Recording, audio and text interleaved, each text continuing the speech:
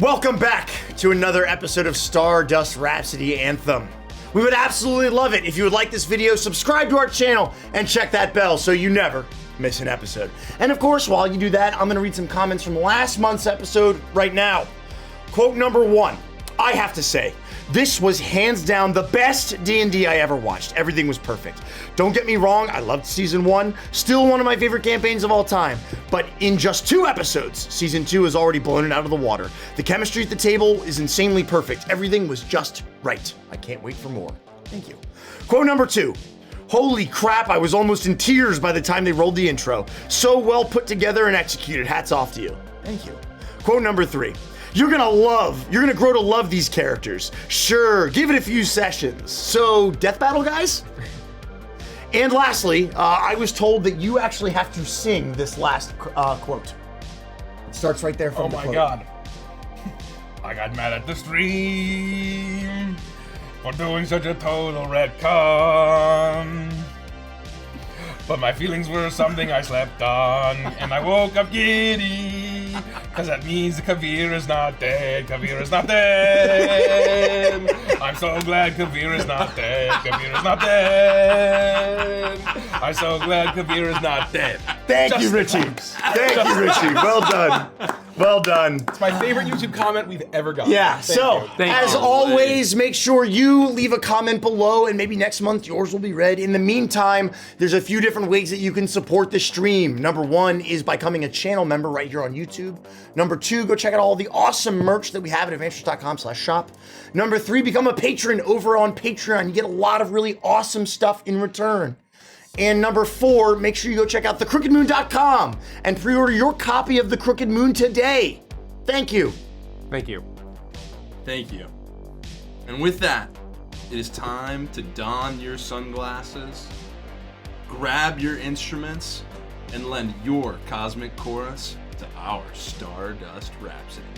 Let's jam. Some say the universe is a song, that all things are made from the same stuff as the stars, and that every life is a note in the music of existence that echoes through infinity. So when you feel insignificant and alone, just remember, we're all irreplaceable parts of that grand cosmic melody, the Stardust Rhapsody.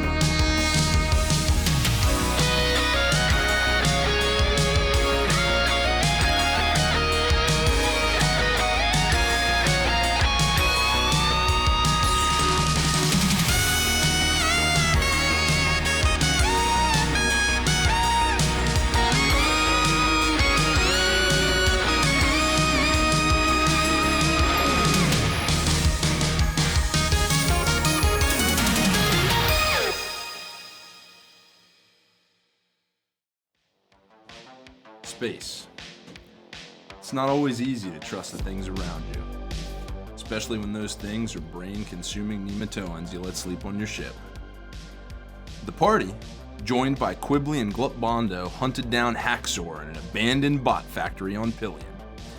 After navigating through the wreckage, they found themselves face to face with Haxor, but something was off.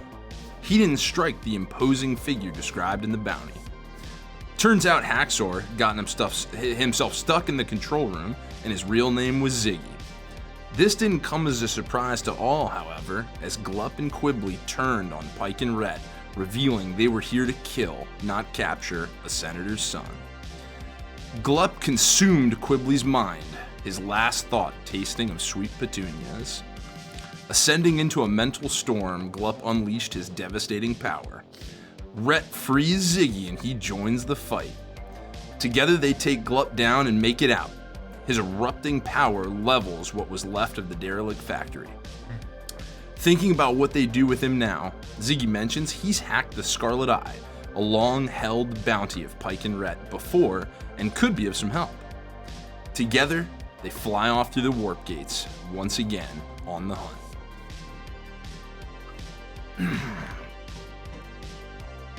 6 weeks have gone by since the events on Pillion. Rett, Pyke, and Ziggy have been on the trail of Oryx, a raider and jewel thief, while they waited for Ziggy's spiking to pick up new leads on the Scarlet Eye. We joined the crew back on the Rhapsody, having just turned him in, finally completing Ziggy's first ever bounty, thus clearing the probational requirement for him to receive his full license from the GBG, the Galactic Bounty Guild. We join the party on the Rhapsody mid-celebration. Ziggy now with one new item, his full bounty hunter's license.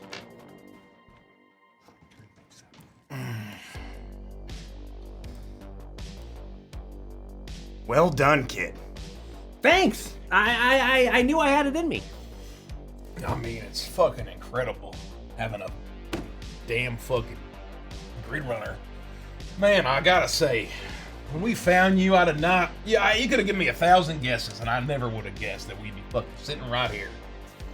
No, I mean, I would have been just happy staying with all of my gear. I lost a lot of stuff, but you know, it's been nice over the last month and a half to sort of get settled here and you know, get to know you guys. It's been great fun. So what do you think? Did you ever think that bounty hunting might be in your future? I mean, I'm happy to help. I never really thought I'd be like a true bounty hunter. I mean, that's pretty extreme. It's like something out of one of my shows. I mean, you're fucking living it. Forget the fucking shows. This is your life now.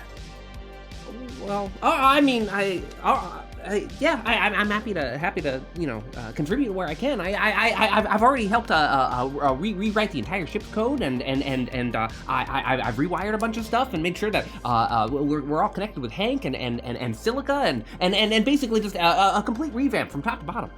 Does Hank know about this? Oh yeah, we're best friends now. He's a good boy. Who's Silica? I'm not sure. Oh, Silica is my AI helper friend. It's a custom app I wrote from scratch. It taps right into the hypergrid. Nice. The hypergrid. Oh yeah. Directly into it. Yeah. Silica, come here. You watch as a almost like hologram. Oh shit! I'm gonna just ruin your day. A very soft, transparent hologram of a female Saurian saunters in and drops off a energy drink for me. Thanks, Silica. Appreciate you. She's gonna help me out. And you're saying the hypergrid can do all of that? Hypergrid can do pretty much anything, if you know what to code.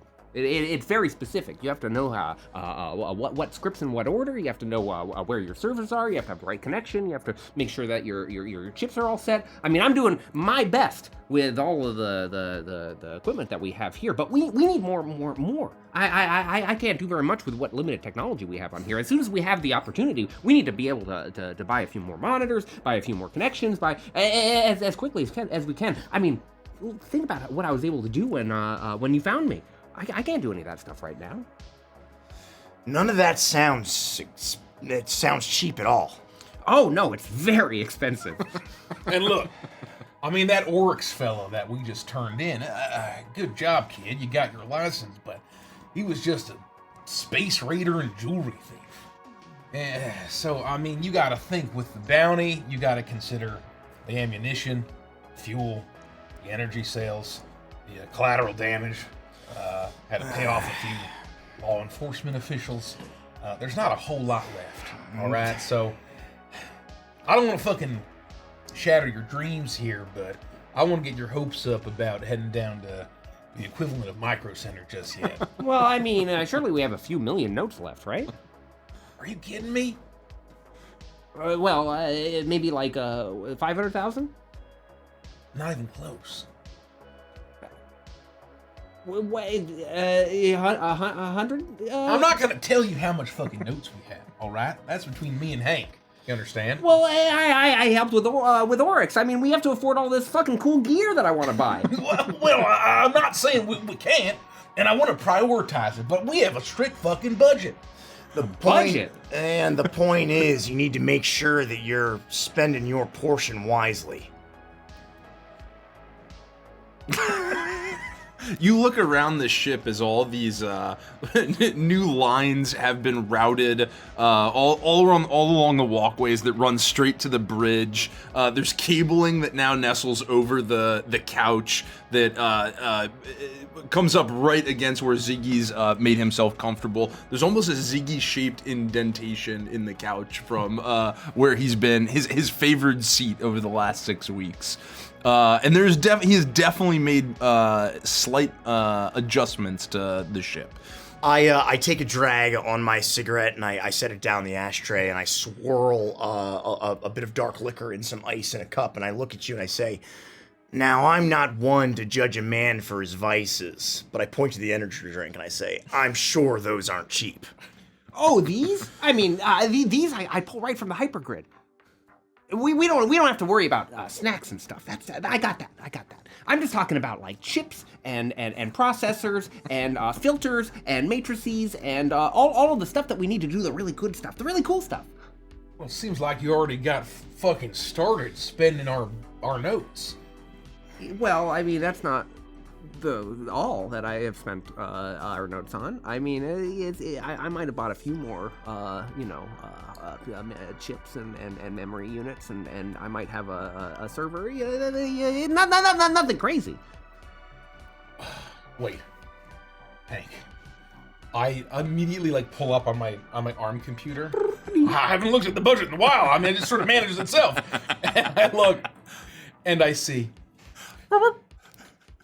You authorized all this? Oh man, how bad is the damage? Deep red lines show up on your display. All you see are negatives. Well, all right. Well, next time, just look. It's not your fault, buddy. I know. It seems very important, and he makes it sound like it's life-changing. All this newfangled stuff, but look. Yeah, we're gonna be fine, all right? Look, all we need is we just gotta find another job, all right? Yeah, and then now that I've got my license, they misspelled my last name. What the fuck? How hard is it to spell Woog? My name's not Ziggy Moog. That's very funny. And you look right next to the smiling photo, GBG Class E, Ziggy Moog, written out. My photo is me being like... From now on, this stuff's coming out of your share of the reward, all right? There's nothing I hate more than having to waste our time with these small fish. That's exactly right. I can help. We can find some big fish. We can find something a really huge bounty that'll pay for everything, right? And Ziggy, you also know that in these weeks that you've been here, you've been running a automated grid spiking protocol of sorts, searching for any and all information on the Scarlet Eye Syndicate, what you had discussed with Pyke and Rett before. In the time that's been going on, in the time that you've spent tracking Oryx, you have been able to track some of the most communication, some a degree of financial movement to the Lotophilia sector.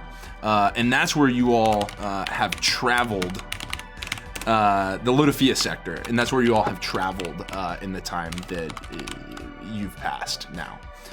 I have been working on what we talked about, and I've been able to narrow down the location of the Crimson Eye, yes, the Scarlet Eye, down to the Lotophilia sector. Now, there are a ton of worlds there, so that's not actually that narrow, but it's not the whole galaxy. I think it's the Lotofia sector. Lotofia? Well, you know, sometimes you read a word. And you just insert some consonants in there. Look, I don't blame you. Been there. Everybody. Same. I mean, so even without your equipment, you've been able to start working on the Scarlet Eye. Oh yeah. I've been reading forums, and I've been looking at various records, public records mostly. I haven't had to get too deep, but I think that I'm tracking them. Well, I mean, that's pretty good news. Well, I know the guild is awfully intent on bringing some of these fellers in, so if we can track any of these guys down, they'll pay us for them. We're gonna have to find additional means. I mean, if I can't spend any more money and I can't buy any of the things that I need to buy, it's gonna be a little tricky to go further than. We'll probably have to travel there. I mean, I don't have my macro drive. I don't have my net chip. I don't have my code cracker. I don't have my feedback filter. I don't have my Omni drive or my fractal generator. Is he my Rubicon just switch, making things up at my this point? processor matrix. I mean, without a Cyber Solutions mem chip, I mean, we're kind of lost. Coherence hardware, Chop Chip 3000. This all sounds very expensive. I miss my chair. I don't think half of it is real. All right, look, Ziggy, we'll see what we can do, but for now, everyone's cut off. You understand? That includes you, Hank. Oh. That's all right. I still got you the virtual fire hydrant. You're gonna be all right, buddy. And Reddit, as you say, you do know that it's true that the GBG has a kind of a standing bounty for different tiered memberships of the Scarlet Eye syndicate. And Ziggy, even with all this time that you've been able to spend, you know that if you had your setup from before, you might have been able to gather a lot of this information way faster, maybe even more than you have. Damn. But even with what you've been able to accomplish, it would almost stand out as a little bit strange to you how little actual information you've been able to get. They almost seem to kind of hide their traces relatively expertly, and it's been difficult to come up with any specific names. Really, just the lead of the sector where you think there's some condensed activity is what you've been able to come to. You know, I hate to bring this up, but has there been any more news about Quibbly and Glub? I've been trying to track that down. And unfortunately, I mean, everything I fucking look into, every avenue I go down, it goes cold. I mean, these guys are fucking, they're shadows. I thought Graf was behind it, but I checked in with him, and, you know, believe it or not, I trust him. He had no fucking idea either. He himself was fooled, so... And we know that they didn't get their hit from the guild either, so... Shit. It wasn't the Empire. It wasn't the guild. Graf seems to think they had a source inside the prison, and they knew that you were gonna get the bounty for Haxor. And so somebody fucking knew something and had some kind of fucking ulterior motive and bamboozled all of us. Is that Graph with FF or PH? FF. Thank you. And so, I mean, here's the thing. I don't know what the fuck that was all about. Have you spoken to your parents since then? I know that they mentioned that they're senators and that they wanted to start a fucking intergalactic war. We sent a few messages back and forth, and I haven't heard of any wars or movement in that direction. I sort of hinted at it, and they were just surprised that I was asking, to be completely honest. Well, let's fucking hope that they're the only ones that knew that Haxor was you.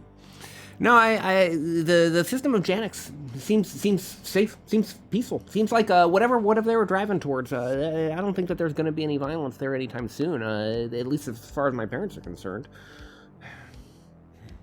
All this talk of like intergalactic war, all this talk of like these political machinations makes me want to watch Dash Grayson. You know, one of those old classic shows. No way.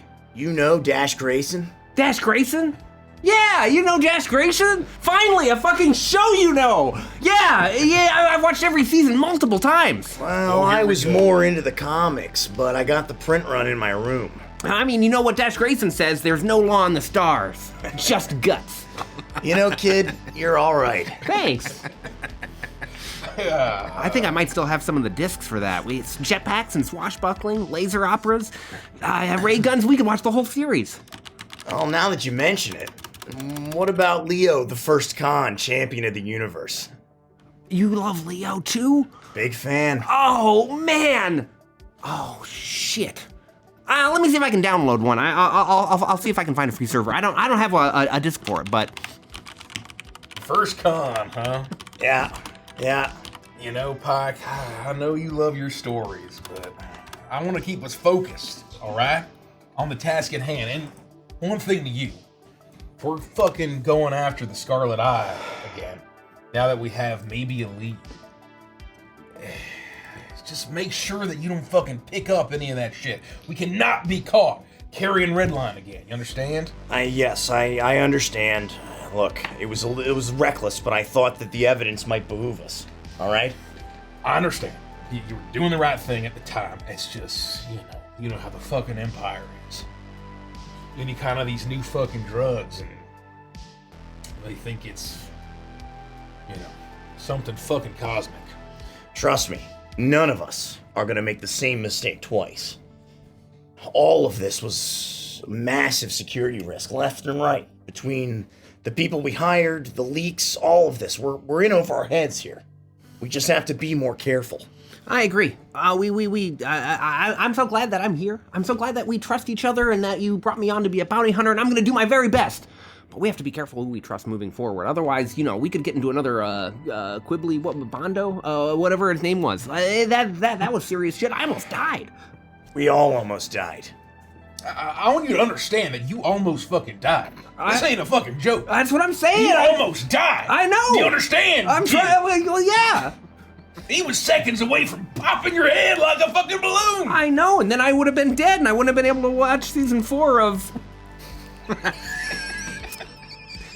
Crimson Machina, Order of the Spiral Edge.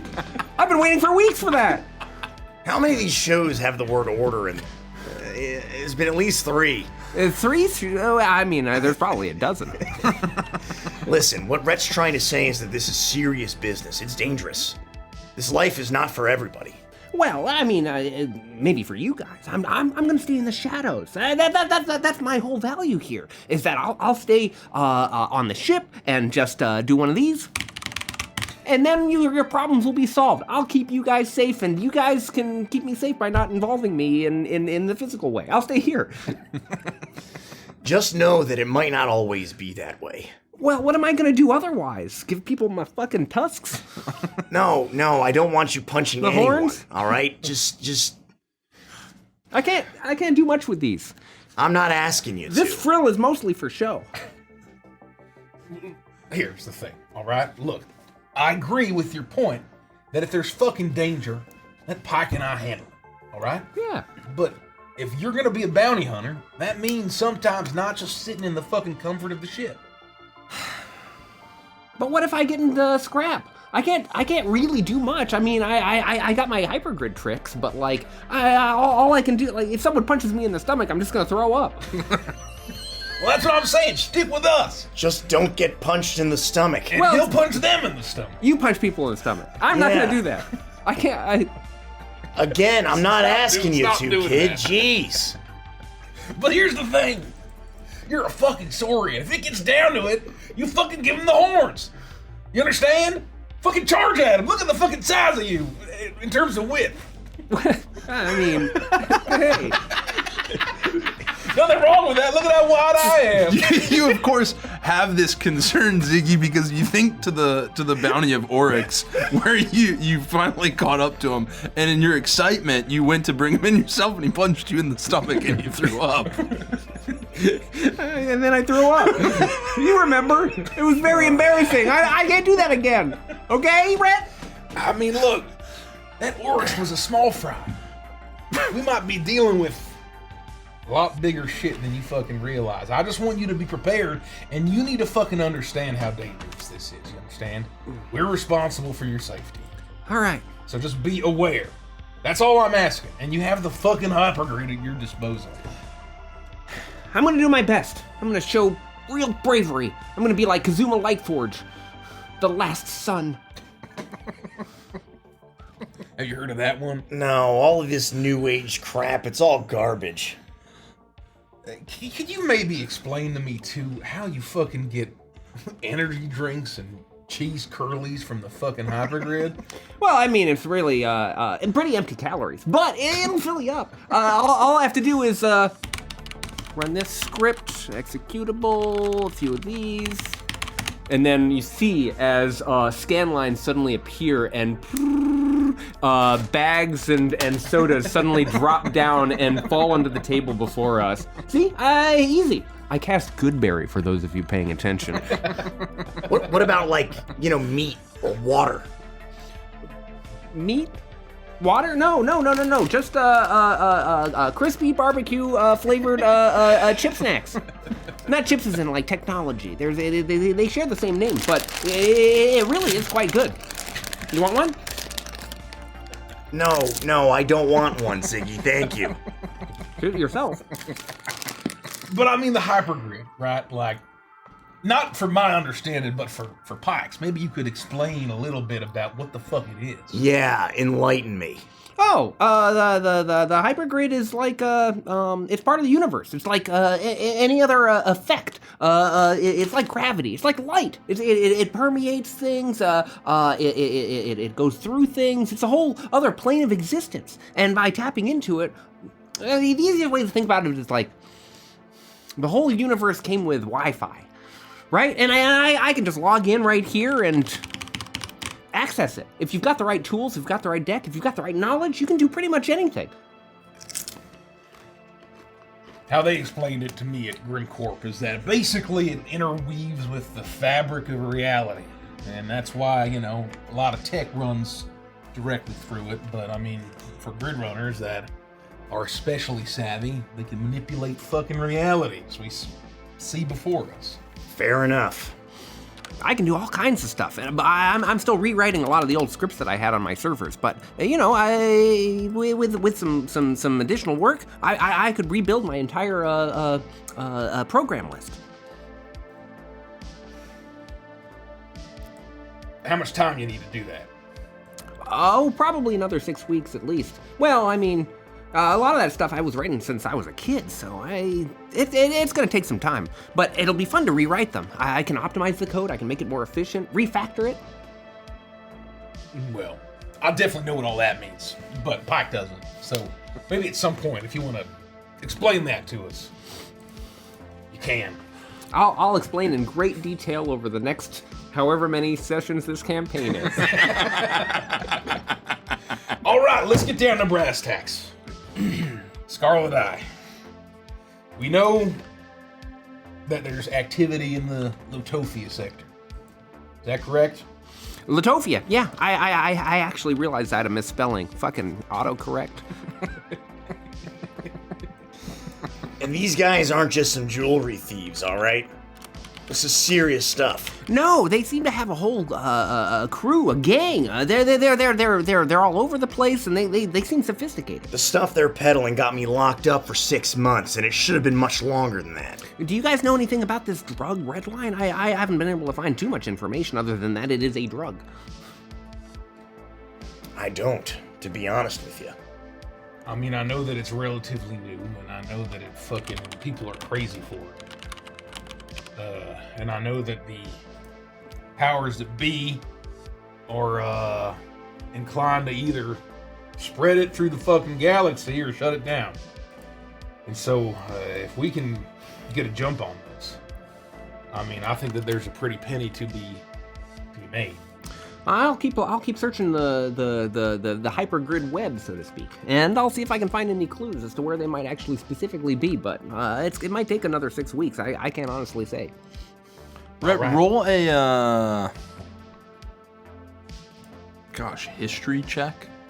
I think it's very reasonable. Oh. I don't think I'm proficient in that. It's a 10. A 10. Okay, with a 10, what you know of Redline is more or less what you articulated, but you know that it's become popular as almost a party drug, and it has upper components to it. Though you've heard that some people can have a hard crash. Ooh, shit. Thank you for that. So, I mean, this thing's an upper, right? So, I mean, if you encounter somebody high on Redline, I mean, they're gonna be going fucking crazy, all right? I mean, and you know, people use this as a party drug, so it's nothing too wild as far as I know, but can come with a hard crash, too. Does that mean that they're going to be dangerous, like out of their minds? Certainly possible. Hard to say. All right. Well, I'll try to prepare for anything. I've got my my security layer already installed. Well, I guess we should let Ziggy keep on doing his thing, and I don't know. You want to throw in an episode of Leo the Last Con? You know, I thought you'd never ask. You've got Leo the Last Con? I thought you were downloading it. I'm downloading the whole season. If you already got it, then No, I have the print. No, you said you were you were downloading. Well, do you know what the reception is in this fucking thing? It's gonna take a while. Well, how much longer? Let me check. 8 hours. We can watch Dash Grayson. I've got that. Done. Throw it on. Dash Grayson. All right. And you all begin to watch Dash Grayson. I'll be doing like the dad thing where I'm like watching it. You walk up with a cup of coffee, and then you like kind of get sucked in. I'm standing. You're standing behind the couch. But then I'll go hot to my coffee in desk hand. and I'll have the broken like metal flower bouquet sculpture on my desk, and I'll sort of be just kind of like listening to it in the background as I like sort of fix it up. And every now and again, you almost don't notice that you pause and you're looking over and you go, oh yeah, back to it. Yeah. that was pretty cool. Rett, you gotta watch this part. All right, hold on. Okay, and I stand up. I have my cup of coffee, and I'm just standing next to the TV. We continue to watch Dash Grayson, who is defeating Seraphine Voss, a Star Witch who sees through time. Thank you for explaining the plot of the episode. Yeah. Badass, I was man. never gonna get there. Perfect. You were watching one of your favorite episodes of Dash Grayson with the defeat of Seraphine Voss, witch that sees through time. You're about 15 minutes into the episode when Rett, you'll notice that a call is coming in to the Rhapsody on the ship. And it looks like it's for the direct interest of Pyke, or it's to Pyke. Bring, bring. Bring, bring. That's weird. Hey, Pyke. Yeah. Call for you. What? That's what it says. Yeah, incoming message. It says right here, Pyke Starfall. That's weird. Okay, I'll get up from the couch and I'll saunter over to where your station is, and I'll pick up the receiver and I'll hand it to you. hello? No way. How are ya? Vanar.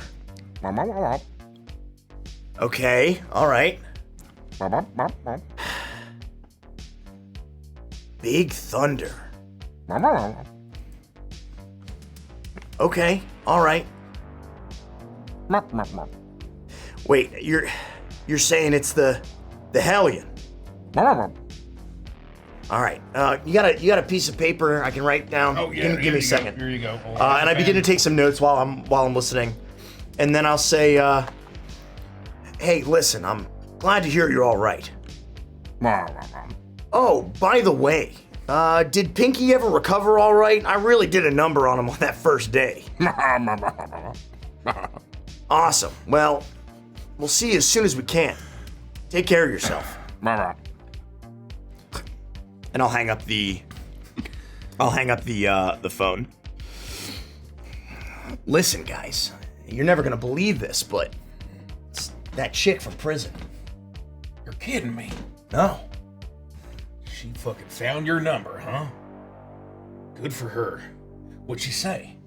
Well, she's on a world called Vanar, and she's been doing some pretty serious stuff. I mean, she's been going after red belts. She thinks that she has a line to a pretty powerful distributor of the red line. His name's Big Thunder. Well, shit. I mean, the fucking guild would pay for that fella. Hell yeah, and plus this is the best lead we've got in weeks, months. What did you say his name was? Big Thunder. Big Thunder. You think that's his birth name? Yeah, I bet you he wishes it was. First name Big, last name Thunder. Yeah, you never know. Or maybe Thunder's his confirmation name. She's doing what she can, but it sounds like she's gonna be laying low at a bar called the Helion. Oh, all right. Well, maybe we go meet up with her. Have I heard of Vanar, and do I know if it's in the Latofia system? I would say, roll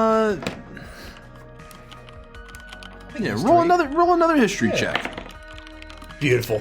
22. Wow. Yes. So I think with a very quick check of the nav systems, you have, in the time you've been in the Latofia system, you know that Vanar is a planet that is here. Listen, I've never been there, but this world, it's kind of split into two levels, let's say. We got the top side and then the underside, which is called the undercrust. That's where all of this shady stuff is happening. That's where she is, and the Helion is. All right, well, I mean, I guess I have to ask. And I need you to be honest with me, Pyke. Of course. Do you trust her? Rett, I don't say this lightly, you know this. But I trust her with my life. And here's the thing. I know you only knew him for a short while, but I've been traveling with old Glup and Quibbly for fucking weeks. I never would have expected them to double cross us like that. I just want you to be ready in case something goes down. And I'm not saying it will, right? I've never met her, but look, yeah, I'm just a little on edge since last time.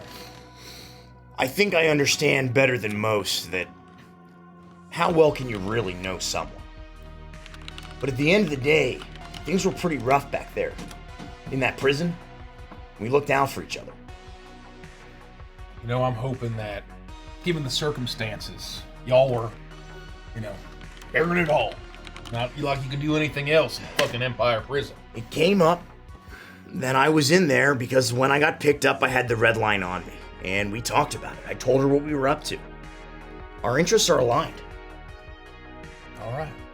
Well, she can fucking give us some kind of lead and, we can scoop up this Big Thunder guy, dump him off at the guild, and you can get all your fucking fancy machine.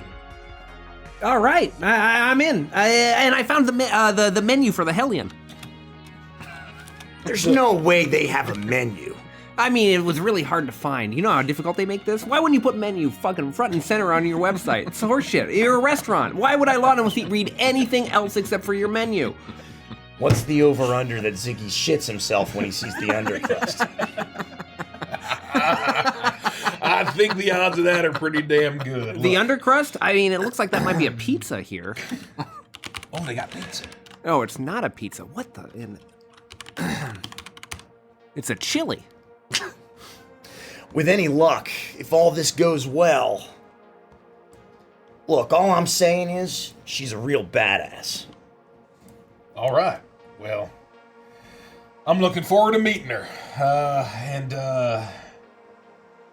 Did she say, the name of the city that we're going to?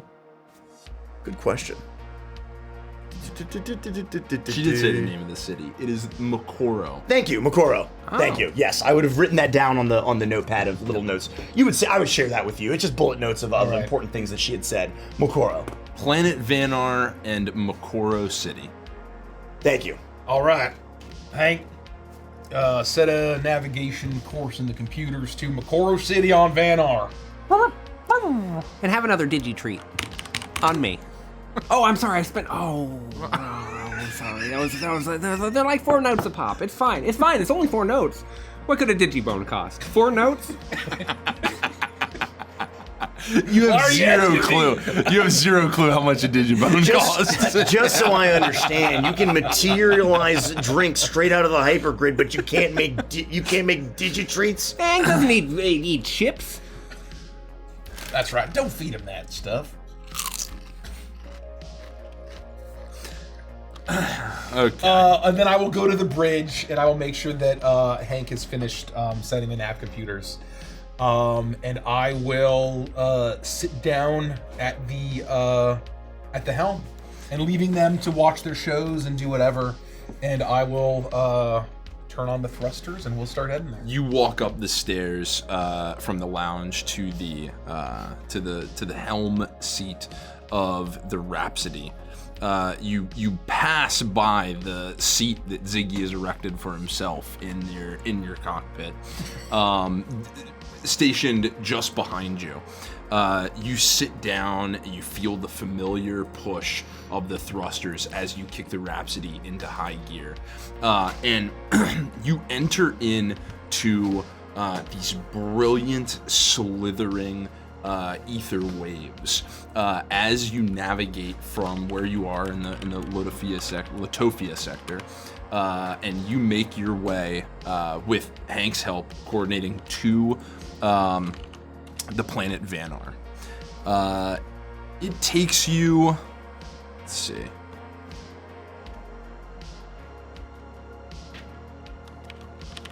It takes you about 3 days from getting the call to make your way there. And as you approach, the Rhapsody comes down. You can see the gleaming lights of the city. Almost this kind of neon concrete jungle. As you come down right on the edge, the Rhapsody starts to dock into a ship bay as you come in, and you land in Makoro City, just on the outskirts at a ship station.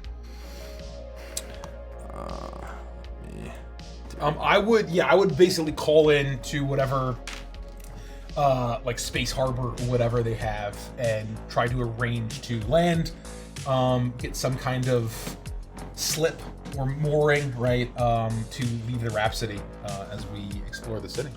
Yes, I'm sorry, you do that. You can reach out, connect to the local slip where you can exchange a series of checks, and you can book docking at this place. You look at the cost, and it's not cheap. No, it's gonna cost how much? All right, sign me up. You gather everyone together, presumably, and you begin to make your way out of the Rhapsody.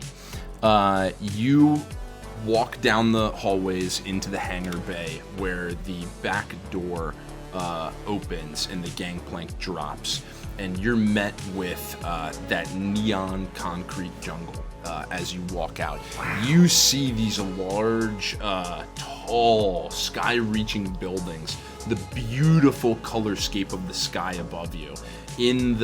As you look out in the dead center, you see one building that kind of reaches beyond the rest, and you see the emblem of the Kyojin Power Company. Large roadways cut in between these buildings. You see off in the distance, moving away from where you are now, these giant kind of almost like highways that connect everything together. You see cars driving around them, racing around, the pull of orange lights streaking in the distance as people seem to be coming to and fro. Wait, hold on. Before we leave the ship, we're going to be tracking down red belts this whole time. Do you need extra tech or equipment? I got my grid boy and a few other items. I mean, I'm gonna have my backpack on me. I've got snacks. I've got my grid spiking kit. I'm all set. We're gonna say something. Yeah, why are you taking all those pictures? Oh, I thought it would be really cool to get a shot of the city as it was landing through the window here. Okay. I mean, look at this. This looks like something out of First Fiction 23. You know, Gidmar? Haven't you played any First Fictions? You don't even know what I'm talking about? Oh. I've got a lot to teach you, Pyke. I've got so much. Every time I start to think he might be cool, he just opens his mouth and he keeps talking.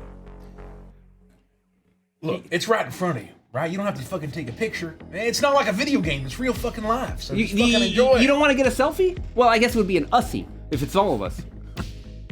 I mean, if you want to get a selfie. All right, come over here. All right. I get everyone smiling. That's good. You blinked, but okay. Just Rett. Yeah, Pyke was definitely not smiling.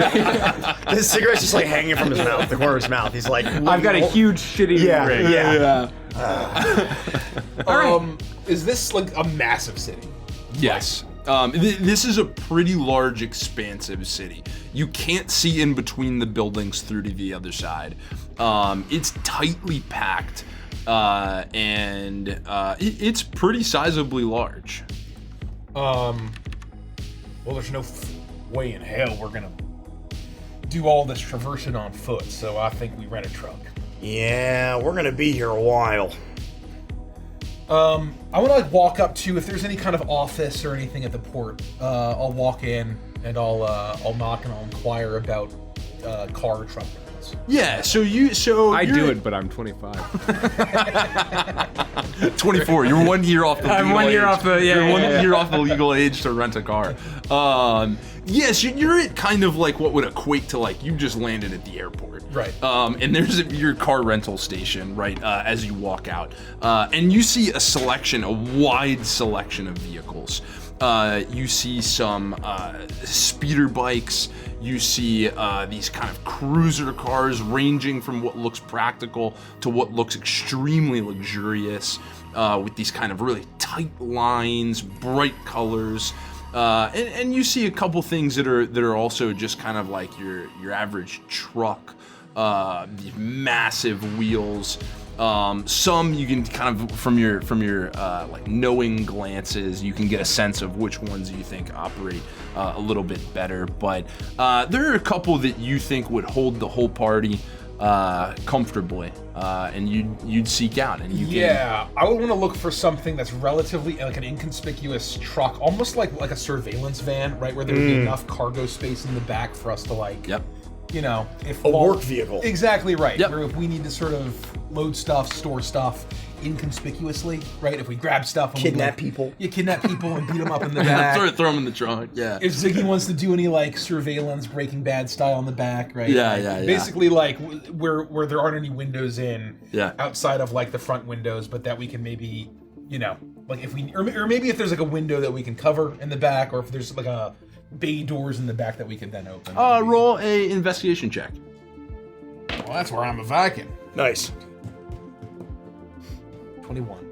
You find this perfect van that looks like it was converted old work truck or work van.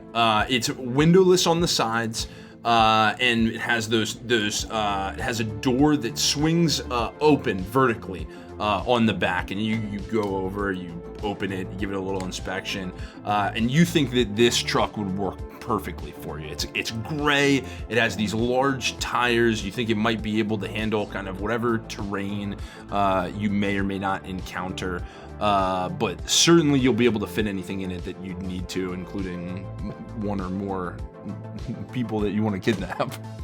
Oh yeah. What do you think? Yeah. I think that she's perfect. It'll get the job done, that's for sure. Gray. I mean, what other color? Why not like a hot magenta or a lightning blue or a green? Sometimes being a bounty hunter is being fucking inconspicuous. All right, we're gonna be doing surveillance. We gotta be fucking, hitting the streets and exploring and staying relatively incognito. Well, I mean, what if it's a double bluff? What if we go hot pink and people go, oh, gray, really? You're watching too many spy films, kid. No more. Maybe a few more. I mean, I still have to finish. I mentioned some innocuous James Bond reference. Yeah. It's not reality, all right? We're laying low. Look, it's perfect. All right, we'll take this one. Oh, hello there. You see a man walks up to you. He's a Claudaren. Has this kind of like blonde-ish fur to him and these feline features as he walks up. I see you looking at this truck. You'd like to rent it? Yeah, if we could rent it for, I don't know, let's start with a week. If I can just tack on with that, then we'll do. Yeah, we can definitely set up that paperwork for you. We rent generally by the day, but we can say that you're renting it for a week, and it's 20 notes a day. All right, sign me up. Okay. Easy. Let me get the paperwork put together, and I'll come right back for you. And he steps away. He's wearing this kind of like almost like blue suit jacket with kind of matching pants as he walks back into the rental building. And he's in just for a couple of minutes before he'll walk back out with kind of this steel board and a couple of sheets of paper on it. And here you are, just signed here, right on the dotted line. All right. Yep, whatever here. we'll need whatever preferred method of payment you have for getting this set up. Oh, yeah, and then right here. perfect, Yep, perfect. Right there. We'll Yeah. scan that. Yep. Excellent. Yep. Okay. Bing. Oh, initial here. Yep, I got Yeah, that. right there, there's right another there. Form. Hold on. Okay, Yep. All right. Oh, double initial here. Oh, Yep. I mean, there it redundancies, is. you know. All right. Yeah. Did you want to add the all-weather protection? Sure. You never know. I don't know what kind of weather this planet has. We're going to the undercrust, It's man. an additional $3 a day. 3 notes a day. Excellent. I'll cheap. put that on there. Practically free. Whatever you say, Rett. And I'm assuming a man of your discerning tastes would go for the insurance. Oh, we gotta go for the insurance. You don't we'll want go to be for on the hook in insurance. case something. You look like people of action. And in case something were to take place, you don't want to be on the line for the replacement of the entire vehicle. Best insurance you got. That's All right. probably Top of the line. worth the money. That's 7 notes a day. It's free. Practically free, all right? We're up to 30 notes a day. Unbelievable. Well, Mr. Indigo, the keys are yours. And he hands over kind of like what looks like almost like this is slightly more traditional car keys, but like a flat metal insert. And enjoy. Where does your journey take you? We're going to the undercrust.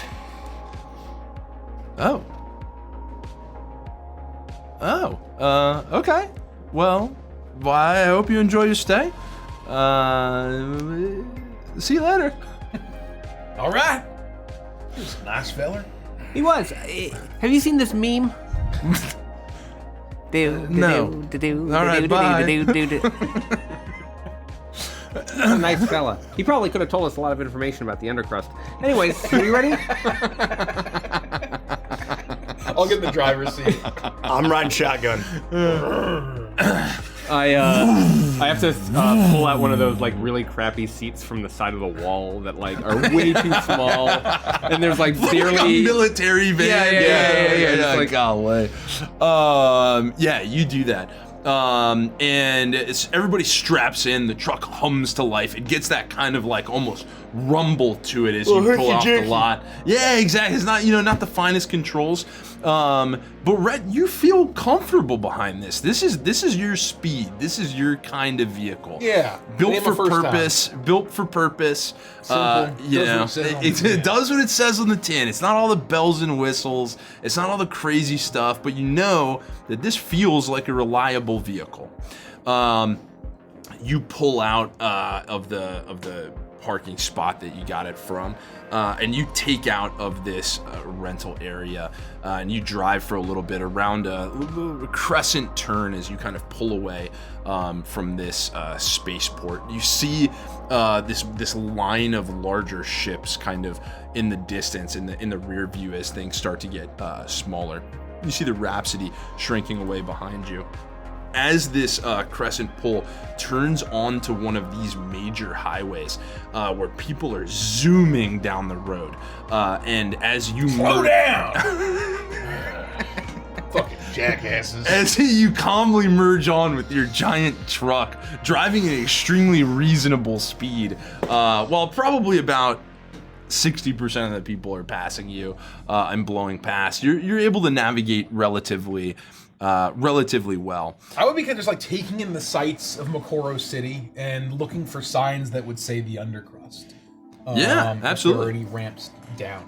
Yeah, and I would say, and as you're looking, this isn't like your pristine, like super spotless city. You know, it's got almost like a kind of innate lived-in, like slight grittiness to it, but it's very kind of beautiful to look at, you know? A lot of lights, tall buildings, people driving around. Looks like someone's always got a purpose, someone's always got a place to go. And as you're going, you can look down these kind of streets that extend these runways of light and action and activity. You can see people coming in and going, but everyone always ends at just another building. All the while, this kind of like looming tower of Kyojin kind of hanging above it all. Does it feel like there's wealth here, though, even amongst like the grittiness and the? You can tell there's wealthy people. Definitely.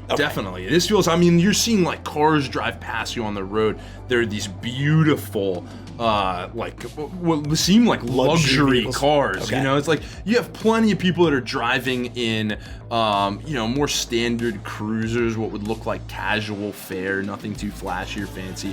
But there are plenty of cars that are tearing up the road in these bright yellows as they're blasting past. Orange cars, some pink, some hot pink. See, look! So clearly, then, like some of the tall buildings are like penthouses and like nice. Oh, shit. Absolutely. Okay. And you can definitely see some of that, especially as these buildings reach up and up.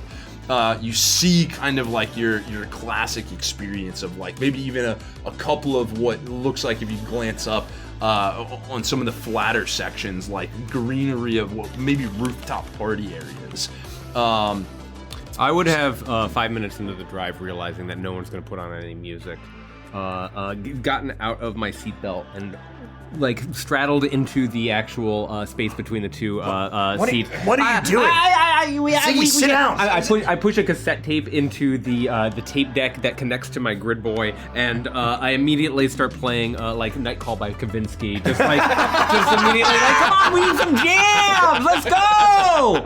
And then I immediately take back everything and said, actually, this is a good one. That's sort of fitting for the scenery. I mean, this city's pretty nice. What did they call this layer? Well, I've never been here before, but I think she said it was the top slice. Top slice?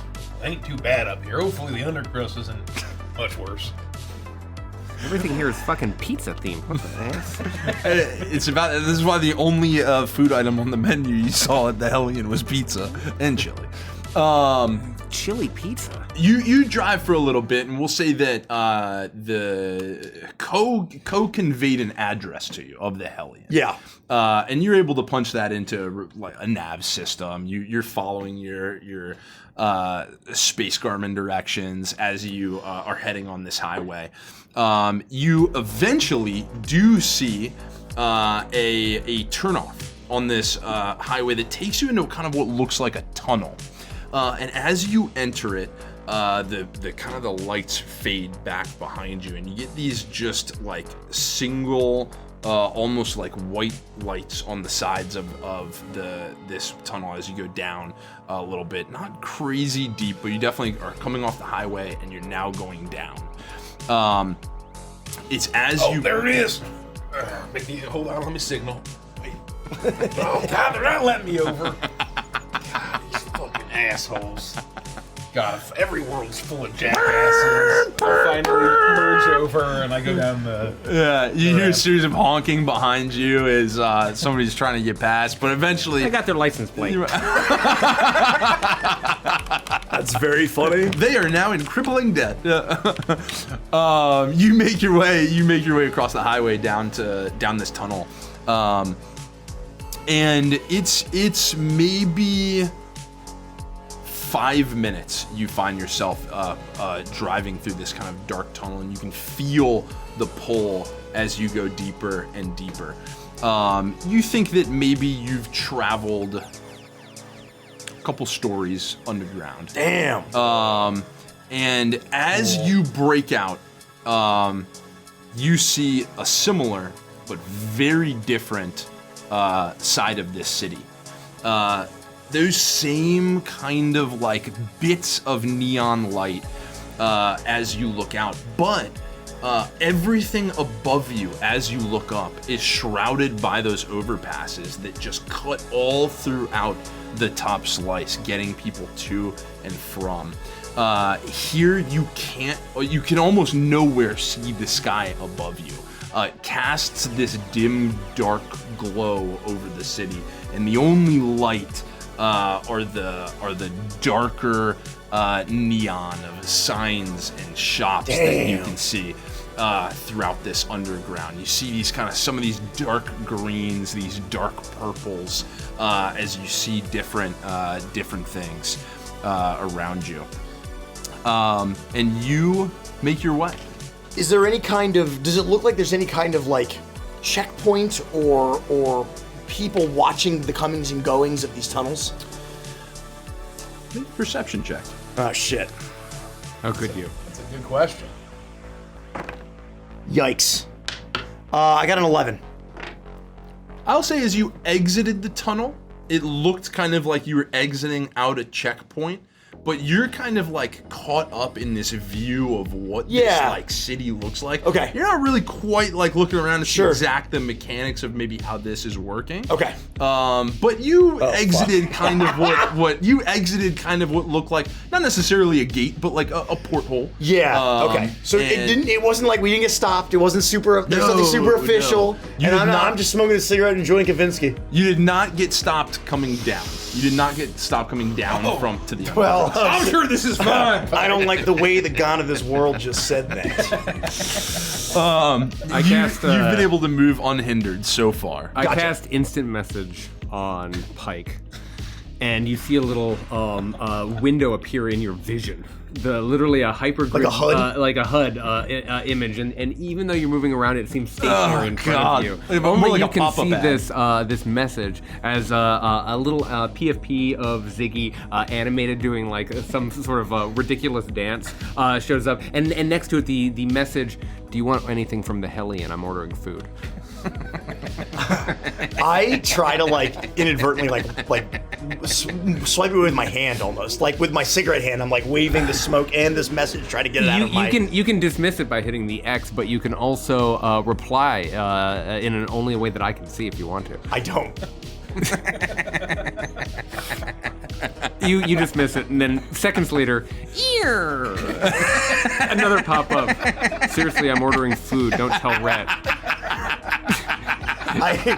This time I stop. Ziggy, what are you doing? Nothing.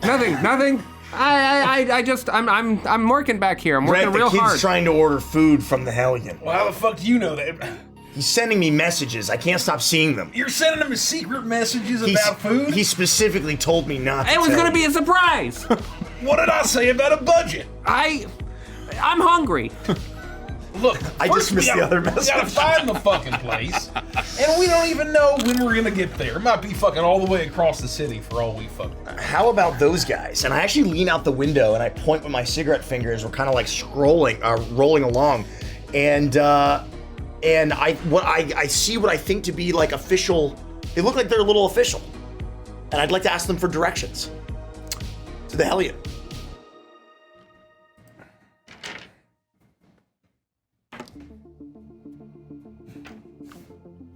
You roll down the window and you see what look to be two people standing there.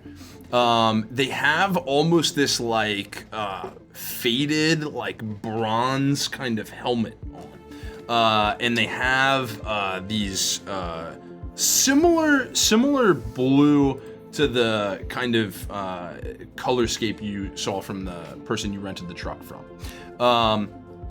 And you're able to flag them down, and say as you call out, we're looking for directions. We need some help. Yeah, directions where? A dive bar called the Helion. Who are you? What are you doing down here? Who are we? We're just people looking for the Helion. Not looking to cause any trouble. No, we're looking for drinks. You can see as this person turns to engage you, and this is a human, bald-headed, and as he turns to talk to you, you see an acronym kind of on his chest, and it says MPS. Just looking for a couple of drinks. Okay, we can direct you there. Helion, you say? Yeah. Okay. Visiting a friend. I mean, do we look like we have money? We don't belong up there. Well, that's fair, I suppose. Okay, well, we'll direct you. Take, and he says the directions to the Helion. There we go. All right, so all right. No, you make a left there. Oh, left. All right, left. Okay, All right, left, now not you right. got it. There, but then it was the right. Exactly. All right, okay, I got it. Is this like? Does this feel much? Is it like dirtier, dingier? Oh yeah. Than the top slice. This is definitely dirtier, dingier. The buildings are like 2-story buildings, but you can see these like almost like tree roots of the buildings that extend from up above, like crashing through and breaking through these roadways that still connect to this bottom level. But interspersed in between them, you have these much like dirtier buildings, almost like not paved ground around you. Kind of this like not like literal dirt, but like literal dirt roadways. As you move around through this section. It is definitely not, and it's just darker inherently because of the pathways overhead, kind of blocking out any view of the sky or light that would come in from above. You said there's still though like neon signage and stuff, but Yeah, it's there's still older neon and it's not as signage. bright, right? No. It's got everything's kind of like, and you'll look around every here and there, dingier. and it's dingier, and like some of the lights are just out. You know, it's just like. Vacancy, no vacancy. You can't tell which one. So to speak. Exactly right. Got it. Exactly right. And it definitely conveys that feeling. Have you seen this meme? You're gone. It's everywhere. I can't get rid of it. You're driving. It's been stuck in my head. You're driving along. I hope he gets murdered. Fingers crossed. So I will start driving and kind of taking in the undercrust, right? The undercrust. You are now in what is colloquially called the undercrust. The undercrust. And you are doing your best to kind of follow these verbal directions. You can see that like the nav system that you had that was working extremely well in the top slice. The nav system when you came down here, it's starting to get like a really spotty connection. Right. And every time like you want to punch the Helion in, it's like every time you turn turn left here, but there's a river on your left. Right. Just not quite working. And as you make your way to the Helion, you do take a couple turns, and at one point, you almost break out of this section of like a slum town city, and on your left as you're driving up, you find yourself on the bank of what looks kind of like a river, but the water is a murky brown.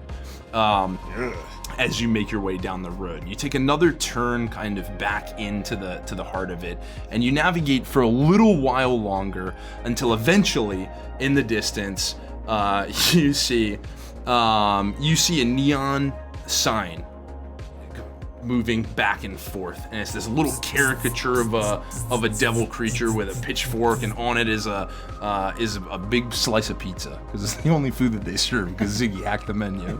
And you see the words Helion. I'll drive up, and does it look nice, or is it like No. bad? Oh. No, it doesn't look nice. No, in fact, in front of it, you'll see a series of kind of like we'll say like functional speeder bikes. These are like older school, like more steampunk-esque, not quite these like super lavish laser bikes you saw in the top slice. There's a dirt roadway that comes right up to it, and it really, you get the sense from looking around, this is very possibly a rough sort hangs out in here. All right, listen, kid. Keep your eyes low. Don't look at anybody. Don't talk to anybody. Just stay inconspicuous, all right? All right, I got it. I'll like pull up. Yep. And just, like, grab the parking lot, right? And I'll pull up. And I'll look around and see kind of the rundown and the rough customers, and I'll lean over to Pyke and I'll say, Are we sure this is the place? As sure as I can possibly be. all right. You pull into that gravel parking section, you park the truck, and everybody goes to get out, and you start walking up, and you see a couple people hanging out front, kind of in more like what looks almost like clothes they've maybe even like patched themselves, some leathers, kind of pants with like tears and cuts, some that just the sleeves are ripped off. You see a couple of Leica, some Rhizo, which are kind of these like, almost like demonic looking people of like these deep reds, horns coming off their heads. The Leica, just your canine-esque person. You've seen them before, escorted out of the prison. As you walk up, and you're probably about, we'll say, 20 feet away at this point. Who's walking first? What's your walking order here? If I think I would lead. Yeah, I think this feels like a Pyke situation. So. Yeah, I would definitely lead, and I would hope that Rett would stay close to Ziggy. I would want Ziggy between us. Yeah. So I'm behind Ziggy. And not letting him like run away, get away, show people memes. I pull my hoodie up, Yeah. and I'm extremely inconspicuous. What is that sound? Are you stepping on? Who's eating gravel? Just kidding. As you're approaching the Helion, it has this kind of like wide front glass that you can kind of look in as it's coming up, but it looks like it hasn't ever been wiped down once. It has this like layer of just smudge all over it, and you can't quite see in.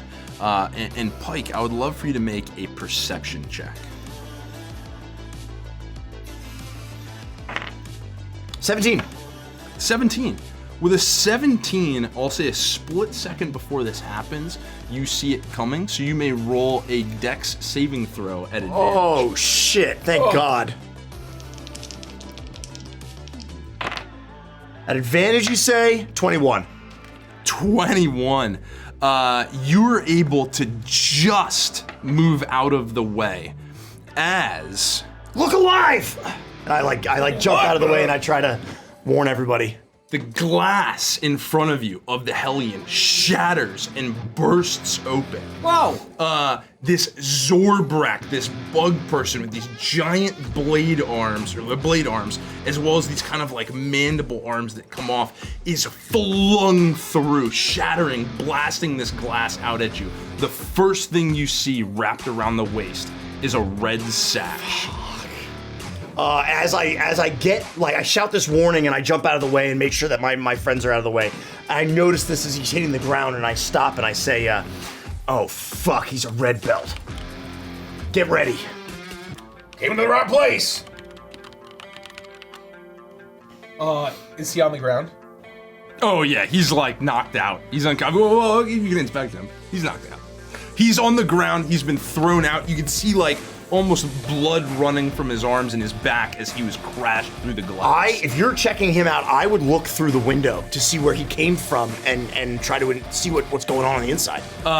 So the window is just a little bit, there's probably about 3 or 4 steps up before you hit this landing to go in. You're at an awkward angle to see up and what's in there. You'd have to go inside to see what happens next. Come on, we gotta get in there. Let's go. Let's go. And I would immediately try to usher on, us Ziggy, into the Helion.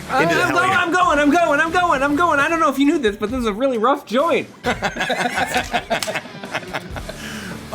You race forward, you burst open the door, you crash into the room, and you see standing in between about 3 knocked out red belt goons and 5 more crowding around her. You see an extremely familiar figure.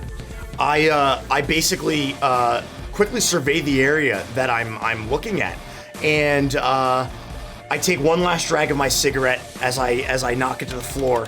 I look to my companions and I say, "Well, gentlemen, there she is, Ko." Mikey, can you please join the table? There he is. Welcome to the table. Welcome to the table. Let's fucking go. Let's fucking go. So you have burst into the Helion. A red belt has been flung through the grass, incapacitated outside of this almost like saloon, rundown bar area. You see a destruction, broken chairs, shattered glasses. 3 more thugs inside, passed out on the ground, but 5 surround the imposing figure of Ko. Mikey, would you please introduce us to Ko? You would see beat up already, blood running down her lip and her nose. A 6 foot tall Rhizo, blue skin, short horns going up through a white shock of hair.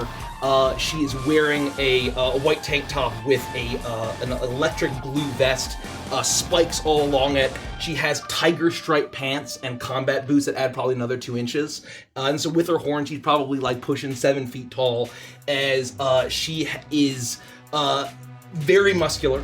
And she is holding a huge metal bat that's glowing with this shocking, sparking energy. As she is covered in blood. Some of the spikes are in blood. How many have I knocked out? Including the one outside, you've knocked out 4. 4. And I'm surrounded, and I will look past, and I'm a beat to shit. I already have kind of like a bit of a swollen eye. As I'll look at you. Holy fuck, Pyke! I'll kind of start to take like a martial stance, and I'll say, "Do you need any help?" No, but you can take a couple. Let's fucking go! And I will rush to her aid. I'd like everyone to roll for initiative. Oh, yeah! Let's go! Let's go! All right, so you have burst into the Helion. In the center of the room, you see the imposing figure of Ko, standing at between boots, horns, almost 7 feet tall. Ko's looking kind of bloodied. What started off as 9 Scarlet Eye goons, the red belts, 5 left standing around her. 3 of them just on the ground, 1 thrown out the window outside. Everybody else in the place has scattered. The people at the front ran the second that body came through the glass. It is just the 9 of you here You think you can mess with the Scarlet Eyes? We're gonna put you down. Co, it is your turn.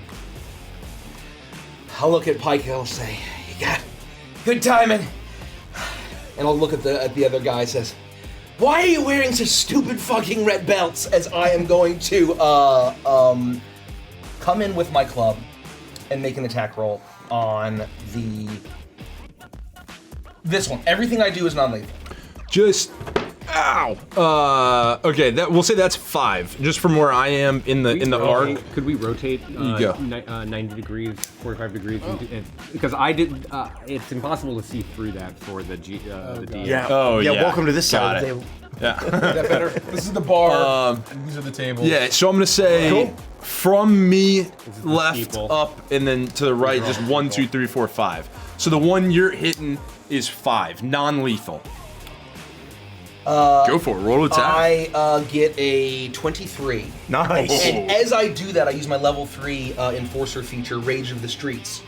So when I take the attack action, I'm expending a Channel Divinity to fill myself with Fury. For 1 minute, I can make one unarmed strike or one attack with improvised weapon as a bonus action. Acceptable. That's badass. Damn, that's badass. So club punch. I'm Club swing punch. in my club as I'm going to do a bit of damage here with two-hander. Gonna do 9 points of damage with the club. Nice. Oh, you hear this sickening crack ring out as Ko crashes the club into the arm of this goon in front of her. I'm going to push him straight. It's like, "Helion, Pyke!" As I'm gonna push him 10 feet towards you as I smash him backwards. As I then going to grab one of the splintered metal bar stool legs that splintered off. As I'm going to try to smash it down on this guy. And you've already been scuffling. Around you, there is shattered table, there's wood, there's metal, all crushed up, just scouring the ground. You absolutely can find a piece of broken off metal stool, and you swing it back and almost backhand this other goon. So that was 9 points to the. Is Dan here? Do I add my strength to improvise and unarmed? Yes. Yeah, I do? Okay. absolutely. Okay. All of Okay. them. Yep. Okay. Just want to make sure. So who's the other person you're hitting? I am hitting. I believe I said this guy. Okay. Yep, that's Main correct. game He's save. one. And so Is there a Sharpie over there? Okay, cool. Dan's in the chat. That's Awesome, not a good thank you. one. I'm just trying Subclass to by Dan find. Dillon, everybody. Subclass This is by literally Dan the Dillon. coolest subclass that's ever been designed. Yeah. I swear to God. Dan's unstoppable. Enforcer Paladin. Problem is Enforcer that Paladin. it's all, they're all kind of dark. Do your best you can. That's fine. Okay. I don't Minimum know if the damage. bright color's That's gonna still show a up. 6. Let's try it. As I red like belts. let it go as it smashes over the head Where you going, of this, as I am beaten and bloody, but I'm having a good time about it. Yeah. And I'm having I'm smiling as I smash cool. the one red belt. You're to you in guys. your element as you swing back and crash this bar stool over the shoulder of this other goon. Pyke, it's Yeah. you. So as she shouts out, I'll say, "Sorry, I'm late." And then as soon as she mentions the alley oop, I'm ready, and I'm meeting this guy with a spinning back kick on my first attack. God, that's cool. That's gonna be an 18 to hit. 18 will hit. For 8 total bludgeoning damage to number 5. And then if he's still up, I'm gonna expend one of my key points for a flurry of blows. Yeah. Oh, he's still up. He's not looking great. I'll roll He's one not at a looking time. too bad. I'll roll one at a time. Another 18 to hit. Oh yeah. Max damage for 11 points of bludgeoning damage as I punch this guy in the throat. After landing this spinning back kick on number 5. Slides across the ground, hit from Ko's Kanabo. He's knocked back. Before he even comes to a stop on his own, your leg meets him to grind him to a halt as you crash a kick into his back. Following up with another punch, you lay a mighty flurry of blows into him. Now he's looking pretty bad. I got one more then. That's going to be a 22 to hit for another 8 points of bludgeoning damage as I follow up with a third punch. Uppercut to the gut, trying to double this guy Killing over. him. Oh, and As you send out one more punch into his gut as you hear, and he collapses to the And ground. then after I knock him unconscious, I'll say, "Hang tight, Cole, I'm coming." And I'm gonna use my movement to kind of get between these guys. And that's my turn. 5-1, Pyke. 5-1. Rett, it's to you. If I could grab Ziggy by his hoodie, and just pull him, if you'll let me, as difficult terrain, moving half my movement. So, I mean, how much can you lift? I mean, I can, and I think he would be somewhat willing. Okay. But basically, I want to try to drag him with me, and knock this table over, and like get behind it. Yeah, That's possible. I would say it doesn't have to be difficult terrain. If you just spend 5 feet of movement and Ziggy's reasonably willing, you can absolutely do that.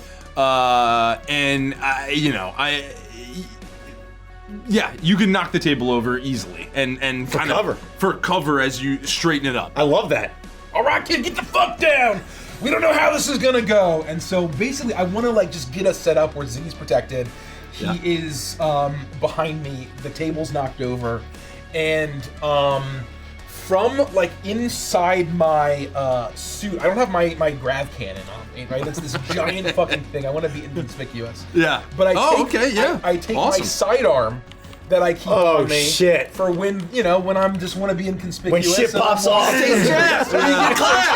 Especially in the undercrust. Rett always stays strapped. Damn. Pull this this pistol out that it looks like GravTech, right? Yeah. But it's sort of very like almost like a Game Boy with a pistol handle on it, with this sort of large barrel that sort of is in the style of my grav cannon. I'm gonna aim over, and I'm gonna try to like aim for the leg or aim for something that's non-lethal. Okay. Yeah.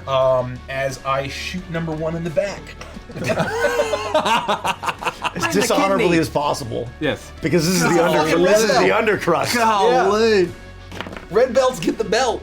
I miss. No. What'd you roll? I rolled an 11 Total? total. You do miss. Oh, okay. Yeah. Well, no, and then shit just popped off. There's a lot of things are flying everywhere.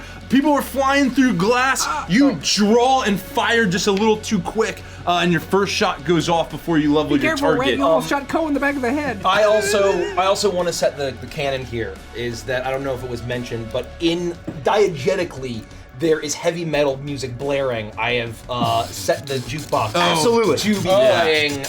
Do we have some like It's metal combat? It's effectively He was playing Electronic some. rock. He was playing some, yeah. It's not full on heavy Is there metal. a good Mob Rules by Black Sabbath is playing right now. Legally as- Distinct. As we do this. Yeah, Legally Distinct. Legally Distinct. Mob Rules by Black Sabbath is playing. Hang on. I'm just trying to maintain game state and world state.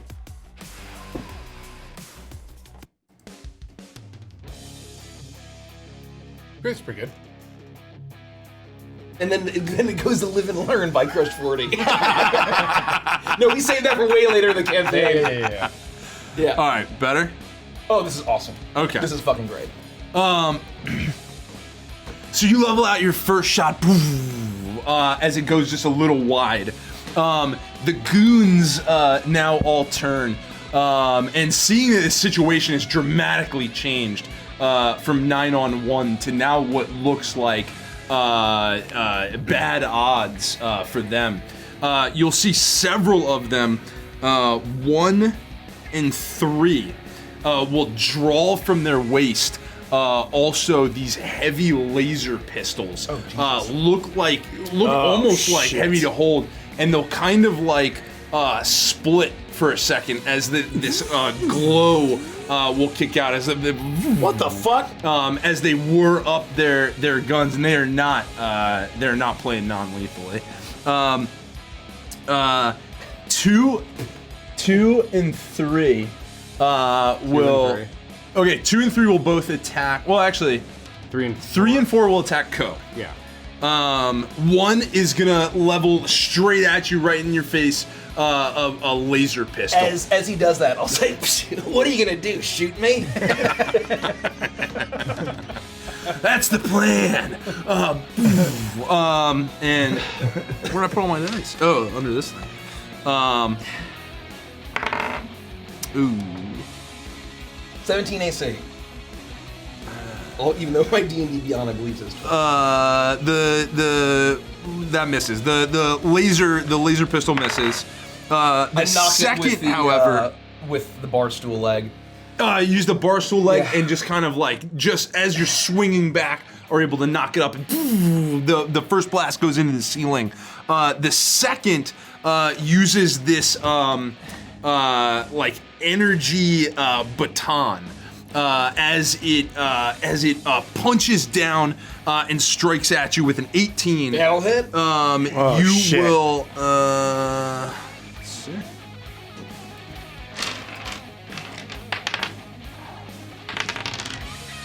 Four points of damage as the baton kind of crashes down over you. What kind of damage? Lightning? And bludgeoning. Bludgeoning. Oh, bludgeoning, Just okay. straight bludgeoning damage. Oh, It's not like, it's not lit up and crackling like your Kana bow. Yeah, It's just kind of like a energy enhanced baton, and the other two will both attack Pyke.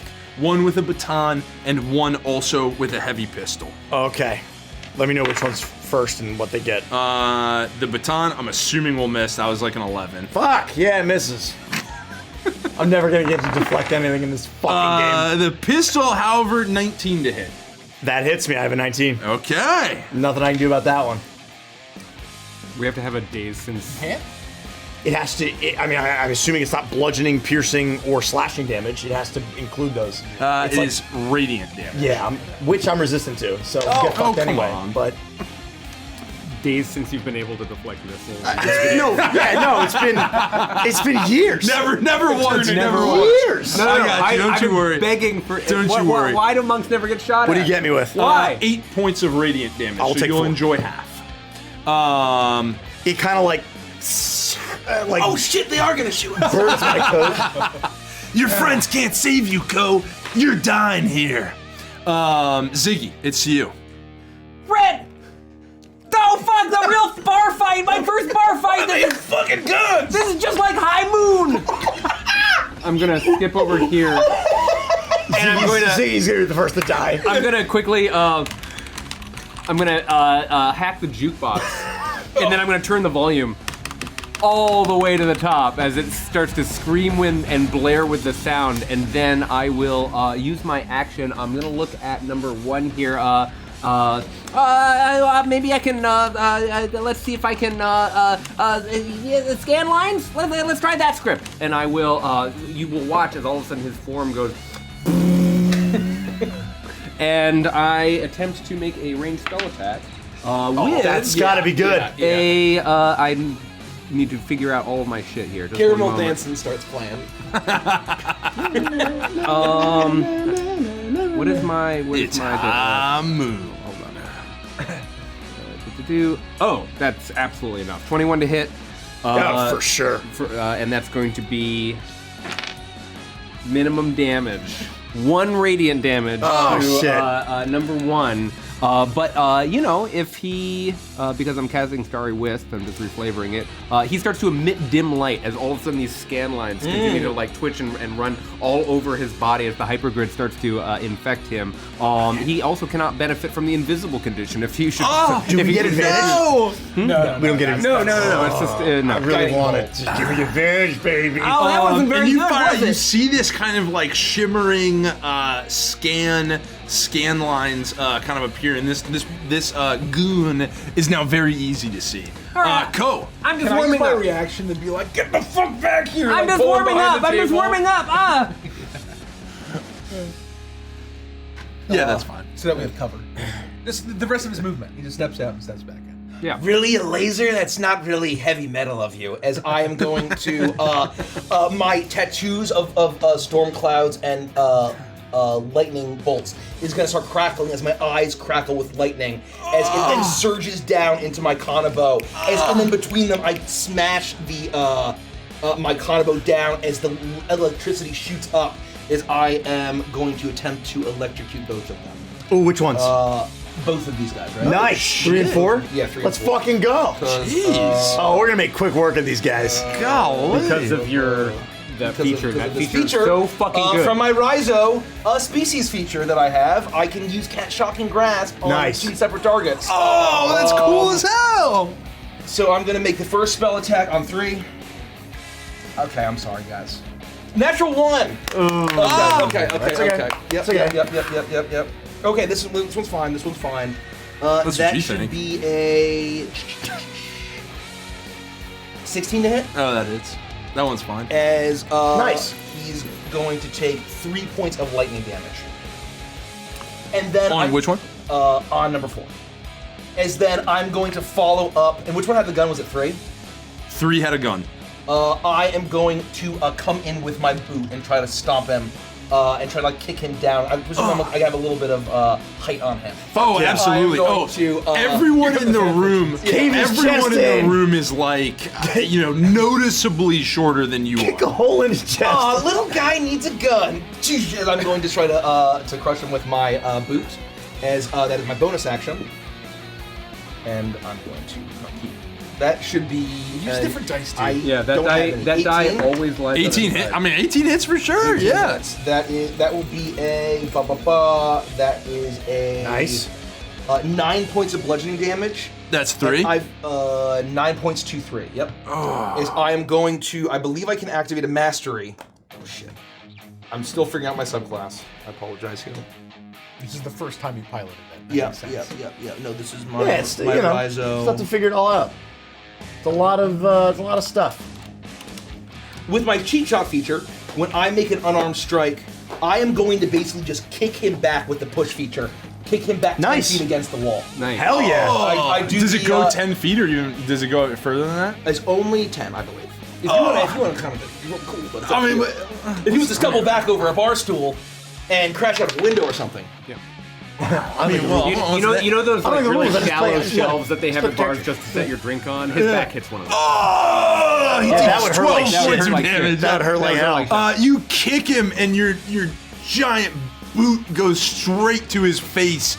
And you hear kind of like I can't do the Derek, but you hear the breaking of his nose as your boot collides with his face, and he's flung backwards, and you hear this dull thud as he crashes against the wall. Oh man, that was heavy metal. Pyke. I'm continuing to fight 1 and 2, trying to just give Ko some backup here. I'm gonna start by attacking number 1 with a kick to the stomach. That's gonna be a 19 to hit. Oh, 19 hits. That's gonna be 9 points of bludgeoning damage to number 1. And then I will spend a focus point to Flurry of Blows, doing a second attack on number 1. That's gonna be a 23 to hit. With another 7 points is after this. After I hear like the ribs crack of my leg, I will again try to punch him in the throat with another 7 points of bludgeoning damage. If he's still up, I got one more attack. He does. You go to kind of connect his throat. You catch his collarbone. He is still up as you've landed 2 extremely solid blows. Oh, the last one's gonna be close. Is 16 enough? 16's enough, Andy. And then assuming that this is gonna be enough to put him down. With 7 points of damage, I'll after I connect with his collarbone, I take a step back and I actually headbutt him and try to knock him out with 7 points of damage. Stay down! Boom! And you crash. You hear the dull bone-on-bone connection as you crash in your head straight into his forehead, and he's dazed for a second until he slumps over and falls to the ground. And that's my whole turn. I just basically turn to try to square up with number 2 as I'm trying to get these guys off Ko. That's my turn. Baby. Rett. Oh shit. I would continue to keep an eye on Ziggy. Yep. Make sure that he's not in the line of fire now that I know that these guys have fucking guns. Which one is currently like visibly wielding a gun? 3? We know 3 for One sure. had a gun. One had a gun, but is now down. The only one that is currently visibly wielding a gun is 3. Okay, I'm gonna jump up over the knocked over table and try to aim my sidearm at number 3. He probably has some cover through Ko and everybody, but that's fine. I'm gonna go for the shot anyway. That's fucking good. That probably still hits.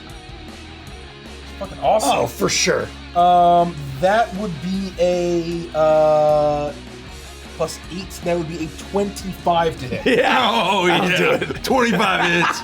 Oh, baby. And then that will be 1d8 of force damage from my ether pistol here. Nice. 13 points of force damage. Nice. Again, I'm not being super careful anymore, but I'm still Yeah. trying to aim like lower You're in a fight body. for your life, Yeah, you know, just but you're not. explode his Yeah. kneecap. It's fine. Yeah, exactly. He's got 2 of them. God, what is that? Boom, this like warbling energy blast shoots out, and it connects right in the thigh. Oh fuck! Oh! God, that sting! Holy fuck! Gotcha, you fucking bastard! Oh, what was that? That was a pretty fucking big shot. And yeah. it is back to the goons. So 2, 3, and 4 are still up.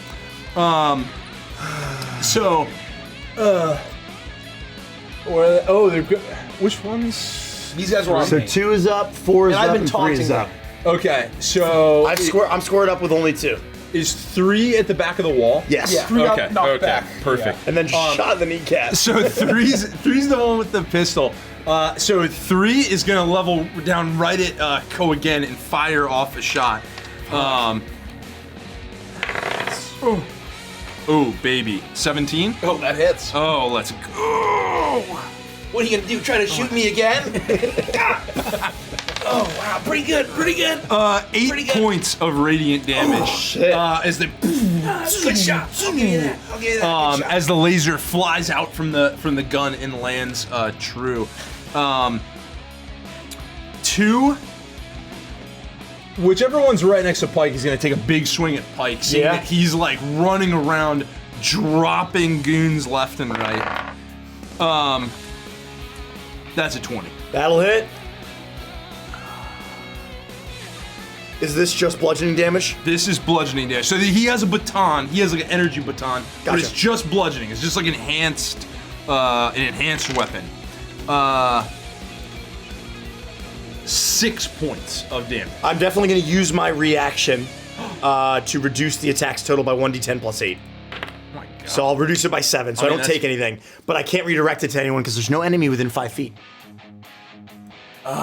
So I just basically, like, as he comes 1d10 into... plus 8? Yeah! Oh my god. Yeah, deflect attack. It's my reaction. Baseline is just gone. Yeah, so I basically, as he comes in, I basically just move his arm out of the way. Like move, yeah. I watched that episode last night. Yeah. Oh man, you move like water. And I just the basically baton direct his arm. It almost looks like slow and fluid as you just casually like direct this strike away. And the 4 will once again strike at Ko with a natural 20. Oh. And What are you gonna do? Smack the shit out of me with a laser baton?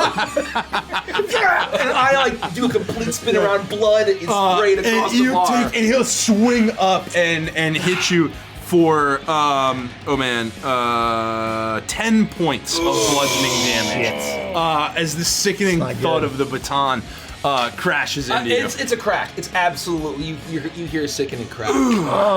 Yeah, I thought I'd hit you with a big fucking laser baton. Nice, nice. That's pretty fucking cool. Okay. Ziggy. Okay. I'm still. Hold on. I can do better, Rett. I pull my grid boy apart and I pull it in 2 sick. directions, and you can see the hypergrid almost produced between this like a window. And as I pull that apart, you can see small window openings appearing in the rest of the bar room. Rett, shoot between the 2 panels. Shoot between here. All right. And I try to I will position myself to shoot between the two panels. All you need to do is fire between and into the window as I cast Ping, Magic Missile. The windows that I've created are just going to split the. I'm doing. Nice. They automatically hit because I positioned the openings right next to my foes. They turn into little ducks. Exactly right. You see the shot go out from Rett, making fun of me. and as it hits the window, it and splits it out into 3 separate duck shot. As it flies forward and it hits who? These darts fly forward. 2 takes 2 points of force damage. 3 takes 3 points of force damage, and 4 points of force damage to number 4. So they all take their number and They damage. literally take their number. 3 and 4 take 2, 3 and 4. Wow, that's very cool. Wow, I really like that efficiency. That seems really effective. Wouldn't you agree, Rett? I mean,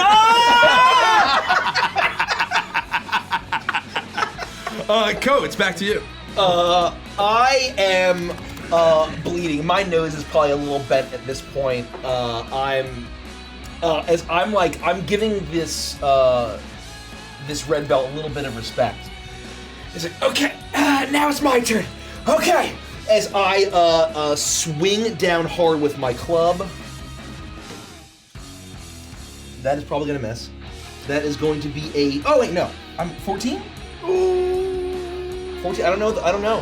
14 hits. Oh, these guys are toast. As I am going to deal, not a ton, but I deal 6 points of bludgeoning damage. As I am going To which one? Number to 4. 4. Okay. As I'm going to knock him back against the wall.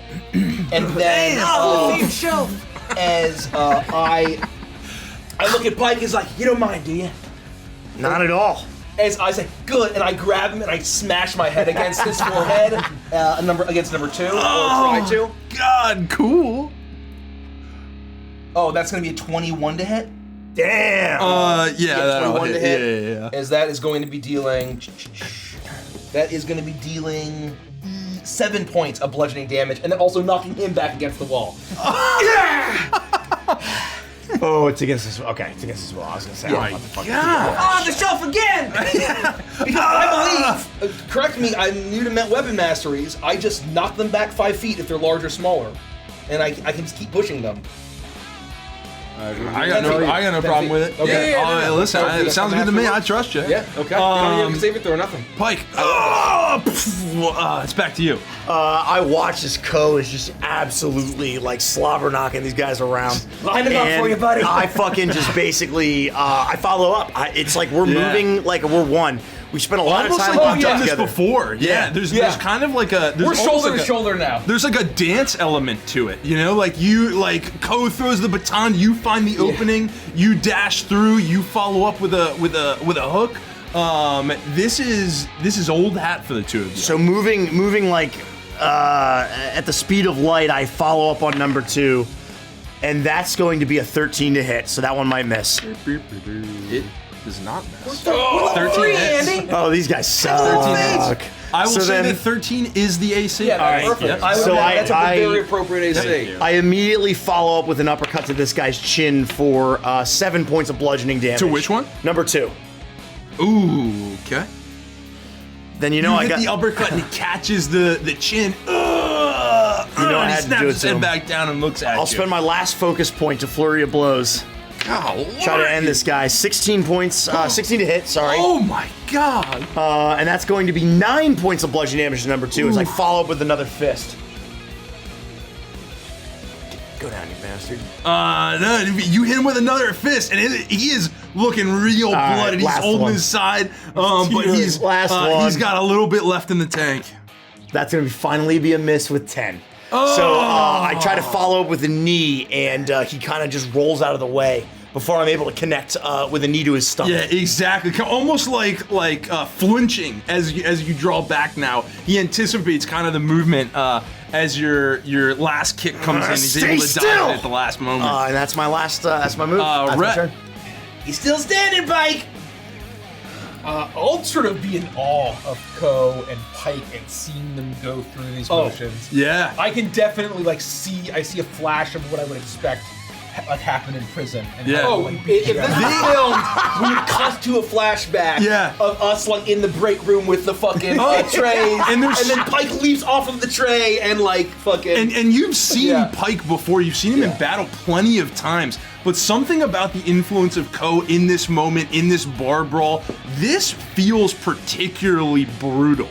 There's something about this that is almost like survival combat, which you absolutely are picking up on. I will. I'll probably like stand up and feel a little more secure that I don't need to sort of keep this cover, and I'll walk out next to Ko, and I'll level my pistol at number 4. And take a nice clear open shot. That's gonna hit. Big money. And that's gonna do Big 8 money. points of Big money. Force damage. Wow. Oh shit! To who? To number 4. Before I leave, I'll say, "Fucking stay here," and I'll get up and I'll walk out, and I'll start to give I'm still kind of staying low, right? But I want to kind of give them some covering fire. Yeah, you move up. You're running out from behind. You move up. The blast goes out. It hits again. But 4 is still standing. They're all looking pretty rough right now, though. Cool. Goon's turn. So that's 2, 3, and 4. Bunch of Gooners. 2 will hit. 2 will hit Pyke. Oh, you know what? Now I'm out of focus points. That's right. Go ahead. That is a 10, which Misses. I'm assuming definitely doesn't hit. Okay, 3 and 4 will actually both move forward towards Ko. They'll just move up. 3 will move up twice. 4 will move up 3 times. Oh, right. Yeah, that'll do it. Box her in. Damn. Ooh, with a 21. 3 will actually shoot a gun right in your face. What are you gonna do? Shoot me again? You take 8 points of radiant damage. Okay, that's pretty good. That may have been a gut shot. Okay. And then 4. Oh god. Once again with a 22.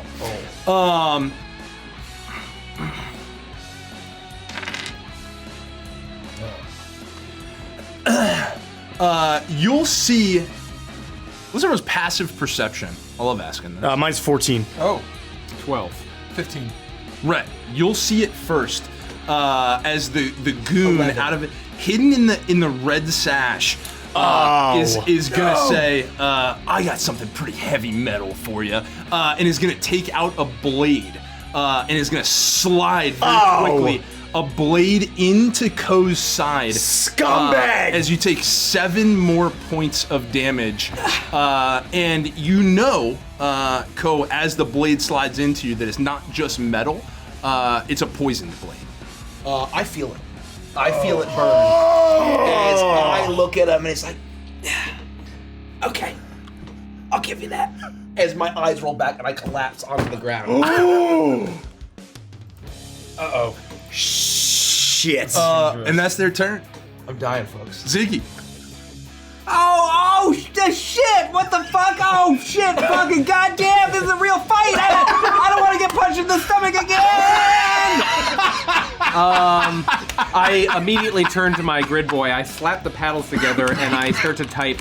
Okay, let's see if we can do that same thing, but harder, faster, stronger, better. And I will cast instead a replay of what I just cast, and instead let's go with Scorching Ray. I'm going to, the beam that Rett shot through, I'm essentially going to rewind and redo, but turn the volume up to 11.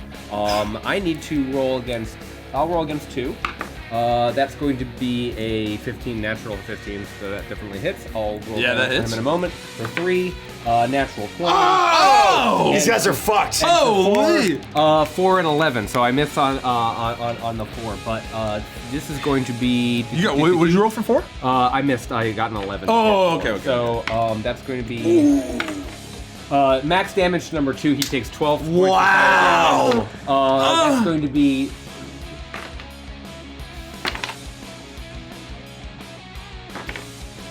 13 points of fire damage to number 3 as the beam magnifies, and instead of what was the normal blaster shot that was coming out of Rett's gun is magnified 10 times and flies. It's surprising even me. Oh my gosh! Oh, that was very effective. Good grief. You tap into the grip boy and boom, boom, boom. These 3 blasts appear above you, and then boom, they increase in size and they fire out. And 2 hits, boom. 3 hits, boom. Both of them drop. 4 is the only one left standing as the blast sails past the. What the fuck? As everyone now is down except 4. I'm sorry. Ko. I will roll death saving throw. Roll a death saving throw for me. I'm gonna use this spooky red die. I'm gonna hide my eyes. I succeed. It was a pass. That's a pass. Okay. Oh, sorry. Yeah, no, that's fine. Yeah, you can I was just preparing myself. I like keeping it hidden, maybe. We can talk about it. Okay, yeah. I apologize. No, it's okay. We didn't talk about it beforehand. I like that. I won't make you knew this was re-roll going to happen. That is fun, but yeah. We can hide it moving forward. Pyke, it's to you. I see Ko drop to the ground, and I also watched the 2 individuals that I was engaged with burst into flames. Are they dead? Oh yeah, they're dead. Yeah, no, they're, oh yeah, 100%. They're dead. Yeah. They're like fucking cooked. They're charred. You know, so like Rett's fired in the leg. Ziggy's just murdered 2 people in a bar fight. I have no idea where this fire has come from, but I don't have time to think about it. And I watch as Ko hits the deck, and I'll actually move to basically vault over her and get between where her body is and where Rett is, and basically just unload on this guy and try to see if I can finish the job here with a single unarmed strike. 18 to hit. Yeah, that hits. 9 points of bludgeoning damage. As I vault over Ko, I come down with an elbow and I try to crack him in the head to knock him unconscious. How do you want to do this? Just the way I said, baby. I see the urgency of the situation, and I can smell the burning in the air, and I don't know where this fire came from. I don't have time to think about it. You leap over And I just try to basically... You spin in the air. Get away from her! And you use the force of your twisting to crash your elbow down on the skull of this last guy. And you instantly knock him unconscious, or? Yeah, I was definitely trying to knock him out. Like, understood. Just driving through. Everyone knew it was unlethal and not lethal until Ziggy just cooked a couple guys. Technically, it was Rett.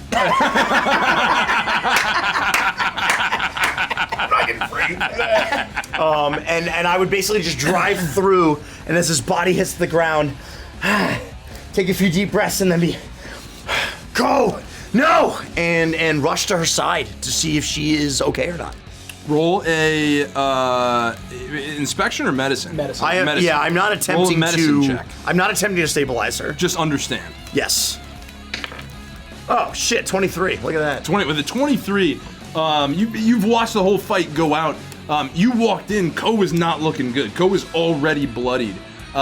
She is down and in very poor condition. She needs to get to some form of medical support very quickly.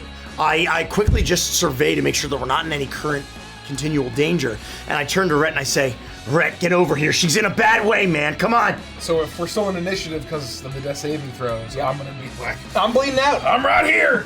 And while I'm running up, I'm going through the pockets of my sort of like mechanics jumpsuit overalls thing, right? And in my pocket, I will pull out this like almost like this box that has some sort of purple fluids, and it has sort of like this maybe cylindrical like pad on it. And I'm going to lean down, look at her. I'll do if I can make a medicine check and just sort of similarly check her out to see sort of what I think this poison's doing to her. I would say you can roll it at advantage because Pyke is there kind of already getting a look. 9. 9. I'd say with a 9, it's very hard to tell. But you get the sense that this is something more advanced than an average poison. It doesn't look like something you'd be able to easily easily deal with, and it is not finished with what it's attempting to do. Fuck, this is beyond what I got, but this is what I can do for her. Since I noticed the blade, the poison blade, I'm gonna go to that wound and basically there'll probably 3 little small injectors right over the wound. I'm gonna stab it in and then hit the injector and it'll inject the medicine and I'm gonna cast Cure Wounds on her. Ooh, nice. And she'll heal.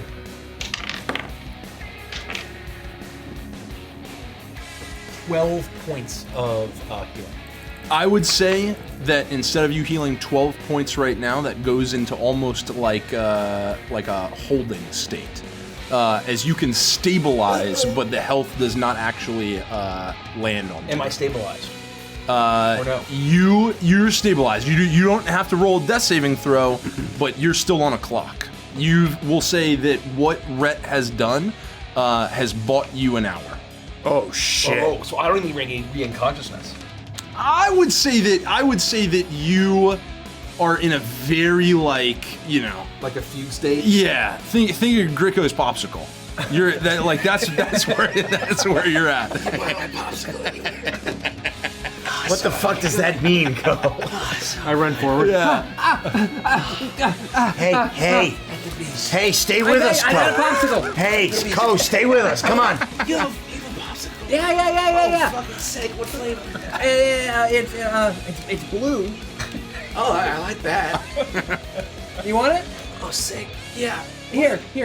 I give you the remainder of my good berries, and you heal 9 additional points of healing points. You have 21 health points in a form of escrow. Oh yeah, that's definitely blue flavor. Hey, Ko, can you hear me? All right, can you hear me? It's Pyke. This is bad, Pyke. I saw one of the fucking goons slip some sort of blade out. It might have been poisoned or Damn it! Some kind of fucking toxin. All right, do you think you can stand? Can we get you on your feet? Is this sea salt ice cream? Why is it so salty? The hypocrite's always salty. It's nice to meet you. My name's Ziggy. Look, we gotta get her some help somewhere. Is this what angels look like?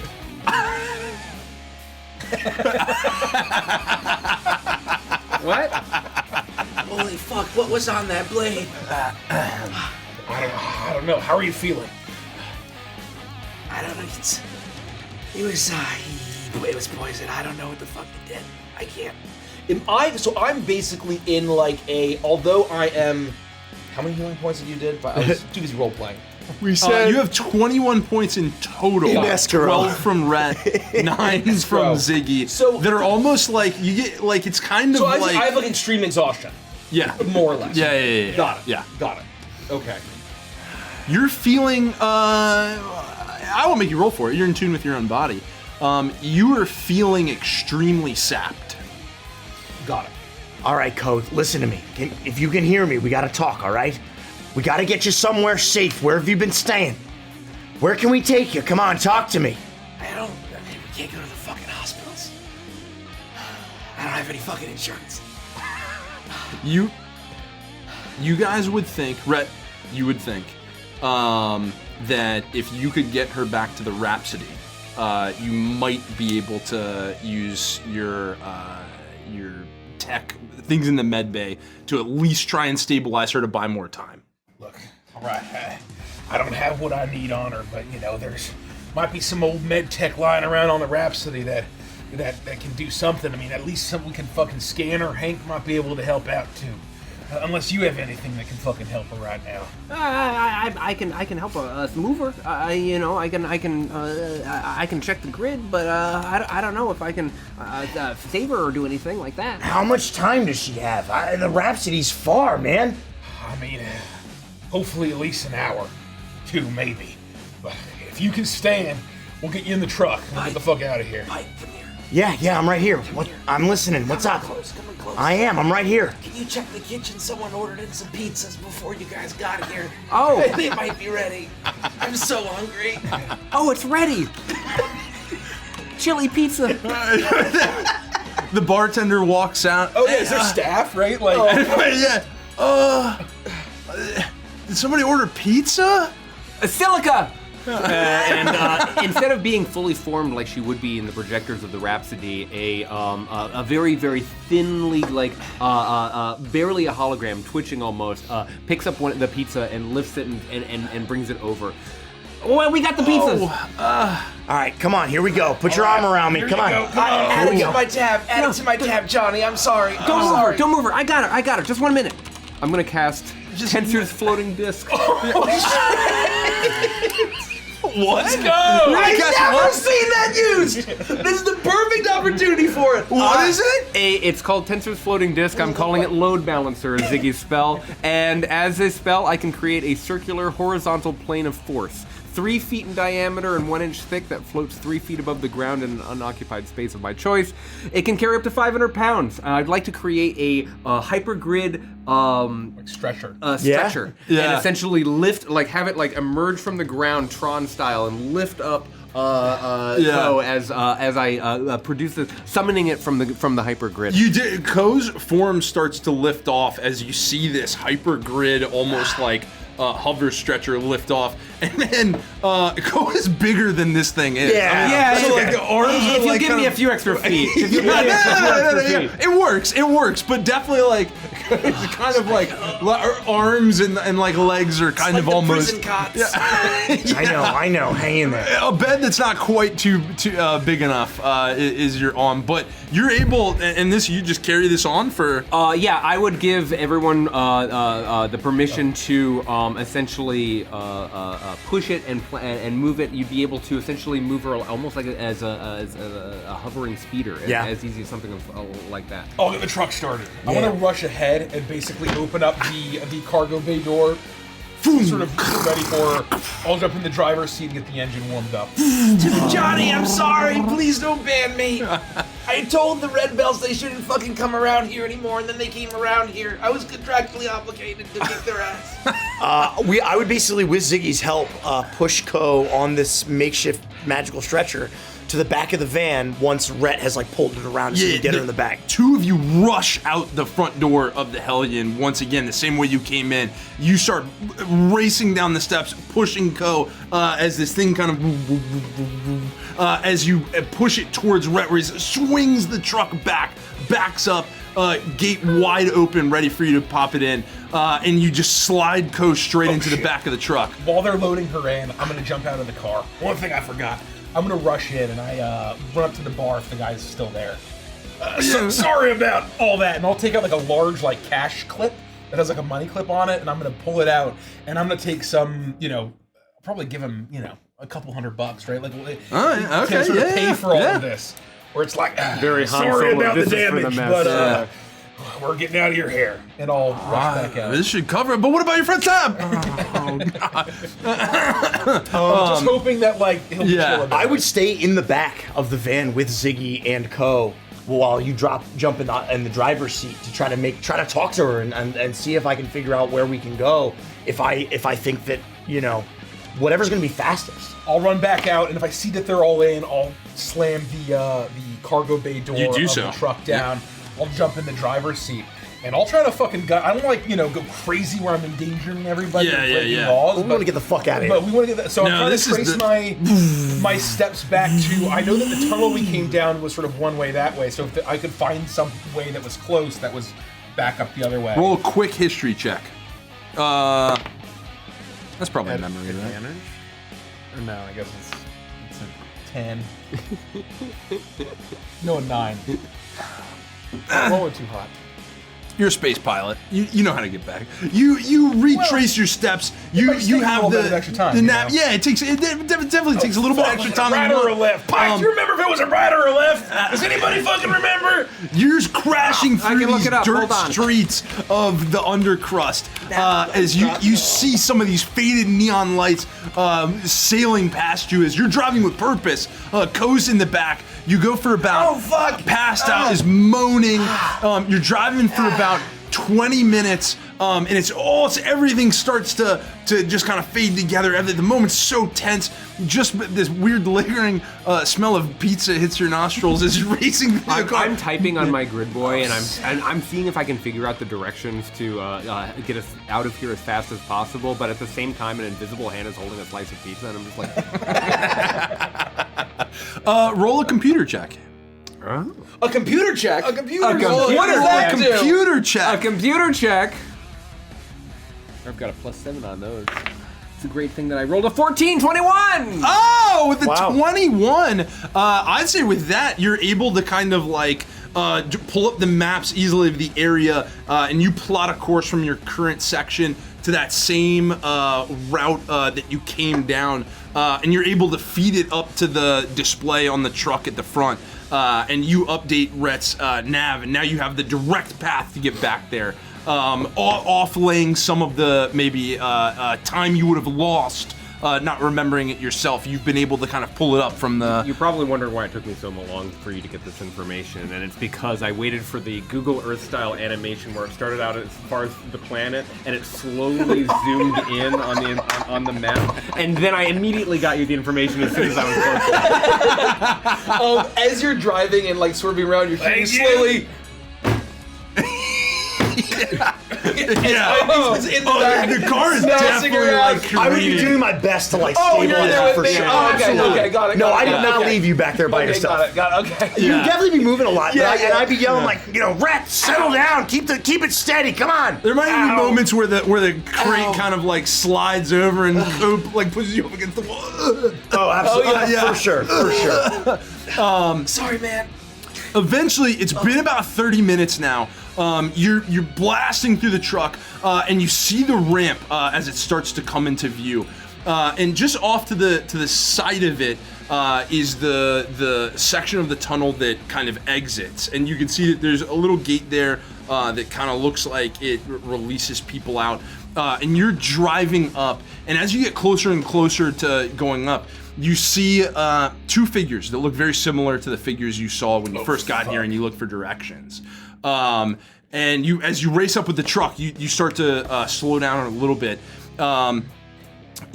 Standing behind them is this almost like not huge, but certainly a hulking mech. Standing on these like kind of large feet, almost like these chicken legs, kind of like Metal Gear. Oh shit! Kind of exactly like just standing, kind of more powerful than Metal Gear. Standing behind these two badges as you pull up to the Megasalt is exactly what I was thinking. I think it's called the Black. Basically a box on legs. Yeah. That's exactly right. Yeah, that's exactly right. Yeah. Oh, sorry, I'll send it to her. Yeah, you got it.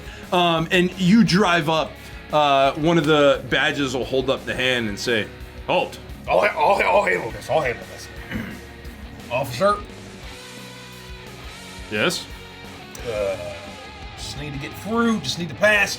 Having a bit of a medical emergency, so just need to get back to the top slice. My ship's up there, parked at the spaceport. No problem, citizen. Present your gate pass. What do you? Your gate pass. If you seek passage to the top, present your gate pass, and we will let you through. Gate pass. Does anybody remember us getting the gate pass with the No, we never got any gate pass, Rett. Well, hold on. I'm Ziggy Moog, and I'm a bounty hunter. This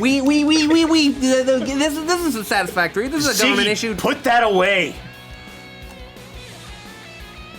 I'll sort of give him a second and see if he's like, oh, of course.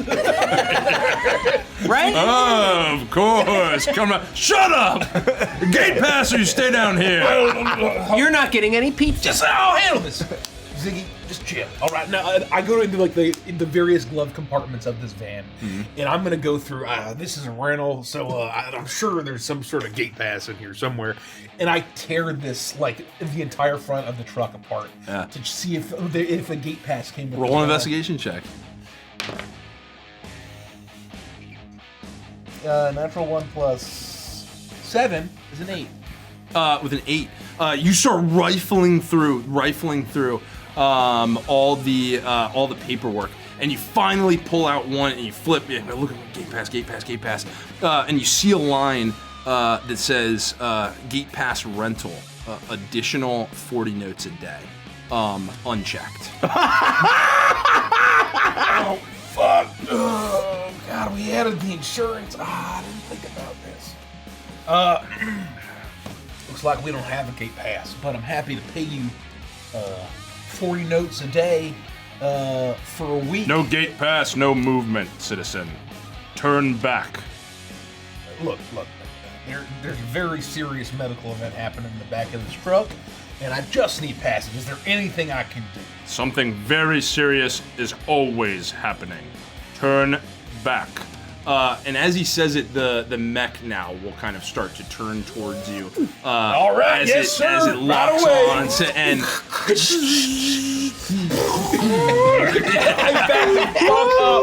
I literally waste no time, and I get back on the road going the other way. Rett, what did they say? Come on! We don't have a fucking gate pass. They won't give us one? No, we're fucking trapped down here. How the fuck do we get a gate pass? I might be able to forge one. It'll take 24 hours. I have to succeed a DC 25 check 3 times? I can just get back on the road. All right. You fucking figure out where we're going. Yeah, this is fine. Come on, Co. Are you still with me? Come on, and I'm gonna give you like a light tap on your cheek. Fucking badges are useless. Come on, open up your eyes. Look at me. You all right? Talk to me. Where are you staying? You gotta be staying somewhere down here, right? How long you been here for? God, these guys fucking suck. What? Come on, Co. Where am I Focus. staying? Where have you been staying? Come on. With Mrs. Ume. Do you have an address? Directions, anything. Give me an address. Give me something. Grab my wallet. Okay, and I'm Where is it? gonna see if I can. Do you have like a chain or something that might be hanging from your belt? It's a sick chain. It's in my vest. Okay. It's a sick chain. Then I'm definitely gonna like pull on that to see if it'll pull out your wallet. and see Yeah, if that- there's like a demon snake. There's like a demon Bad snake with wings. motherfucker. Yeah, bad on the motherfucker. wall. Exactly. It's on exactly. Yeah. It's in my vest. I'll open it up and There's I'll go no through it pockets on my leg to see what I can find. Yeah. I think that there would be a hastily written note that in penmanship that is way nicer, almost like beautiful calligraphic, an address to a tenement building and an apartment number. I'm gonna take that piece of paper and I'm gonna kind of like try to pick your head up a little bit, just to hoist you up a little bit. Look at this. Is this right? Is this it? Yeah, that's... All right. That's, And I'm gonna gently right, put you that's back where- down, and I'm gonna like get to the front of the van, even though it's jostling. And I'm gonna hand you the slip of paper. We gotta go here, all right? Take us here. Can't take this. Oh, the address. Hold on. I need directions. Mrs. Ume. I plug it into Space Map Quest, and I endeavor to find this location based on the address that Pyke's written down. You do so. You do the same thing. You re-upgate adding stop as you add the address into the nav for who Ko has said is Mrs. Ume. Where I get a 19 computers check. You are, well, perfect. You're able to accomplish it. You punch it in, and the nav updates, and you're racing through. Once again, the dull, faded neon glows of signs. Thank you, Silica. Streaking Me, all right. Thank you, Silica. Ramp in 500 feet. Thank you, Silica. It's about like 30 minutes goes by.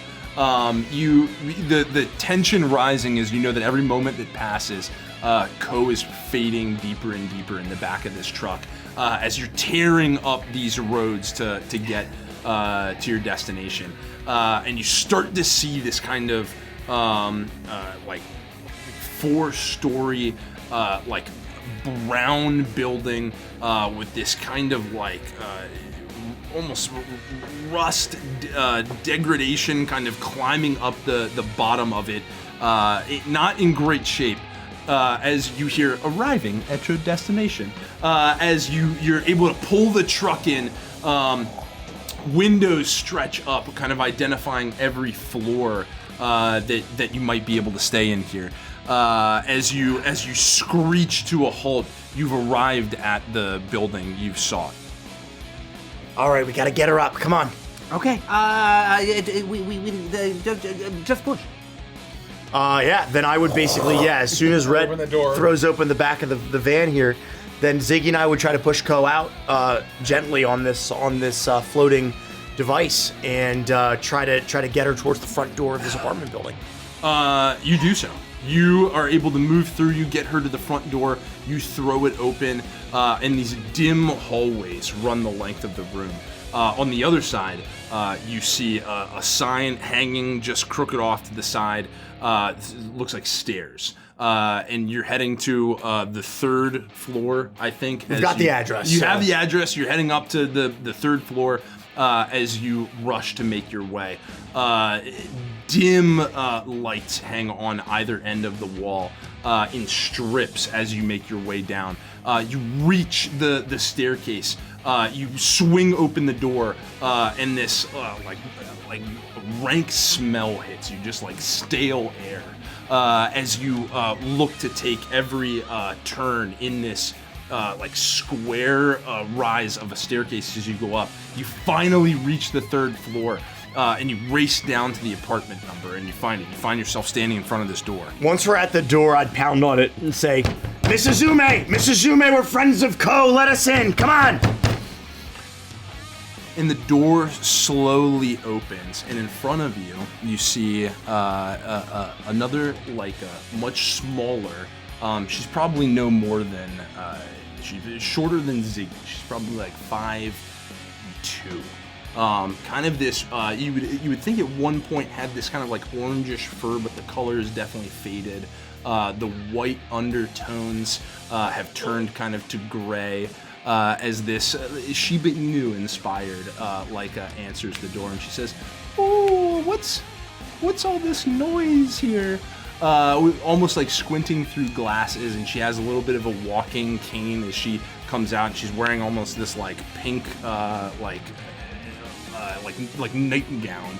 She was relaxing in the house, seeing the layout of all of you in front of her. Some of you also probably like a little bloodied, and Ko on this floating stretcher. Oh, come in! Oh, we'll get her straightened away. Oh, come in! She got in a fight, and we're worried that she's been poisoned. Oh, poisoned? Who are you in a fight with? The red belts. Oh, this isn't good. Well, bring her in and I'll see what I can do. We push her into the apartment. She said she doesn't have any insurance, and that we should bring her here to you. If there's anything you can do, save her. Oh, it's okay. Calm down. I'll see. I have a couple herbal medicinals. I'll see if we can get her back up. I've used what med tech I have, my abilities with what I have on me, and at this point I do have my full, the whole, all my tech on me with the grav cannon like loaded up to it. I brought it with me so it wasn't sitting in the truck. I've done what I can, but it was some kind of poison blade she got stuck with. You, she'll point at Pyke. Cut that flower off that plant and bring it over to me. Sure. She'll start. She'll go to the I look for shears like a sink, and this is a very like quaint apartment. Some minor drapes, very like low means. Just a sink, some general just like cabinetry off to the side.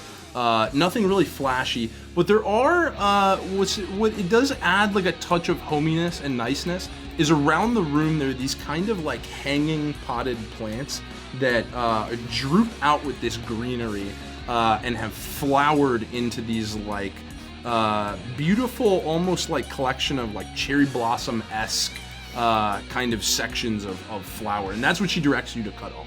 Yeah, I would try to find a pair of like shears or something to just gently see if I can. Yeah, you can just on the table, like right under the plant. There's like a little looks like kind of gardening setup, and you can find shears and you can clip off a section of this flower. Done. I do that.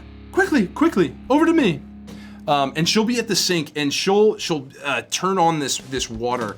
And at first, you'll see it'll kind of start to pour out. This will take a couple minutes. It pours out, and it not quite as dark, but it's almost that like color of the river, where it's kind of like this brownish water. And she takes this kind of kit as she gathers the water, and she goes and kind of like starts to strain it, and she goes through and is heating it up.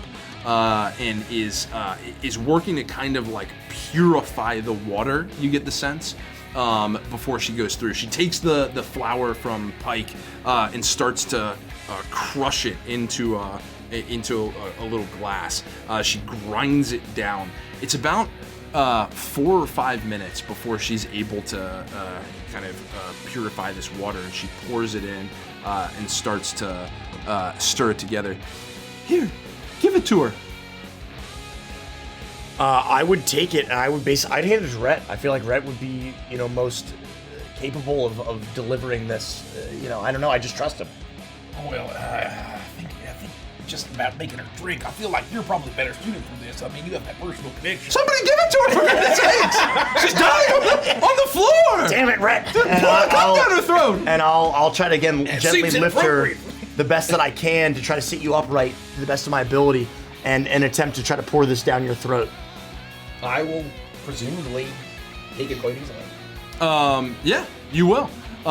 This aromatic hot water hits the back of your throat as it starts to pour through, and it travels down and it lands in your stomach. And once it hits your stomach, you feel this like warm tendrils kind of almost like crash out to all other sections of your body as you start to feel the effects of this poison lessen. And you take 5 health points of the 21 pool that's waiting on you in healing. Oh, great. As you truly begin to start stabilizing.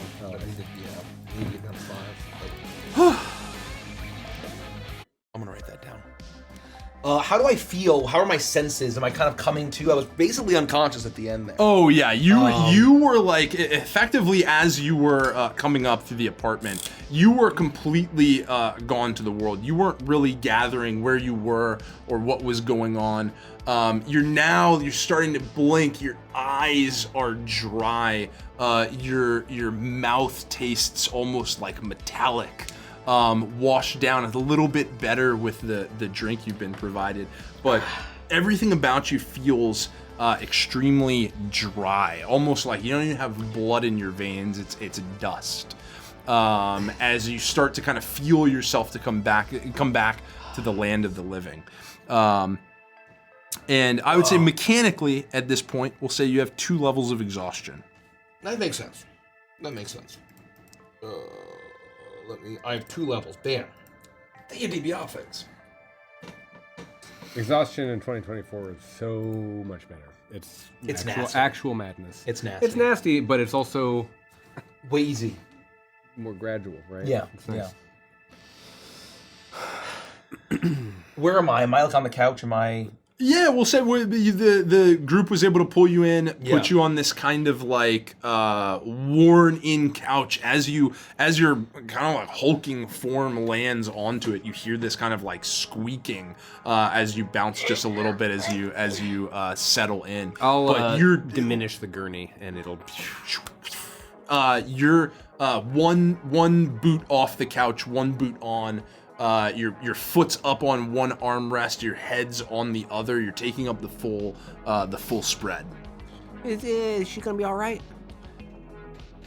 She'll need a little bit of time, but hopefully that should do the trick. Yeah, it depends on what she was afflicted with, but if we got there quick enough, I think over time, through the night, this should help bring her back. Thanks for your help. My name is Ziggy. Oh, Ziggy, I'm Mrs. Ume. It's a pleasure to meet you. Pleasure. And you as well. You're friends of Ko, you said. Yeah, name's Pyke. Pyke. And I'm Rett, captain of the Rhapsody. We're bounty hunters. And bounty hunters. Pyke is good friends with Ko, and we got a tip that, she might have some info on somebody we're looking for. So that's why we're here. We happen to run into her, and here we are. I've never hosted bounty hunters. But if you're friends of Ko, then you're welcome in my home. Thank you. Can I get anyone anything? Oh, yes. What is your wireless password? Oh, well, whatever came on the box. You just look right over at it. It's just written on the bottom, I think. Right. Well. You just go, I think I have a photo of it, or maybe written down somewhere on the fridge, perhaps? Uh-huh. No, it's on the side of the router. Yeah. Oh, yes, right there. You found it. I found it.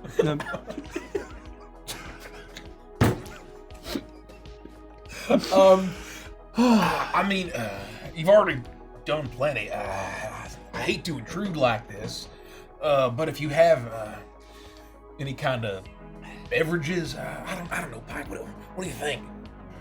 I don't know. All of this is an absolute mess. I don't feel like much of a beverage here. Please, let me fix you something. It seems like everyone's had a day.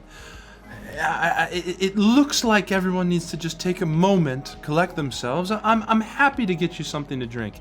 It will, unfortunately, here, we do have to take a minute with the water. So let me brew something up for you, and I'll have it ready in just a couple minutes. But please, make yourselves at home. Thank you. There's an armchair right there. There's a couple seats throughout this area with the couch. But really, there's an armchair that has this kind of like drape set over it in a similar kind of like pink color drape with this brown kind of like speckled chair. It's surprisingly comfortable as you sit in it. Not like lush or lavish, but extremely pleasant. There's another table, a little stool, and you can spread throughout the room as Mrs. Ume will go back into the kitchen and gather some water and start a similar kind of like purification process as she goes to fix you all something. I'll drop my tech in the corner, and I'll like find an armchair, and I'll just sort of, good gods. I would find a place to kind of stand and just lean against a wall, and I wouldn't smoke in this house. I would want to be respectful of Mrs. Ume and her quarters, and just kind of like looking around and like taking it all in, but mostly just looking at Ko and like keeping an eye on her and reflecting on everything that's happened today. Is Ko conscious? That's what I'm wondering. I think at this point, having absolutely, having the poison kind of starting to get clear from whatever the drink she made you was. I think you're definitely kind of coming back to consciousness. If I didn't articulate that, you just kind of feel definitely like a little sapped. You feel very dry, but you are awake. You're conscious. You're feeling a little bit of your life come back to you, but you know that you'll need the rest of the night. But you're definitely there. You're functional. Do you guys have any that pizza left? No. Fuck. It wasn't very good. It was chili pizza. I'm sorry. Oh, that's what you ate it all, Ziggy. It was a long drive. Oh, fuck. Damn it. Those red belts, before you guys got there, they were threatening me with the poison blade. I should have saw it coming. I can make you some food. I can summon you some food from the hypergrid. Like me? No, it's mostly like chips and soda and Pocky. Surprise me. All right. What were you getting into back there? I was smashing some fucking skulls, Pyke. How long have you been out for? I've been out for a month. I've been here 2 weeks after you. I'll sit back up. They let me out early. I don't know why. That fucking Waxley guy. He was asking me about you. He cut me a deal. I got out early too. I didn't tell him shit. I did 2 years in the can, not a peep. Not a peep. This Waxley guy. Did he say anything? Was it? I don't know. Did he? Let me Let loose. Let me think. He was just. He wanted to know about what Pyke could do when we got into scraps. He's up to something, and I don't know what. He just might be some fucking stooge looking for a fucking promotion. I mean, he let Pyke off his parole relatively easily, restored our gate codes like it was fucking nothing. And so either this guy's fucking generous. Wait. Are you Rett?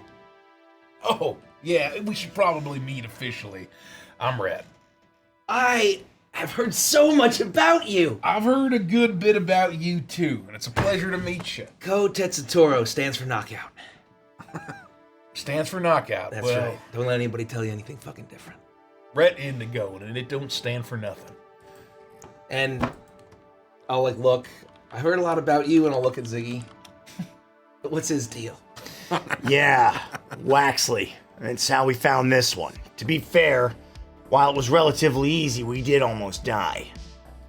He's a kid we picked up. I'm 24. He's the son of...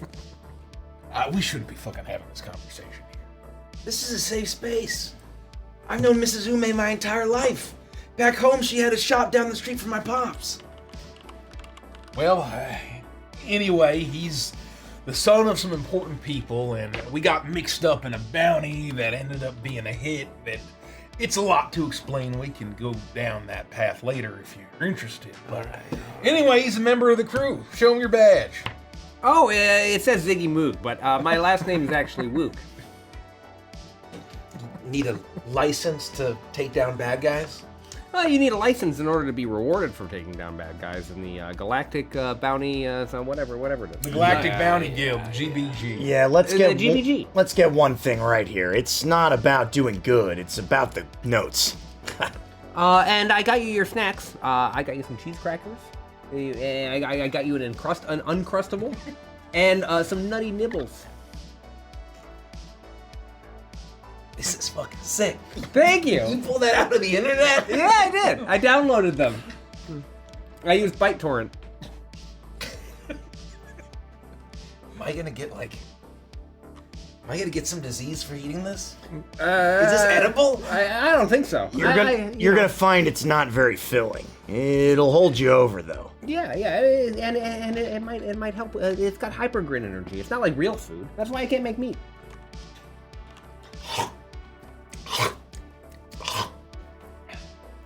Well, I'm still very hungry. Do you want me to order more pizza? We got the notes, right? We have enough notes for pizza. Go ahead and order some pizza. I'm not ordering from that place again. Who puts chili on fucking pizza? Baccarat's is pretty good. They have good pizza. All right. They're not far. They're quick too. All right. Use the company card. Right? We can expense this. Okay. So I've been here fucking smashing skulls for a month. You know, I knew that Mrs. Ume was here. I mean, I know a lot of people from back home that spread out across the galaxy, and you know, you were asking about the fucking red belts, and you know, when we were in the can, and I thought it was a strange coincidence. So it's after all the skull crushing that you've found this big thunder? Well, I mean, when I had to break a few bones, a few skulls, a few teeth, but all of them said Big Thunder. I dropped a guy down a fucking elevator shaft. Damn. Because he wouldn't tell me shit. And when I went down there, I mean, he was alive, but he couldn't really talk anymore. I had him. Goddamn. Sorry for the wait. Here, I have drinks for everybody. Here you go. Thank you. Here you go. Thank you, Mrs. Ume. I appreciate it. What is Here this? you are. It's just a hot beverage made with the same floral arrangements I have. It helps to purify the water that we get. Unfortunately, some time ago, when the work began, the river turned brown, and so now we have to purify all the water before we drink it. But it's good. It's good like that now. Nah, it's fucking Kyojin. Yeah, so what's the deal? I mean, this is the first time I've been to Makoro City, and They don't give a fuck about the people that are down here. It's just the fucking Kyojin Energy Company. They found another fucking world where they can put their fucking pipes into the ground and pull up whatever the fuck it is that they're pumping up to these fucking assholes up there. Mrs. Yume starts to walk over towards Ko. I'm sorry, Mrs. Yume. Freaking. I understand your frustration. These freaking guys, I don't like them very much. They've had an impact for sure. But how are you feeling? My goodness, I'm so glad to see you back up. And she walks over to you and she kind of puts runs a hand kind of through and kind of tussles your hair. I wasn't sure, and how many times have I told you to not go out and cause trouble? Look at the state you've come back in. What were you thinking? As she starts just hitting you on the shoulder, and as you're in extremely poor condition, and you'll see if this was you just plus 0 damage, as you're going out. I'm flinching. It doesn't hurt at all. No, not even a little bit. It's an emotional damage. Yeah, I'm exactly. flinching emotionally. Exactly. What were you thinking? I'm sorry, Mrs. Ume. I mean, you know these fucking guys. They're fucking tearing apart this neighborhood. They're a bunch of fucking bullies. What the fuck am I supposed to do? Those assholes out there with the badges and the fucking mechs aren't doing anything. That's true. a good fucking point. And if they make it back to wherever their fucking hideout is, it's not fucking walking straight or walking at all. Half of them end up at the fucking hospital. I don't think I put any in the morgue yet, but they fucking deserve it. Well, explains why Sorry, they want to frickin' be fucking dead. Sorry, frickin' dead. I understand your frustration, Ko.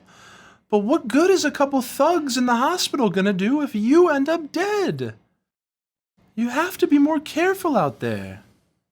I've been fine so far. I've been here for a month. Do you know how many fucking red belts I have? Freaking red belts. Look, she's right. She's got a point. All it takes is one freaking time. I'm sorry. Unbelievable. There's just a bunch of trash talkers in here. Bunch of lily mouths. Oh, well. It's okay. It's okay. I'm fine. I can take care of myself. This is what I do. I know what'll settle you. I'm gonna pop a couple of chocolate chip cookies in the oven, and they'll be right out. I know somebody over here looks like they'd enjoy a couple chocolate chip cookies. I definitely would. That sounds delicious.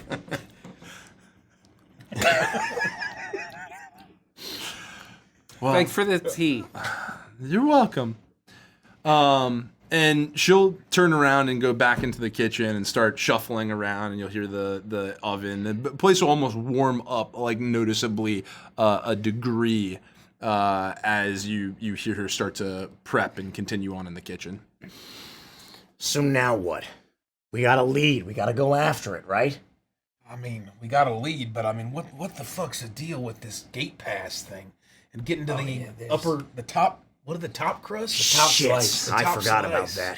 Yeah, and the fucking lower crust, bottom. So we're fucking luck. She's gone. Good fucking luck getting a gate pass. No, as soon as you're down here, unless you know people up top, you're stuck down here. They don't want the riffraff like us going up there. Are you fucking kidding me? Wow. So y'all are trapped down here. Yeah, well, there's a lot of jobs down here. Kyojin has dozens of plants. I mean, Mrs. Ume runs a grocer, down the street. Oh, yeah? I didn't know that. Yeah. It didn't come up when I looked up her record. What's your deal again? Where are you from? I'm just... You're a bounty hunter? Yeah. Yeah, I'm a bounty hunter. I hunt bounties. Do one push-up.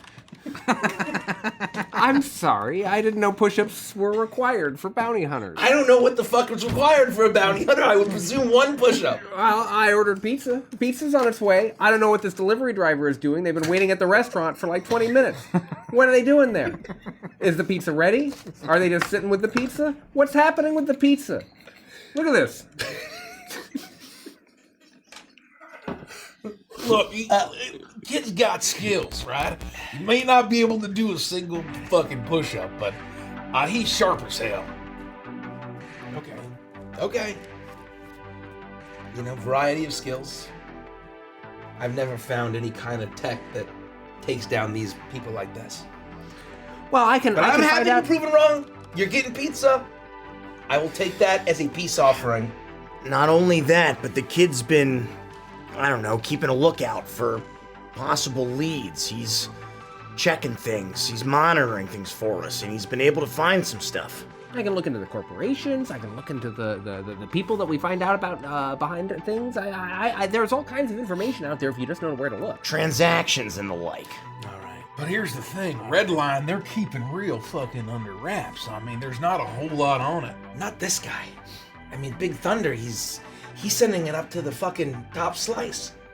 These rich assholes and corpos and fucking financial types, they're all getting hooked on the shit too. So what's his deal? He just doesn't know how to keep a low profile? I guess fucking not. I mean, I hear people tell him that, you know, I haven't been looking around for him, but apparently he drives some giant, loud-ass, brightly painted car. So then why He announces hasn't himself? Why hasn't the syndicate whacked this guy?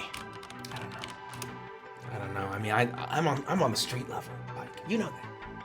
I smash heads, I break limbs, I take people out when I need to. I mean, that's a good point. We should fucking get to this guy before he pisses off the top brass of the syndicate then. If this guy's just some thug distributor. I guess. I don't know. It's been hard. It's only been people screaming as I fucking break their finger bones. And Wow. they're not saying much else. They're afraid of this guy. They're more afraid of him than they am of me. I mean, so...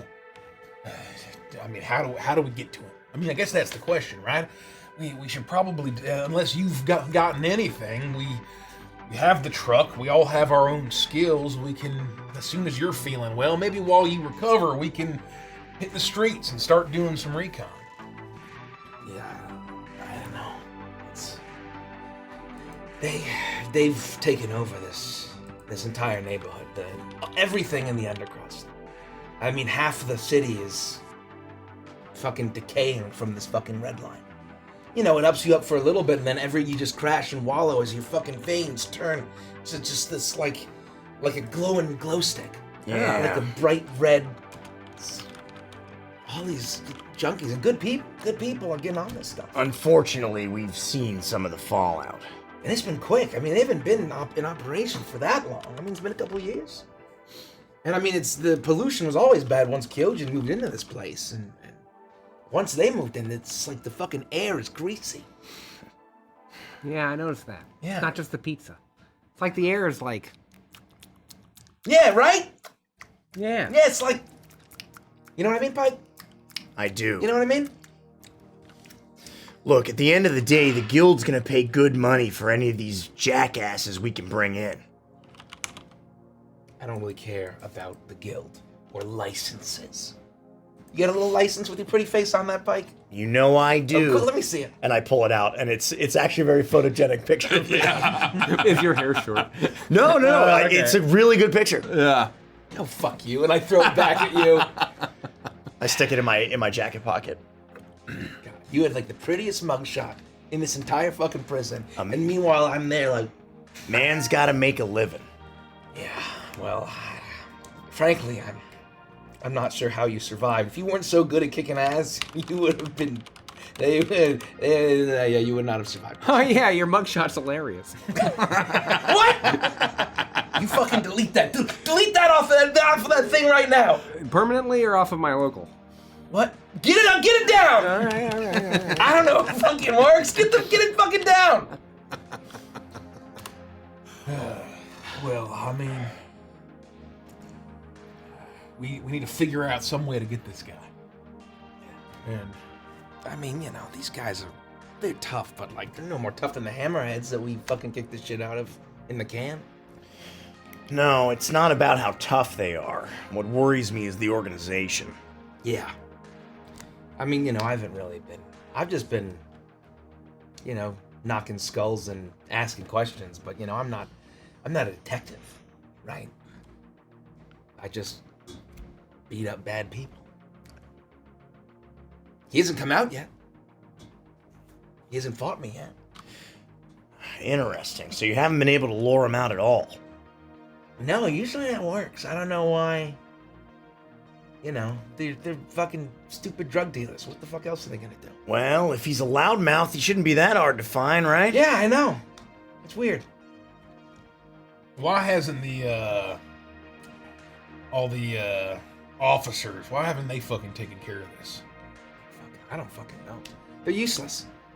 I mean, you saw there was a fucking walker 20 feet from that bar. Do they give a shit?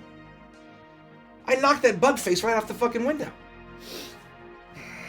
Right? And they don't care. They look the No. other way unless they're fucking involved in all this. I mean, the good news is they haven't scooped me up. I mean, I've smashed faces in 10 feet from them. And they just look and they just keep walking. Well, talking to people's what we do. We gotta do some investigating, I guess. Yeah, this is gonna take some time, but I think we can do what we're good at. Well, we got the van for a week. We plan to be here for a bit, and you need to rest. I mean, I can still get around. Well, let's just A try to little bit avoid of poison, venom. Look, don't push yourself too hard. We're happy to have you tag along. But what I'm saying is, let's not try to pick any fucking fights if we can help it.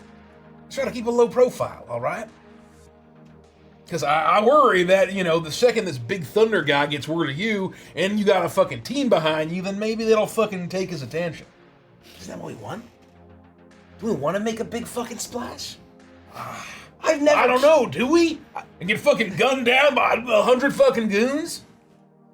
You almost got killed by what? 6 of them? I took out 5 before you got there. All right. 11 of them? Co and ass kicking go hand in hand. And I walk up to you and I give you a hearty handshake. Because I'll do the it's same. been I'm a gonna, like, long time. I'm gonna you know? try to like really do that thing of where I'm gonna try to grip harder than you do. Yeah. And I'm gonna try to pull you and kind of like test you. But like, since I've only seen you, right, in the bar, I hadn't had a chance to really like embrace you in any way. And as you kind of like pull on me, I'll give you a slap on the shoulder and I'll just say, Likewise. Co, I'm glad you fucking made it. I'm glad you're here, Pyke. And I'm glad to meet all your friends. You been working out since you got out? I lost a lot of weight. Yeah, I know. You're actually getting your protein in now. Look at that. I'll like put my hand on the gauntlet and like it's starting to fit better again, right? It's not as loose as it was even you know 6 weeks ago, and I just kind of shake my head at the thought of the time I spent in jail. All right. Well, and it's nice to meet you guys. It's really nice to meet you. Pyke, you know, he kept his eye out for me. We watched each other's back, and you know, we both survived in there. It's an imperial prison, you know. It's mid-level, nothing too bad. But oh, am I good to leave the truck parked out front there? That's that fine? yeah, Didn't get towed or hit or... I think your biggest risk is just someone trying to, steal the wheels off of that fucking thing. But Oh, shit. what? The pizza guy canceled. It's gonna be cold by the time someone else comes up and picks it up. You know what? I'm gonna fucking... All right. Well, that reminds me. I'll take the keys out and I'll go hit the button. yeah, all right. That's about the best we can do then. Ding. You hear the sound of the oven going off, and a quick plating, and a delicious smell begins to permeate the apartment. As Mrs. Ume walks back in. Oh, cookies! Cookies are ready! Nice! Thank you, Silica. One of the cookies immediately lifts up and spins over. Oh, hot! Thank you, Mrs. Ume. Co, you've made some interesting friends. Well, You too? Cookies? Thank you. one and a half friends right now. We're still feeling I it out. suppose I could. I mean, We're still wouldn't feeling say it no out, to Mrs. Ume. We're still feeling some it out. cookies. How about an extra one for you? You look like a hungry boy. You know, I won't say no, thank you. I am a little bit hungry. That smell of that pizza, and I couldn't even have one slice. Thanks for your hospitality. Of course. Co, boots off the couch. Oh, sorry, Mrs. Ume. Um, I'll just start taking off my boots. Get comfortable. she'll move over and she'll and plop up on the couch and sit right next to you. And it's funny to see the two of you sitting next to each other. You are like gargantuan in scope as you sit there. And Mrs. Ume's feet don't even touch the ground anymore as she's like sitting on the couch. And she's as soon as she makes a motion to sit on the couch, I'd immediately get up and sit on the floor and like cross my legs and like. Or she wouldn't direct you to the floor unless you would do it anyway. I would just do it as soon as she looks like she's gonna sit down. Like I would immediately get off and sit down and cross my legs and just sit there and while she sits down. I'm gonna find the bathroom. I'll be right back. So, what's everybody talking about? Do you really want to know? We're gonna take care of these bad guys, Mrs. Ume, like I've been trying to do this whole time. We're gonna try to clear out some of the red belts in this neighborhood. They're gonna help me out. We've got a plan, and we're gonna do what we do best. Well, your friends seem capable, and I like that they're licensed bounty hunters. Together, maybe you stand a shot of doing something. Who knows to what effect, but at least I can think you're not out there alone, and you'll be safer this way. I mean, yeah, how many of the kids that you've hired to help you out at the shop have gotten on the red line and disappeared? It's like just like back home. Too many. You left back home to trade one gang for another. At your age, you've lived this long, you've worked this hard for this?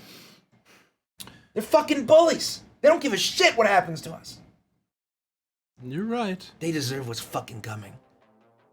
We're gonna do what we can, and we're licensed to do this, so, hopefully it helps in some small way. I left Kanabo and just traded them for the Scarlet Eye. That's fucking right. But I'm trying to bring a little brightness back to this area. I have the grocer. That's why he called it the pink petal.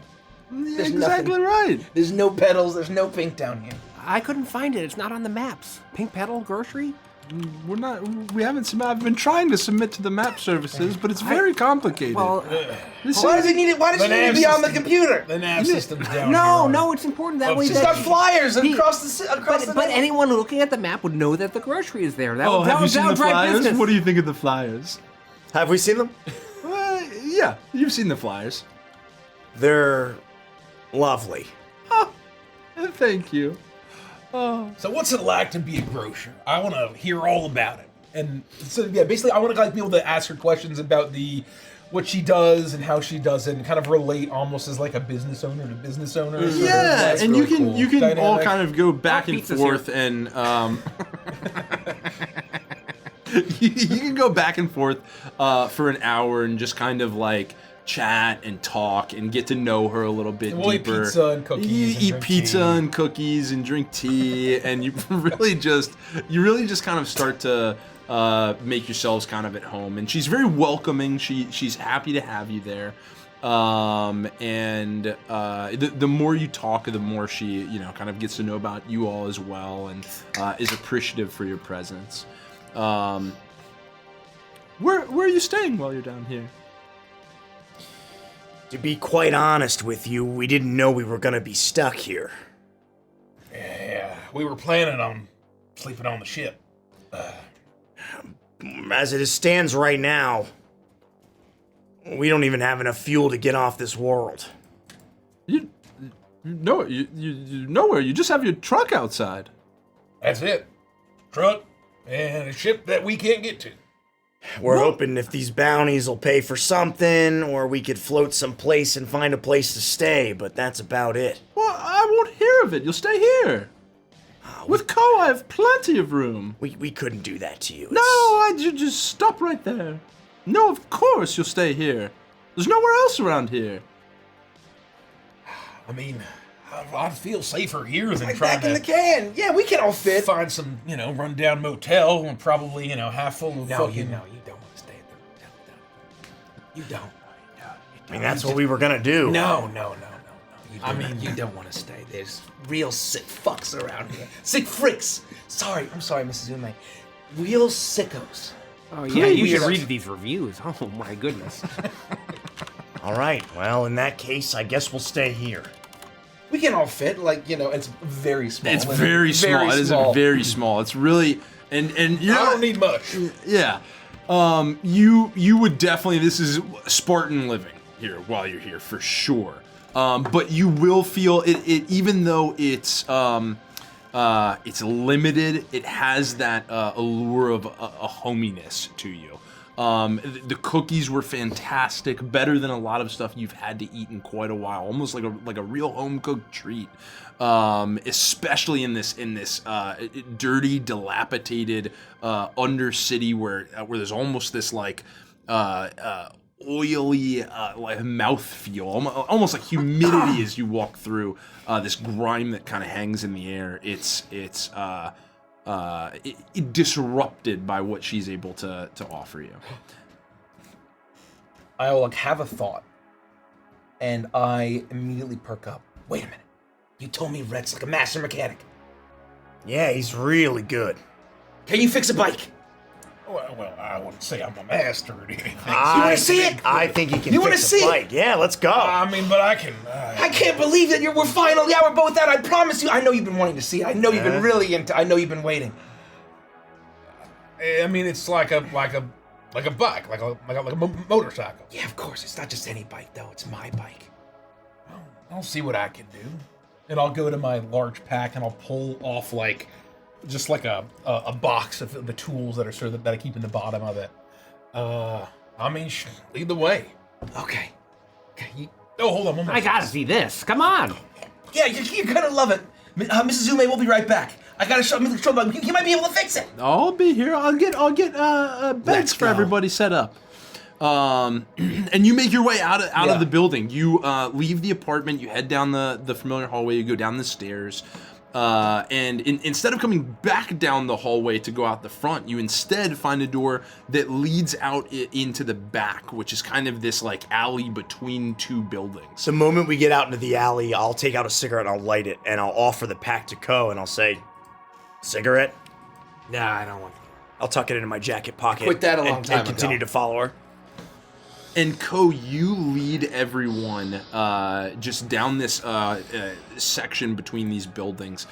Just down the side, there's this almost like chain steel gate that runs the side of Mrs. Ume's building that leads into kind of like a slightly off section space. And when you open it, there are a couple of like tarps, almost like piled up like cans. Just looks like a place people would put junk. But in one side, there's a tarp that hangs over a larger object. And I will walk up to it, like with a big grin on my face. I'll grab the tarp and I'll whip it out. And you'll see this, very clearly a motorcycle with two wheels, and it looks scuffed up, but it's really the machinery that is fucked up. I very clearly got into a wreck at some point. The paint is chipped, but it is painted this shocking electric blue, highlights of orange with black, and it is similarly striped with accents similarly looking like a tiger. There's the elements of Nice. Almost like a tiger's head built into it with fangs coming down around the wheels. The wheels are thick, and this isn't.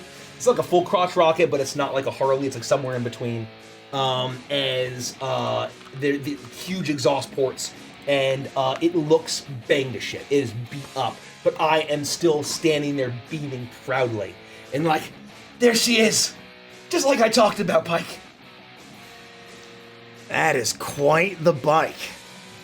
Well, fuck me. What'd you do to this thing? You drive this thing off a cliff?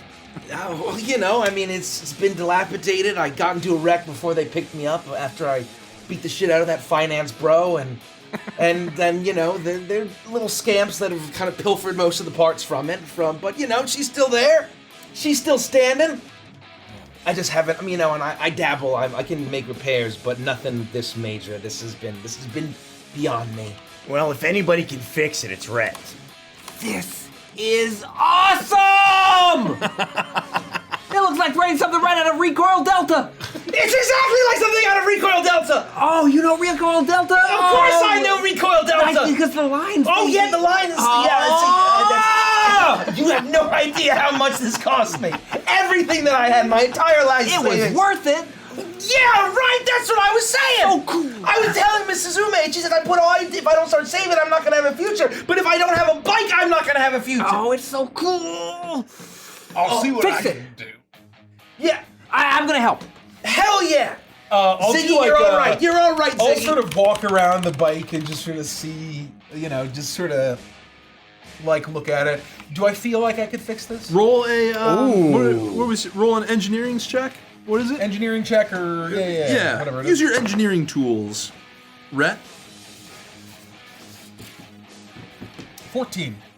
With a 14, you give this a little bit of a circle as you go around this bike. Vehicles, ships, all manner of things. That's your bag. Things that go vroom is what you excel at. As you start to walk around this, you almost kind of can begin to see it in its full glory as you start to kind of imagine what it would look like to fix it and what it actually achieves as a final product. And you almost begin to get an appreciation for what you could get it to. I mean, this is pretty nice, actually. However, you Right. do think it would There's a lightning probably... bolt right there. There's a fucking horn on it. Probably It's worth it, sick huh? as hell, right? So good.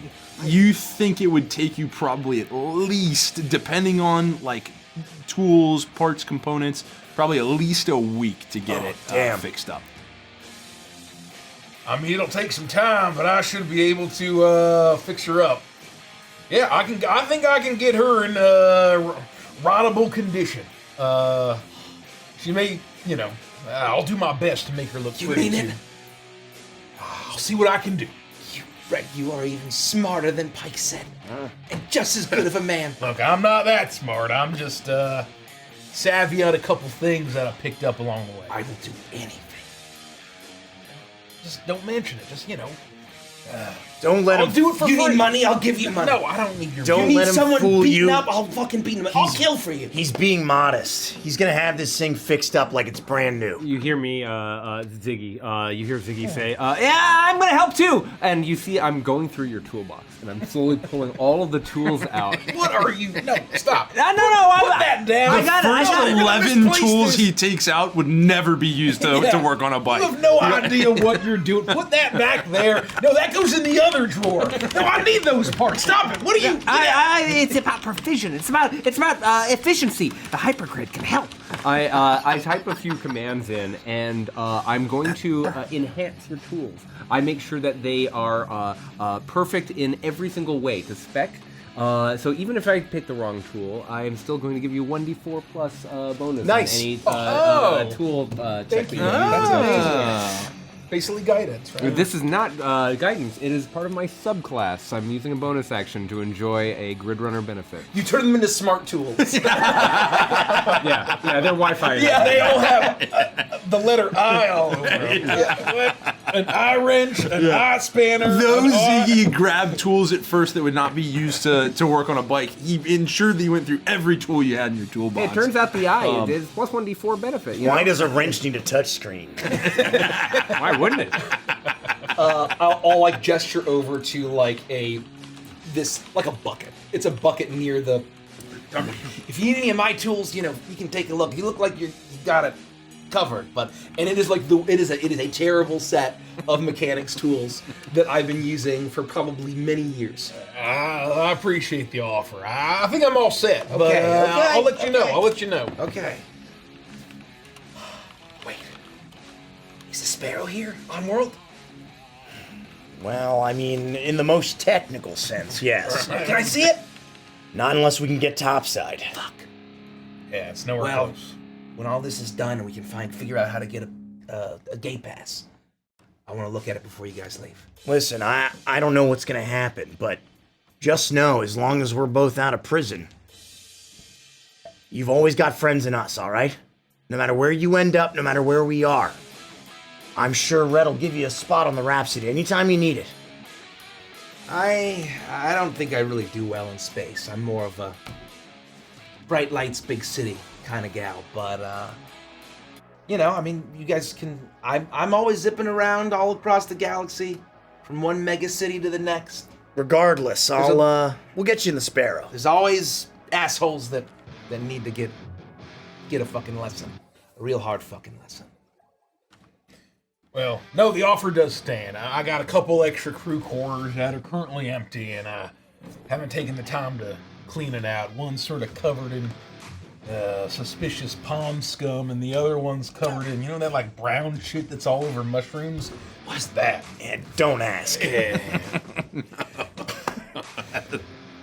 Anyway, the point is there's plenty of room. The Rhapsody, she's a good girl, and she's plenty big for, for a crew. I appreciate that. I mean, I think that if we can kind of, take down these assholes and, maybe clean up this place a bit, I was planning on helping Mrs. Ume at the grocer. Yeah, look, no pressure, all right? No, I mean... Co likes to march to the beat of her own drum, if you know what I mean. No, I can see that, and I respect it, I appreciate it. Bit of a lone tiger, the saying. Here's the thing, maybe us clearing out the red belts is just the first step in clearing up and maybe improving the undercrust. Well, I've never had a license, I've never had a badge, I've never had authority of any legitimate variety sanctioned by any organization, government, company. But I'm glad that it's working out for you guys. I mean, I like it. Pays? The guild pays. And it's an honest living, so to speak. Okay. It's not like millions of notes. It's not even hundreds of thousands of notes. It's not even tens of thousands of notes. But it's not no notes. Well, we're working on it. We're working on it. And if you It's ask as me, you all are having this conversation that slightly off in the distance, but it sounds like it's approaching. You hear, I say, Ko and Rett. You'd probably recognize this even pretty far off. You hear the roar of a monstrous engine, and it sounds like it's getting closer. What were you gonna say? I hear this. I stop. I stop mid sentence. I just put the cigarette back in my mouth and I look to where I hear this sound coming from. You're kind of behind this tenement building that Mrs. Ume is living in.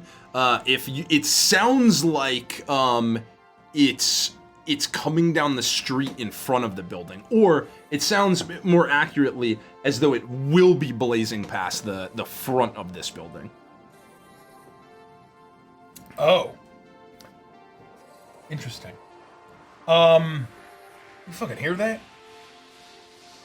Yeah, what the fuck is that? What is that? What is that? All sort of walk out to the front of the building and sort of, I'm curious. I'm like, oh, it's like when Santa Claus is going by. I just want to go check it out. I'm gonna go walk out too. At 8 p.m. on a Wednesday, when my kid is sleeping. I'm right there with you. You all start to move out. You leave the bike for just a moment. And Ko, maybe you cover it. I'll catch up. Yeah. You make sure that it's taken I would help care her of. cover the bike. I'll be right back. Ko kind of just behind everyone else, as Rett, you're the first to kind of make it to the street, and you hear this monstrous roar of power as you don't quite see it yet, and you're waiting.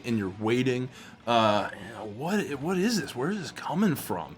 And then suddenly, at the far end of the street, you hear as burning around this corner, you see a cherry red, supercar, as it streaks around this corner, and it starts blasting towards you, blaring up the road, as it's driving forward. It's exploding with power. You can almost hear the proficiency of this engine, how nice it is, how powerful it is. The kind of thing that would not be in a car that's accustomed to casually being down here. And it's as you're kind of like starting to figure out what's in front of you and what's kind of coming, what's on its way. That it just races past in a red blur. You see as you're looking at it, as your head almost whips as it zooms past, blacked out windows with this deeper red, almost like blood red streaks on the side. So out of the one at the far edge of the car, the back window, you see this kind of like this person. It's moving so fast, but they're whooping woo as the car's tearing up and flipping in the wind as it's blasting past. You see trailing a red sash. Right as the car blazes past you, 1, 2, 3, 4, 5, 6 lines of speed bikes trail right behind them as they just are sailing past you, and you get the sense that they're heading towards the ramp to go to the top slice. Slow down, you fucking jackasses! Children live here! Hey. God, that fucking pisses me off. Do I recognize, does the car look similar to what the goons that I have perhaps beaten up and tortured? Does it sound similar to Big Thunder's car? From what the rumblings that I've heard. I would say absolutely. And I would say you would be getting towards the end of this car, like blasting past. You might not have even fully exited the alleyway as you're walking up, but you see it as this red streak of almost a thunderous fury charges up the road past you. You see it, and you would think in that moment that absolutely looks like what you would expect Big Thunder's car to look like from what you've come to understand. Those red belts look like shit! You're all gonna get it! And I'm just gonna yell as they're going by. Yeah. Like, we're coming! Yeah. Fucking You're assholes. standing now like on the side of the road, like in front of the building, blazing past the speeder bikes. Your voice is kind of getting lost in the cacophony of these roaring engines, but not for lack of trying. You are in a sound war as you are booming out like fuck you, you guys are gonna get it. And people like on the street, there are other people kind of walking around. They're watching this a little bit go back and forth as you shout that out. Are any of the Makoro public security badges or walkers around? That like, are they just standing there? Are they like, patrolling the streets nearby? I would like look to see if like they're investigation check or a perception check. Well, your choice. Perception, I like that. Ooh, that's not terrible. I don't know. I'm probably not proficient in that. I don't know if I'm that perceptive. Perception. Oh, that'd be a 13. I feel like you should have more proficiencies in that. I don't think so. With a 13, across the street, you do see two MPS agents and a walker kind of standing on the other side of the road as these cars go past, just kind of drinking out of a cup, looks like maybe hot liquid. You gonna do anything about that, assholes? They're just flaunting it. Look at it. They're wearing red belts. They're wearing signs that say we're criminals. Stop us. And you're sitting there fucking sipping on coffee? Pauses for a moment. Are you fucking kidding me? And looks to the right. They're right there. Looks to the left and clearly like looks in time to see the car kind of like blaze out of view. I don't see anything. Cyber badges. Code that you took. I'll spit on the ground. Look at this. Look at what the fuck we have to do. The moment the sound like dies down and Ko's done yelling at these agents, I'll flick the butt of my cigarette into the dirt and tamp it out with my foot, and I'll look at her and I'll say, acting casual isn't really your thing, is it? Give her a wry smile. Look at that. Look at these assholes. Look at it. They're leaning. Look at they're leaning. Oh, good. I'm glad that you're getting paid with our tax dollars. So you can lean and eat your fucking donuts. I'm gonna put my hand on her shoulder and just say, come on, take a deep breath. It's gonna be all right. Just why the fuck be an enforcer? Don't worry. I got a video. I got a video of that. Oh, they didn't have any license plates. That makes sense. That makes sense. Oh, I tried. I'll like give you a pat, and it'll be way too hard. As I throw up. It's all a mix of cookies and tea. Look, we should all just calm down, all right? I know that it pisses us all off. We need to get some rest. We gotta fucking start hunting.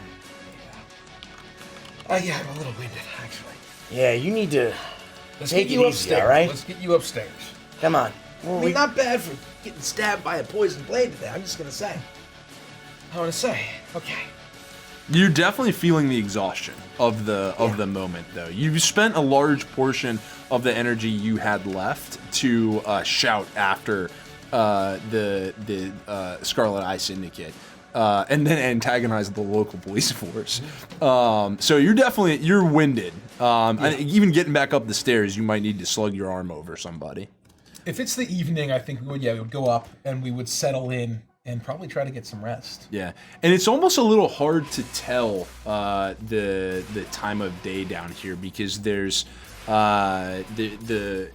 you really can't quite see the sky. You're almost covered by a solid dome above you, but it does peer through, and you are starting to get this kind of like darkened area, and really what was the neon lights of this space are really the only thing that casts any kind of illuminance at this point.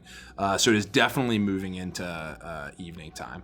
And you make your way back upstairs into the building. You make it to Mrs. Ume's apartment, and you walk in, and she has basically what equates to a series of like cots all set up in the living room. And there, it looks to be she's put kind of like whatever pillows she had out on the ground. She's got a couple sheets laid out. I've tried to make it as comfortable as I could for you, but I'm happy to have everybody here. Thank you. Thank you, Mrs. Ume. Thank you so much for your hospitality. You don't have to do any of this. And I hope that I can make it up to you by getting this place cleaned up. No, it's no trouble. You have nothing to make up to me. Just be here, be safe, have some fun. If we turn it down, could we play Thoroughfare Combatant 2? Yes. Yes! But keep it quiet. Yes, have you guys ever played Thoroughfare Combatant 2? I'm aware of it. The Thoroughfare Combatant too? Yeah! Is he gonna be okay? Let's play. Thank you, Mrs. Ume. And if my game stick is in the ship, you have a second controller? Enjoy your night, kids. I'm going to bed. Good night, Mrs. Ume. Good night. As I'll say, I don't Good have night. I lost my old one, so I only have the controller. So I mean, it'll have to make do. I will make do with my grid boy. Let's go. Okay. Let's go. Played, but Oh, hold on. Yeah, Here, hold on. that's important. They don't warn against that. They say you should do that. Okay. Now, see, this is from when I was a kid.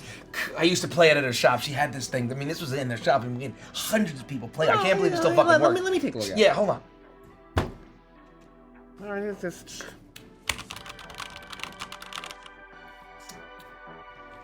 Yeah. One of your zeros was a 1. I'm just gonna watch. You all have fun, though. Same. I'm sure there's something we can be doing. I mean, you can use half of my grid boy if you want to play. I'm good. It's Thanks, a little awkward. Ziggy. No, the R's are just a little. The L and R. I promise I'm all right. All right. Okay, well, I'm playing Lieutenant Wiles. Sonic boom! Sonic boom! Sonic boom! Sonic boom! We can Sonic boom! Hey, stop! Sonic boom! No! Sonic boom! Sonic boom! No, hold on! Sonic boom!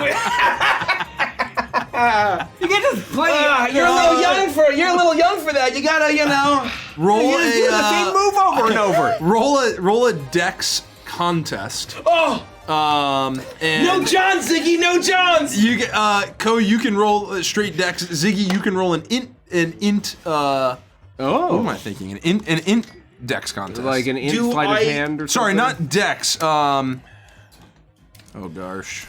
Is it a technology check? Technology. Yeah, sleight of hand, A technology computer. check? Roll a technology check, but Ko, you can roll a dex technology check, and Ziggy, you can roll an int technology check. Okay. Presumably that you I'm would not be proficient very in technology, so I'll just add my int, and I will get a 19.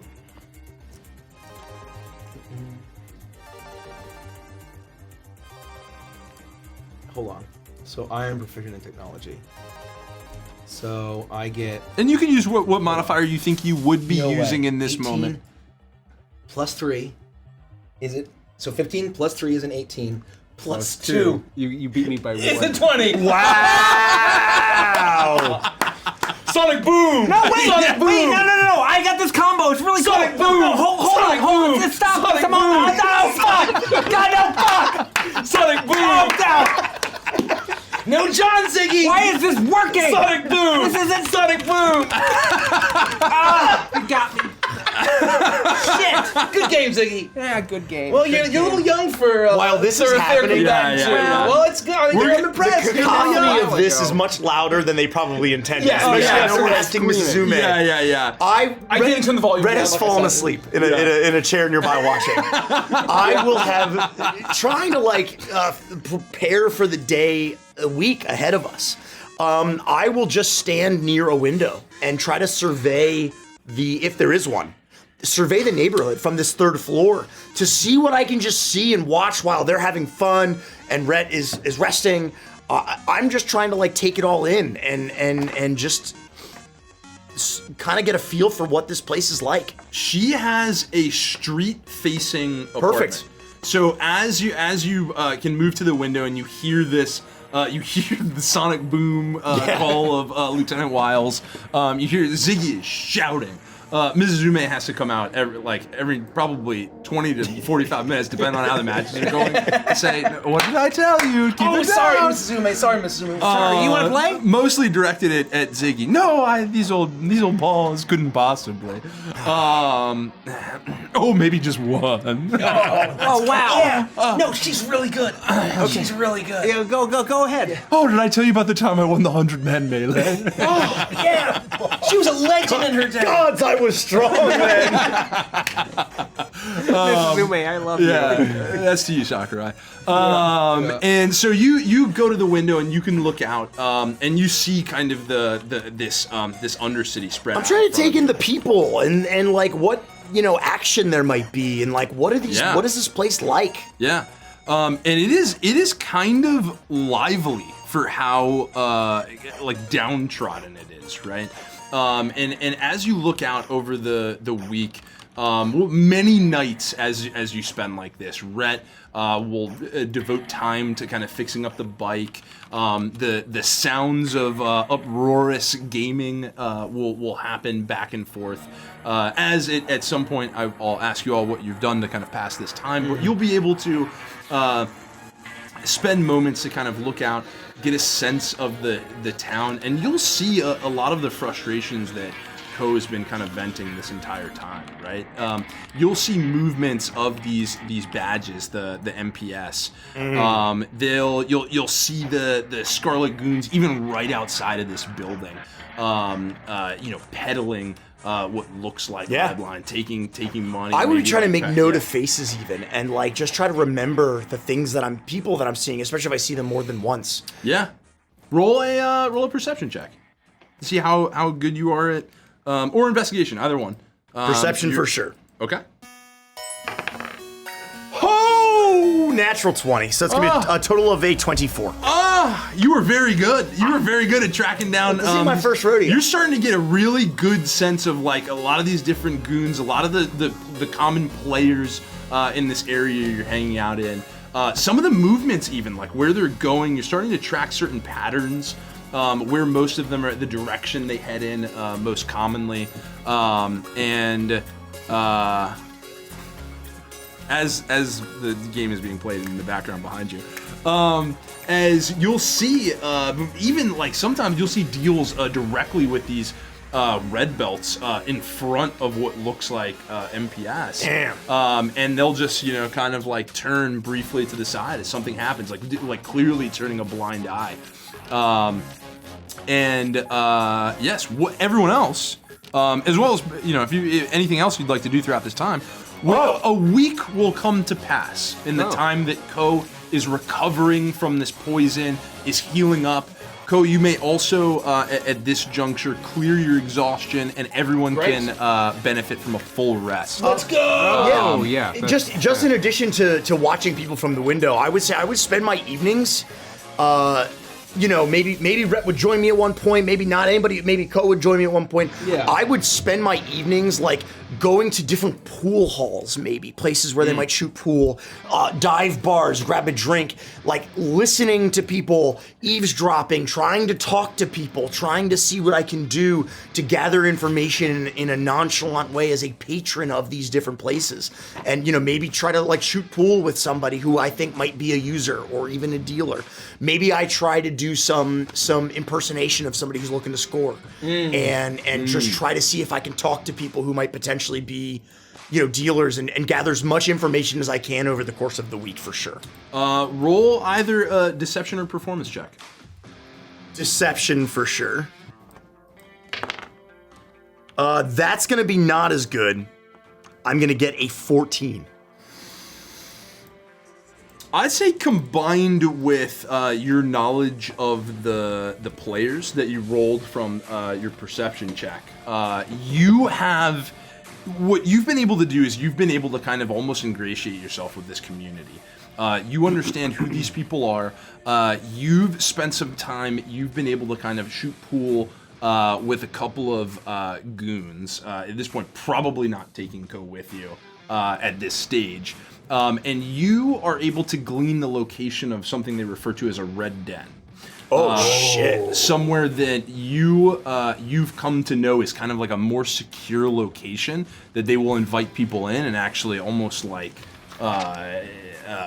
serve you red line as you go. What I'll say is, Pyke is definitely like, he's laid back and like he's cool, but he's definitely not somebody that gives off an air of like high class or anything like that. He's definitely he can be like a grungy, seedy dude when he needs to be. Mix in. You mix in as needed, he's used to drinking with these types, like You're from his clearly past. not a narc.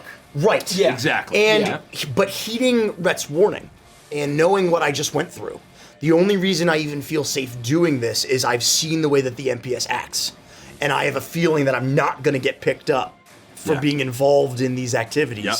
And so that's why I'm willing to take this risk and, pretend like I'm willing to buy. Yeah. You and whomever may be with you at this point, everybody or yourself, however you think you'd like to approach this, you had ingratiated yourself with this Scarlet Eye member who had revealed this location of a red den to you, and you go to check it out. You make your way, and it's kind of this like very nondescript building, steel door. You wouldn't think anything of it. There's no signage. You'd barely even know to give it a second look unless somebody had told you that it was a place of importance. And you go. You open the door. You walk in. And in front of you, you see this like neon red glow that extends over a room. Cushions laid out on the floor. A bar where people can get a drink. And roll one more perception check for me. I got another natural 20. Oh my god! This die is hot. Let's go. You see several members walking around with kind of trays, drinks, whatever it is. Several of the trays have what look like an injector on it. And you'll see that this injector has a plunger, and at the other end has two like syringe points.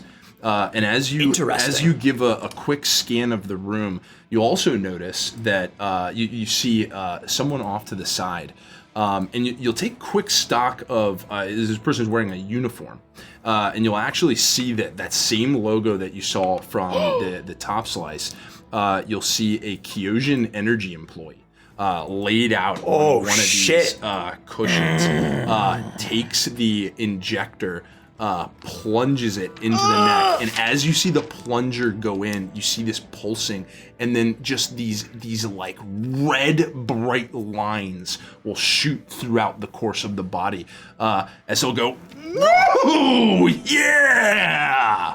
As he's feeling pumped and he shoots this up. The name makes sense. Yeah, I would. Ugh, God, I would actually- definitely like take all this in and try to be as like nonchalant and inconspicuous as possible.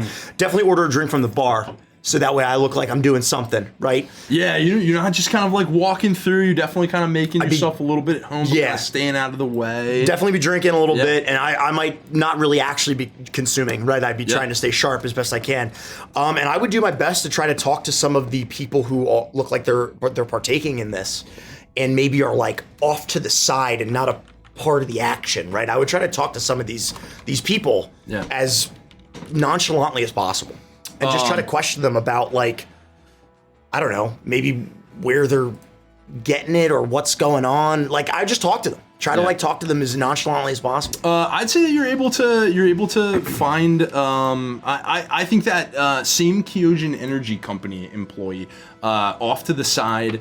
You can approach and engage as you'd like. Oh shit. Okay. All right. I would wait for him to maybe like calm down a little bit.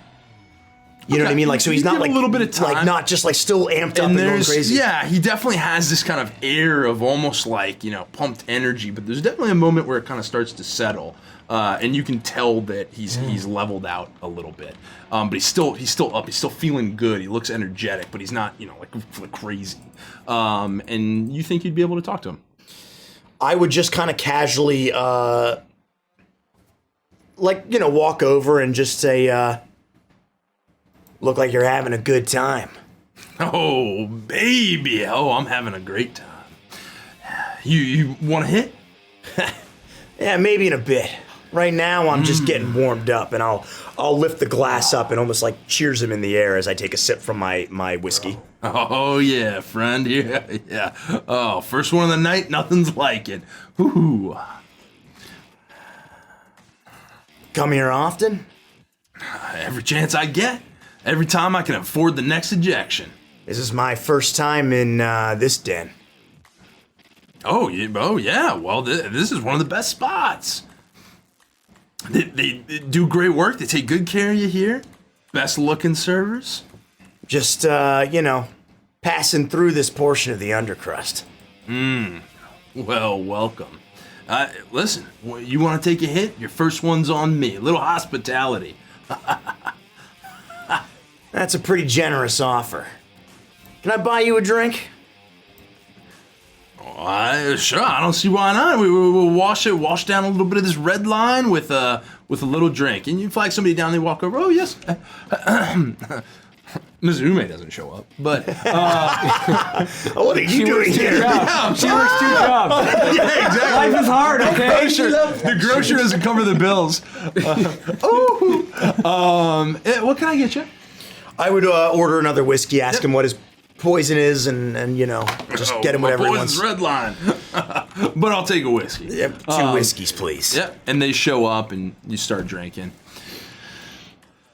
So you, this is quite the party down here. I wasn't sure what to expect. Every den seems to be different these days.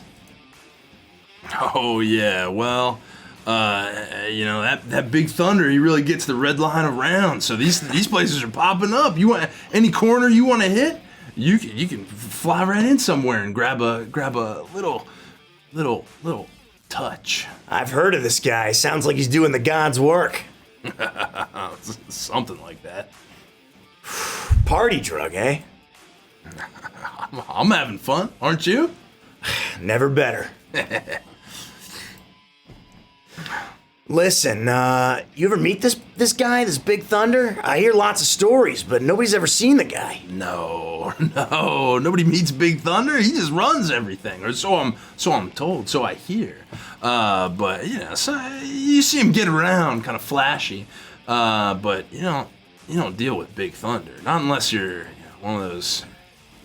They say top slicers, but he'll go deliver personal. Party for a little bit, but down here we just enjoy the ride. Plus, if the stories are true, I'm not so sure I want to meet the guy. Isn't that the case? Cheers.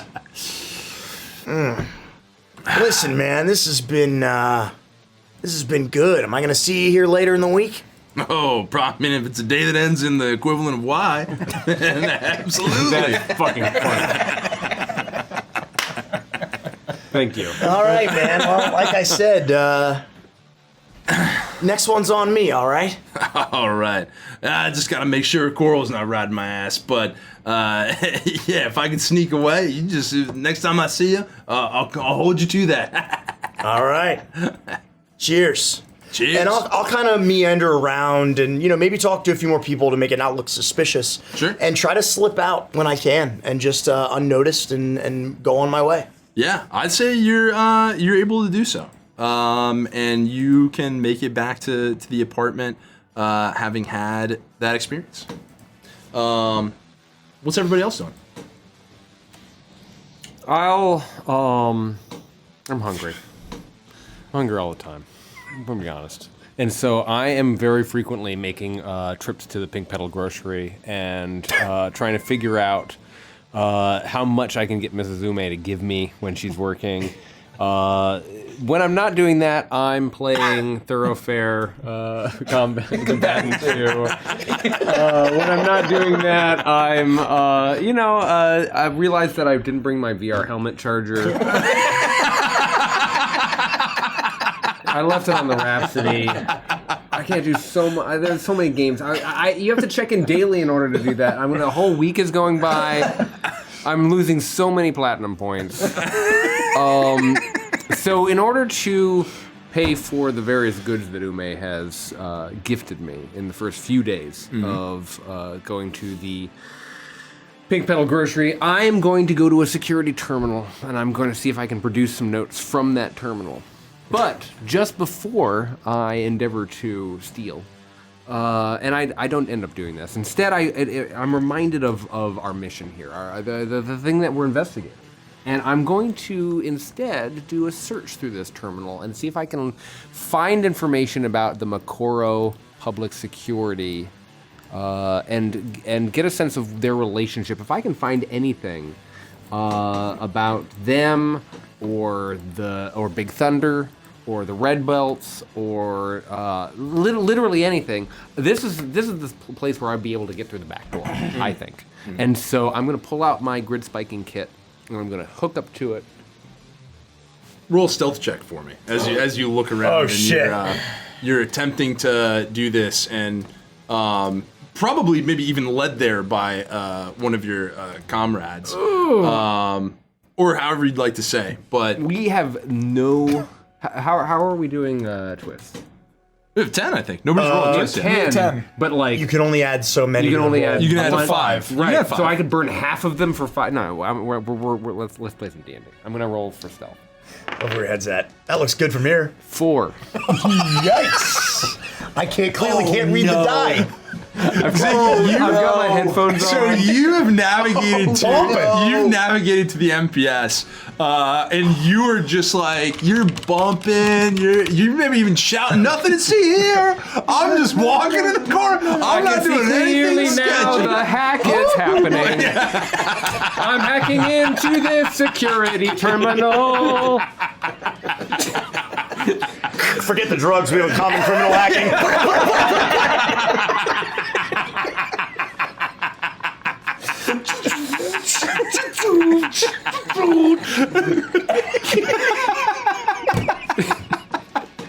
What happens, Dungeon Master? How do we solve this problem? What happened because of that? Okay, well, so you make your way past.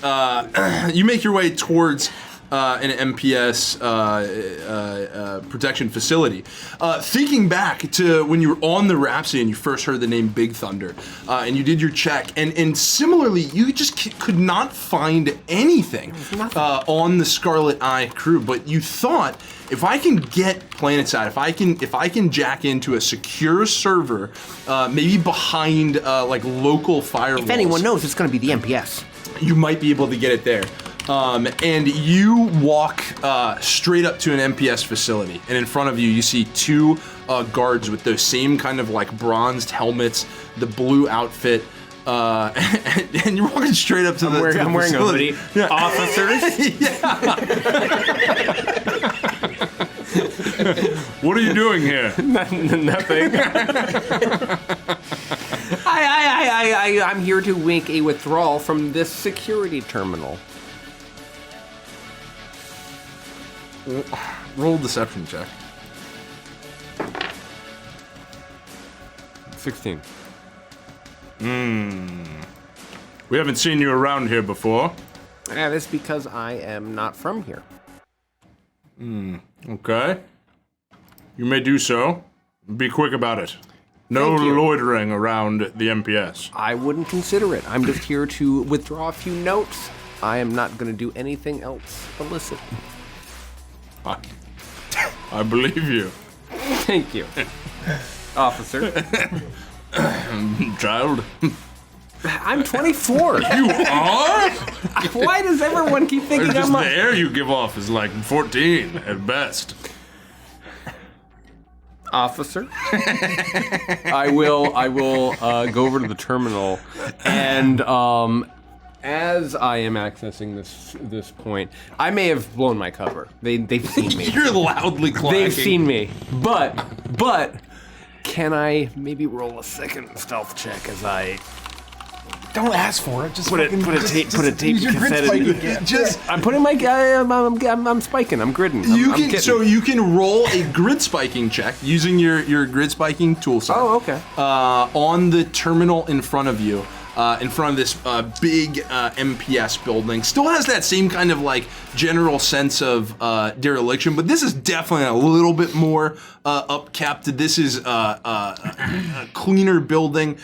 Still that same kind of like rusted metal though, just in terms of materials that are available down here. But you may begin to grid spike.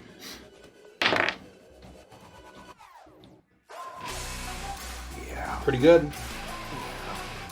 That's going to be a 15.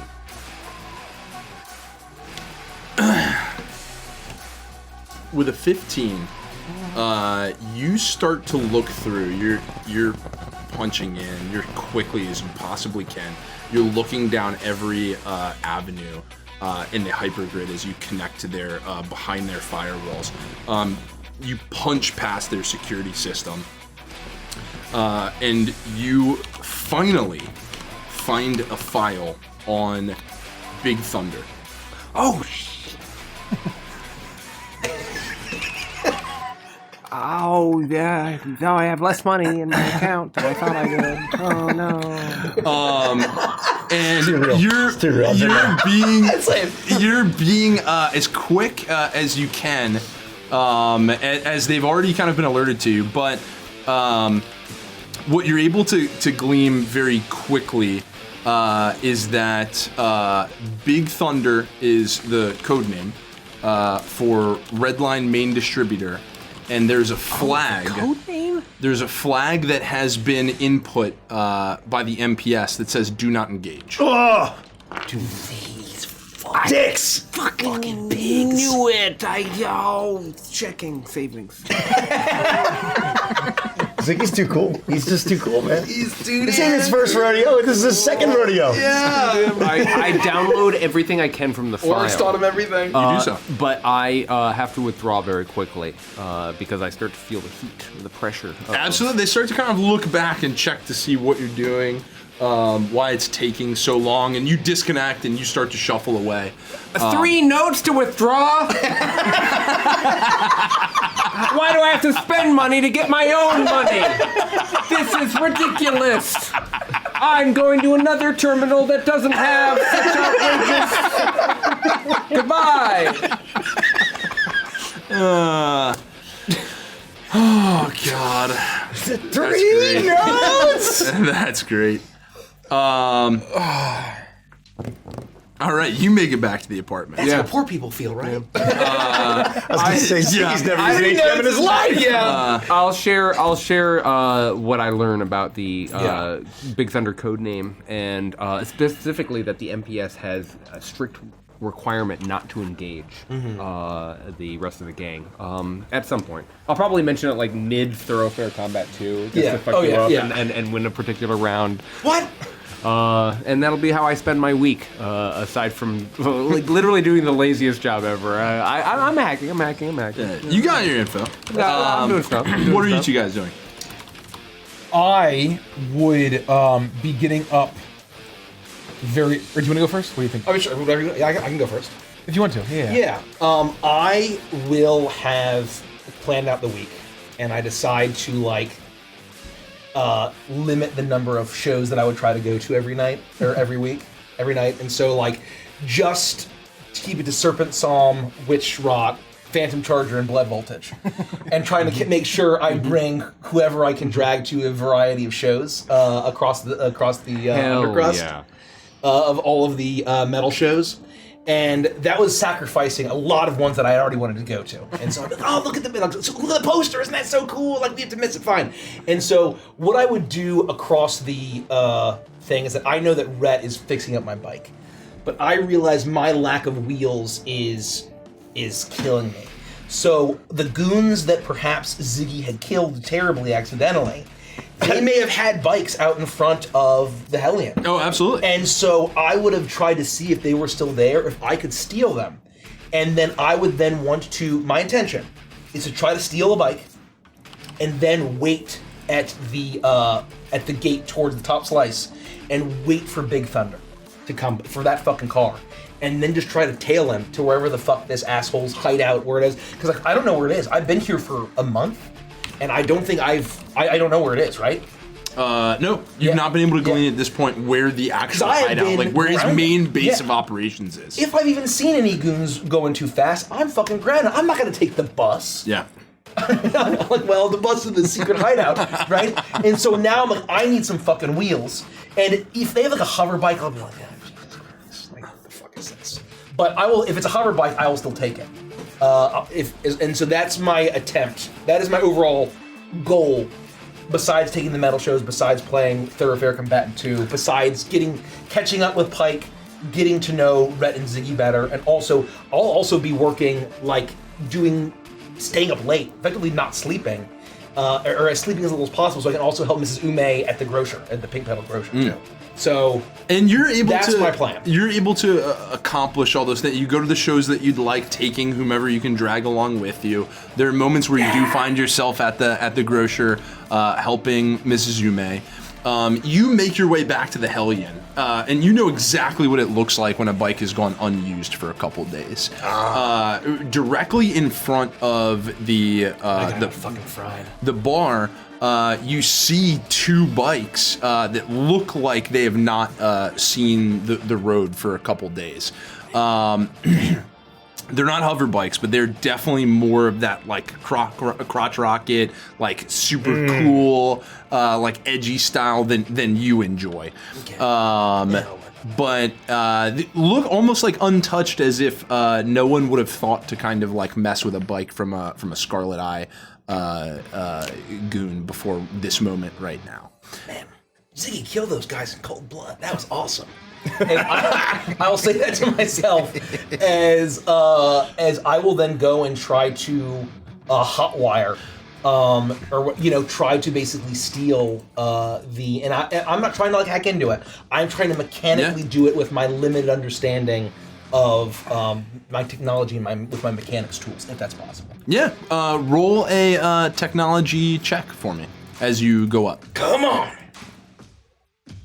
Okay, it's not bad. That is technology, 16.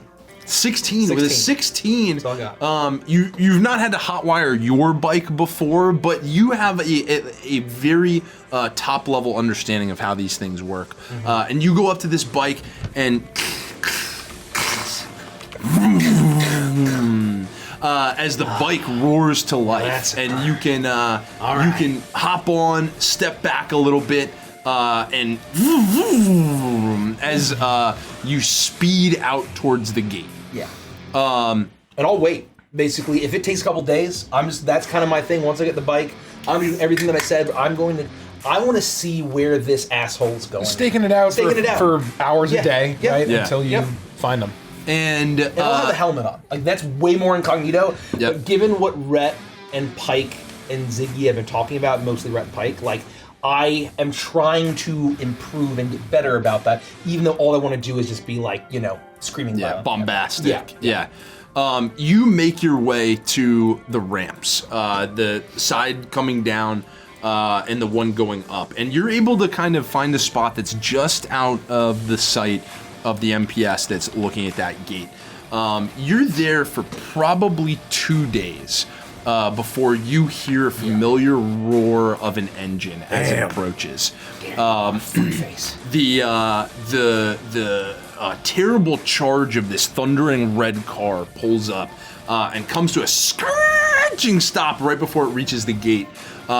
You'll see, you're on the other side though, you're on the passenger side looking at this car. You'll hear as a window goes down, and you'll see this muscular red arm reach out as it produces what looks like a pass. You'll see the people at the gate will do a quick scan. The gates will open wide, and the car will tear up the ramp, followed by 4 additional speeders. All went together. Several hours later, so this is now deep into the night, you know that he's gone up, he has to return. So you've decided to wait just a little bit longer. Eventually, you hear, once again, before you see him, that familiar tear as he comes back down the ramp to rejoin the undercrust. And you'll see that stupid fucking red car as he pulls out of the ramp and he starts tearing down the roadway. It's not getting any bigger, pal. And you follow. Roll a Some more of this. I'm like literally as tight up on this thing. Roll a dexterity contest with me. Oh shit. Just straight dex, I can handle that. 15. That's not bad. That's pretty 15. good. That's not bad at all. It's pretty Not good. bad. Level 3, not bad. You are tearing down the road. You are maintaining the distance you'd like to set behind Big Thunder, who you come to now understand is driving this car, though you've yet to see actually him. You follow him as best you can to kind of remain, keep distance, remain stealth. As you go through, you're driving for probably an hour as you tail him. And he's making these kind of like just snake-like turns through the city as he almost seems to be kind of driving without purpose or without aim. But he's fast, he's tearing up, he's drifting around the roads, people are jumping out of the way. You see badges here and there. Anytime he comes up the road, they just kind of turn away, they don't see anything. Damn. You also pass, as you're going, 1, 2, these large steel, like iron, almost the color of gunmetal, kind of these large giant reactors. You'll know them as the Kyojin energy reactors that have been drawing power out of the ground, and that's what they're really here and what they're accomplishing. And you'll pass 2 or 3 of them as you go. And you'll even see kind of like off to the side as you go up. Every now and again, you'll pass one of these reactors and you might see a couple of employees out front of one with a Scarlet Eye, and you'll see them kind of talking. You'll see things kind of like quickly change hands as you blaze past.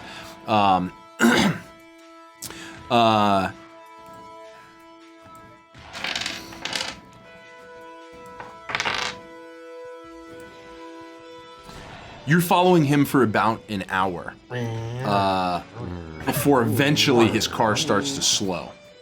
And he moves, you match speed, you start to slow down, maybe even come into a stop. as he starts to slowly pull towards the river's edge. And you see this large kind of like what looks like at a point it may have had the faded outline of like a cannery. As you see him pull the car around the back, and then the engine cuts out. Oh. God, it smells like low tide down here. Fuck. I am going to. So it looks like maybe you're going into this cannery. Looks like, I mean, from what you can tell, from what you can hear, from what you can see, it looks like he's going into the cannery. Are we like by the wharf? Yes. Okay. You're kind of like on the river's edge, kind of by like a wharf section. Damn. There's Cool. a lot of Like a stanky version of the DC wharf. basically. exactly, It's kind of- yeah, exactly underneath right. it. Yep. I am going to be trying to think of the mantra of where, like, I feel the serendipity of being saved, and there's a lot of conflicting feelings that I have in this past week. But with Rett and Pyke trying to convince me, I'm trying to listen to them, but I want to get a sense of what is this place? Is this no fucking cannery? Like what, how heavily guarded, how armored, how many goons? I mean, I've only seen goons around town, but everywhere I go, they're everywhere. So I'm thinking of like, can I try to get a sense of how many people are there and how heavily fortified this Roll place an investigation check. Can I use some twists? Yeah. Let's use. Should we use 5 of them? No, let's just 2, right? Let's use 3. 3? Let's Okay. meet in the middle. Yeah. Oh, thank God. I don't think I'm definitely proficient in this. Actually. We're using 3 plus 2 plus 0. That is 22. 22. Nice. 22. 22! You're even in this chase, your blood has kind of been boiling. You're trying to keep the mantra of Pyke and Rett in your head, but you can't help grapple with this fact that someone who's leading up the people you have been chasing for so long is right in front of you. But you can see, as you look out, you can see that this looks like just a kind of like dock warehouse. As you pay a little bit closer attention and you wait for just a couple minutes, you start to see a couple people shifting within, and you make note on the outside. What look like dormant laser turrets have been attached to the out front. Jesus. So something that is what you would come to understand is heavily guarded and enforced. So anybody who goes in the lot of front door guards. is met by someone. Yeah. A lot of guards. Lot of Doesn't seem security. to be any sneaking in. But it's not initially obvious. Like It's not. You have to give it a couple minutes to kind of watch some coming and going. It's definitely not immediately obvious. This doesn't look like a buzzing hive of villainous criminal den. You know, this you do have to give it a bit, and it almost to the untrained eye would look like the normal comings and goings. Okay. But this is a lot of people here, and heavy artillery. I will then go back, report all this, say, hey, there's like a fucking army, like, that they have. We got to figure out something, because effectively, this isn't going to be something where we can just cut off the head of the snake easily. Damn. That is what I'll report back. Well done, Co. But we know where he fucking is. You do. You know where he is. We're getting somewhere. And Rett, you've been working on the bike throughout this whole week. I'm like, when I can, I'll be like, okay, sorry. Any moment Co's not exploring vengeance or watching rock shows, heavy metal shows. Yeah. She's over your shoulder watching your movement on the bike. And with your proficiency, over the time that you've been able to give it, you've been able to find materials here, things there, your tools enhanced. You have done a pretty excellent job getting this back into kind of working order, and you're really just in the point where you'd be putting any kind of finishing touches on it. Perfect. And would I have time to do anything else during that Absolutely, week? yeah. You can definitely. I think you can definitely kind of be doing that by day. You'd still have these moments with the like you'd be down. You'd maybe go to shows. You'd have other time to accomplish what you'd want to do. I don't think that Rett sleeps a ton. Certainly not in this situation. He's probably sleeping like 4 or 5 hours a night. Yeah. And so he late at night and early in the morning, he would be behind this building working on the bike, and Most people would wake to the sounds of you kind of like crunching gears, turning bolts. Yeah, so basically he would be, going to various mechanic shops to find the parts that he thinks he needs, trying to like work together parts that he can't find just sort of on his own. But I think in the downtime as part of the bounty hunting that he's doing I think he would try to get a sense of the Kyojin Energy Company and sort of figuring out what they're doing here. And I have to imagine that maybe there's some Aetheron that they have employed as well. And so my hope is that learning about the company, just like the old days, especially once Ko reports to me that she sees like employees and red belts like I would have told you about the Kyojin guy that I met in the den, 100%. I just didn't know we were doing that yet. Folks. Yeah, and I definitely would have told you that. Throughout the week, right? This is sort of obviously like downtime rules, which is fucking awesome. But like, what I would be doing is for this week, if I could try to start to sort of snoop around the power plants and the various, whatever kind of facilities that they would have. Processing facilities. And if I can find some drunk old Aetheron, like, dude that would like maybe go to a dive bar and get changed and leave his uniform in a locker. Oh shit! Yoink the uniform and like throw that on. And let's go. Just like I wouldn't want to do anything too risky. Like Rett's not the kind of guy that's gonna walk into the fucking plant, but at least get on the grounds past like just sort of look like I know I'm supposed to be there. Yeah. And at least at a surface level, do whatever in kind of investigation that I can to get a better sense of what this company's doing here and how they're involved in the gang. Roll a investigation check.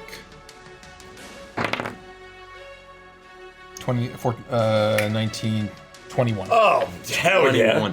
With a 21, your week goes a little like exactly as you described. Sweet. You are able to kind of, you've now all kind of come accustomed with these reactors a bit. Ko's maybe described some of how it works, some of how they set up. You're able to kind of like track down the closest one to the building you're staying in. You spend a little bit of time. You eventually end up finding this old Aetheron that was working at the plant, who just gets hammered one night at the bar, passes out at the table. Can't be a fun job, A common occurrence, right? A common occurrence. And it has also classic, like really easy to acquire just overalls, like almost like a mechanic's overalls. Yeah, not too different from what I normally wear, right? Exactly, exactly. But did have a badge that said security consultant, and so. What this will allow you to do is, this will allow you to basically get onto a reactor plant and start to kind of investigate things from the outside. And as you said, maybe you're not looking to get like all the way in, or if you want to feel that out, you definitely can. But what you're gonna start to do, what I'll tell you, you're gonna discover at this point, you're looking at this reactor, and this is a gargantuan structure. It does not pierce the highways above. It stays kind of like in the undercrust, so it doesn't upset the kind of like nicer experience of the above. But you start to look around, you start to figure out the workings here, and you understand that this thing feels like it's drilling deep into the ground. Oh shit. And you don't know exactly how far down it's going, but it's pulling up a form of power out of the ground. Through talking with people, figuring things out, you're gonna come to find that they are basically they're drawing out of the ground Tellucium. And as they do it has a negative impact on the environment around them. Classic. But it is a condensed form of power that allows them to do to power an absolute immense amount of things around. One day, when you're at one of the plants, and you're investigating, you're checking things out on the outside, you experience everything for a moment goes black in the entire area.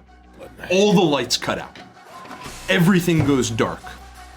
And you look around, you're seeing, and way off in the distance, in the undercrust, you see some lights still kind of lit up from a neon area, but it looks like this whole neighborhood section, The power's out. the power has gone out. Do we experience that too while we're around? I would say yes, absolutely. Okay. Even if you're in the apartment, at this point, you're in the closest reactor to the apartment. Mid-game. Everyone, mid-game. Ziggy's finally about to win. Ziggy is finally about to win when suddenly everything goes black. Technically, that's a draw. It's very funny. He's gonna have a breakdown. Cheer up. And you'll see, it'll be fucking black.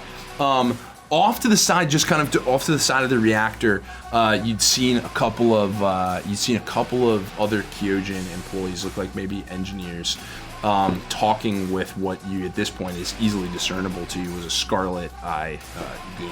That classic exchanging of the hands. This is middle of the day. Presumably, they're supposed to be inside working. Yeah. And they're outside maybe shooting up or maybe just getting something for the evening. But their attentions have certainly been drawn, and that has resulted in a rolling blackout in the area. And you'll hear call out across almost this like open field chain fence.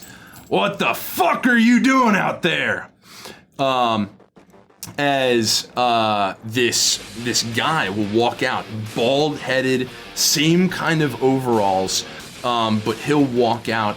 And if you can catch a glimpse, you'll see not a tag, but like almost sewn into his overalls says Foreman.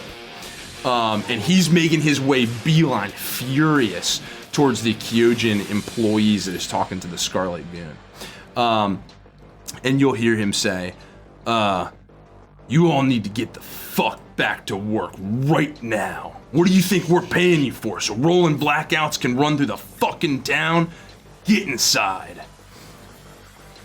So they just like stop working and like the power just cuts out.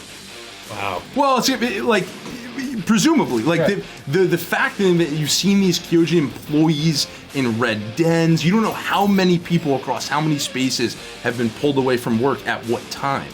And the result of them, you're starting to kind of draw the dots, the result of them getting in like deeper and deeper involved in this red line is the work's not being focused on at these power plants, and the result of that is occurred these rolling blackouts, which this is the first one you'll experience, but you will experience more throughout the week as you go through. If I could get either a glimpse at the name tag or find out if that guy had the same name as the guy that Pyke mentioned. Oh, yeah. Coral or Corral or whatever.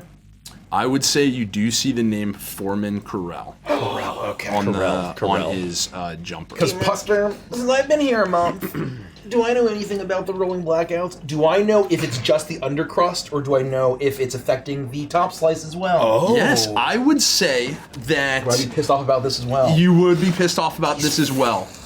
You may not necessarily understand why, but you would know that these rolling blackouts are reserved specifically to the undercrust.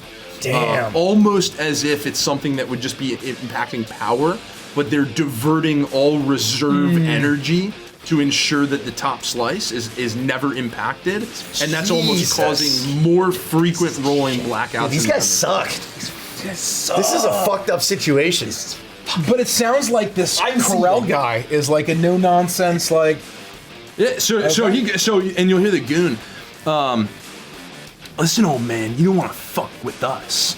You know how dangerous the Scarlet Eye is. You know who you're dealing with. Rett's trying to get the tea. Listen, fucking kid. Peddle your shit somewhere else. Oh, shit. You want this whole fucking place covered in darkness? Get the fuck out of here. Leave my guys alone. And you three, get the fuck back inside and get the goddamn lights on. We have a common enemy. This won't be the last you hear from me. Fucking Corral. You wanna fuck with us? You know what we can do? You wanna fuck with Kyojin? You know what we can do? I'll fucking bury you. Get the fuck out of here. Oh, this is bad. This is so bad. We're way in over our heads. And he will shuffle his guys back inside as the Scarlet Goon will shuffle off elsewhere. As you. And I'll say at that point, you make it back to the apartment. I relay all of that. Hey, Rett, everything good? You okay? What? Oh. I will share this, and I will let people know that I think this, sort of based on everything. I mean, I guess at that point we've collected all the information. Yeah, right? Yeah, at this point, you're closing it on the end of the week. You've collected all this information together. Ko has never dropped a game to Ziggy. I'm kidding, but I'm sure it's you gone have the back. you have I the would've whole. let It's gone. him win a few It's gone back and forth. You have a wanna play full. Dan. You have a full picture of Still just information Dan. in front of you now. This is deeper than I thought. All these guys are scum fucks, but I guess they're scum fucks that hate each other. A whole energy corporation, though? We're not just dealing with drug dealers here. Goddamn fucking fortress. I got a feeling that this Corel guy, he might be a good contact to make. I tried to stay the fuck away from him while I was snooping around, but if y'all want me to somehow sneak in and let me drop him a line and we can meet with him, maybe, having this fucking common enemy, we might be able to get some help. It's not a bad idea. Whatever this shit is, it's not even the normal stuff. Those guys that I talked to in the den, this is another level. People are dying. But it seems like they're testing it out on the undercrust before they ship it up to the top slice. And so they're just fucking test subjects down here. And so, I mean, if this Corel guy is trustworthy, I mean, the Kyojin assholes have enforcer goons. The Scarlet Eye have fucking enforcer goons, and the MPS, and none of them are on the same fucking side. They're all just fucking coexisting because everyone's making money hand over fist. Is there somewhere we can meet down here that would be safe and inconspicuous for this Corel guy? Safe and inconspicuous. You're gonna ask fucking me. I mean, you know this place, and maybe it's been a week, and maybe I would have an idea. But we gotta figure out if we can meet with this guy, it's gotta be somewhere safe. What about what about at Pink Petal Grocery? No, why? No! We're not gonna lure him back here to Mrs. Ume. No, he doesn't need to know. He has to pick up groceries. That seems like the perfect spot. I don't know. We gotta be careful. Even if this guy has similar interests as we do, we gotta be careful messing with Kyojin. These guys are serious players. Well, what if we do it at a show? We invite him to a show, it's too loud, no one can fucking overhear us. I think that's fucking brilliant. That's a great idea. Yeah. All right. Do you have one in mind? Just give me the info, and I'll try to slip it to him if I can. Well, I mean, tonight, or... God, do we do it tonight? We do it tonight. We can do it tonight. I can get back over there. Do I know which plant he would be at, or Yeah, generally, I would say he seems like the kind of guy that just burns both ends. You've seen him at that plant. You know that he would, especially in the events of rolling blackouts, he's pulling double duty to try and ensure that this kind of stuff is not happening. And he's generally pissed that his people are off getting hooked on this stuff. And he's definitely there's a ton of ill will there. And yes, You got a think sense you know where he is. of what kind of rock he'd be into, or what kind of music, or I think the Widow's Wail show. Widow's Wail. That's the one. Widow's Wail? Widow's Wail. All right. Absolutely. And the show's tonight. It's tonight. All right. We'll meet him there a little bit after doors, so we're not looking conspicuous, and then we can linger at the back. You're old, I mean, it'll be believable that you'll need to kind of be far away from the pit. I mean, look, this isn't my fucking arena, all right? So I'm gonna get the guy there. We can all watch the show, and we can talk to him, screaming our fucking lungs out in the back of the club. Yeah. All right. Widow's Wail tonight. Widow's Wail tonight. I would immediately get back. I would maybe like I wouldn't even get. Would wait to get changed somewhere inconspicuous, get close to the plant, and I would walk on property with the uniform on and try to. I think I would try to intercept him directly, if I could. Yeah, I think you'd be able to do that. Okay. I'm gonna you. I think you're picking up what I'm putting down, but I want to basically Mike Ehrmantraut him when he walks into the fulfillment center. Yeah. And basically like no nonsense him and basically come clean and be like, look, this is who I am, and etc. So if you want to role play that, we can. But that's sort of my plan. I think you are extremely able to do that. You get there. You're both no-nonsense guys. You're both no-nonsense guys. I think that he would get it, and he would be on board. I think that you're absolutely correct. You're able to navigate back to the plant. You find Foreman Corral. You engage with him. You explain that you're this bounty hunting party. You'd like to meet to talk about a shared issue you all have. Maybe even apologizing for some of the pomp and circumstance and the misdirection, but this was the best way to get his attention. And I think he would hesitantly, but be interested to hear what you have to say and want to meet with you. And I think you're able to accomplish all that. I take him aside and say, look, I'm wearing a fucking uniform. Clearly your security's lacking, and I have a sense that you're in a bad fucking way because of this fucking syndicate and these drugs. And I hope that you're on the same fucking page as I am. And I'll show him my guild's sort of certification of like, hey, the name's Red Indigo, I'm a bounty hunter. And we want to fucking clean up this place and take in the distributor that's been fucking ruining this city and this fucking neighborhood. Are we on the same page? I've seen y'all moving around. We're on the same page. Bounty hunters. Bounty hunters. And this big thunderfuck that's getting these drugs into all your employees, we want to take them out.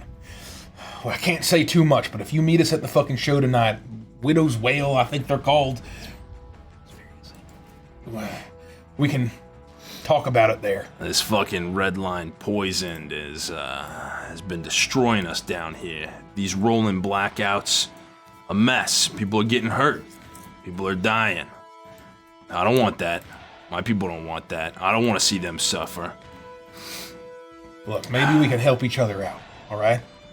Listen, we can't get in a fucking all-out street war with these goddamn Scarlet Eyes. I bark at them enough, sometimes they move away, but I don't know how much you know about these guys at this point. These are hard fucking killers. These aren't pickpockets and drug peddlers. They know what they're doing, but we had our eye on this one chick for a while who was messing with them, but She's with me now, so part of the crew. Look, I don't know who's fucking listening. I don't know who's watching. It's not safe to do it here. Anyway, it's a pleasure to meet you. I'll see you tonight. Yes, you will. And I would get the fuck out. Just so that I don't want to say too much. I just want to basically He in and just out. kind of turns his back to you and goes back to working on a little, like just writing something. As I'll you, have my clipboard. Make your way away. And I will walk off premises and meet him at the show.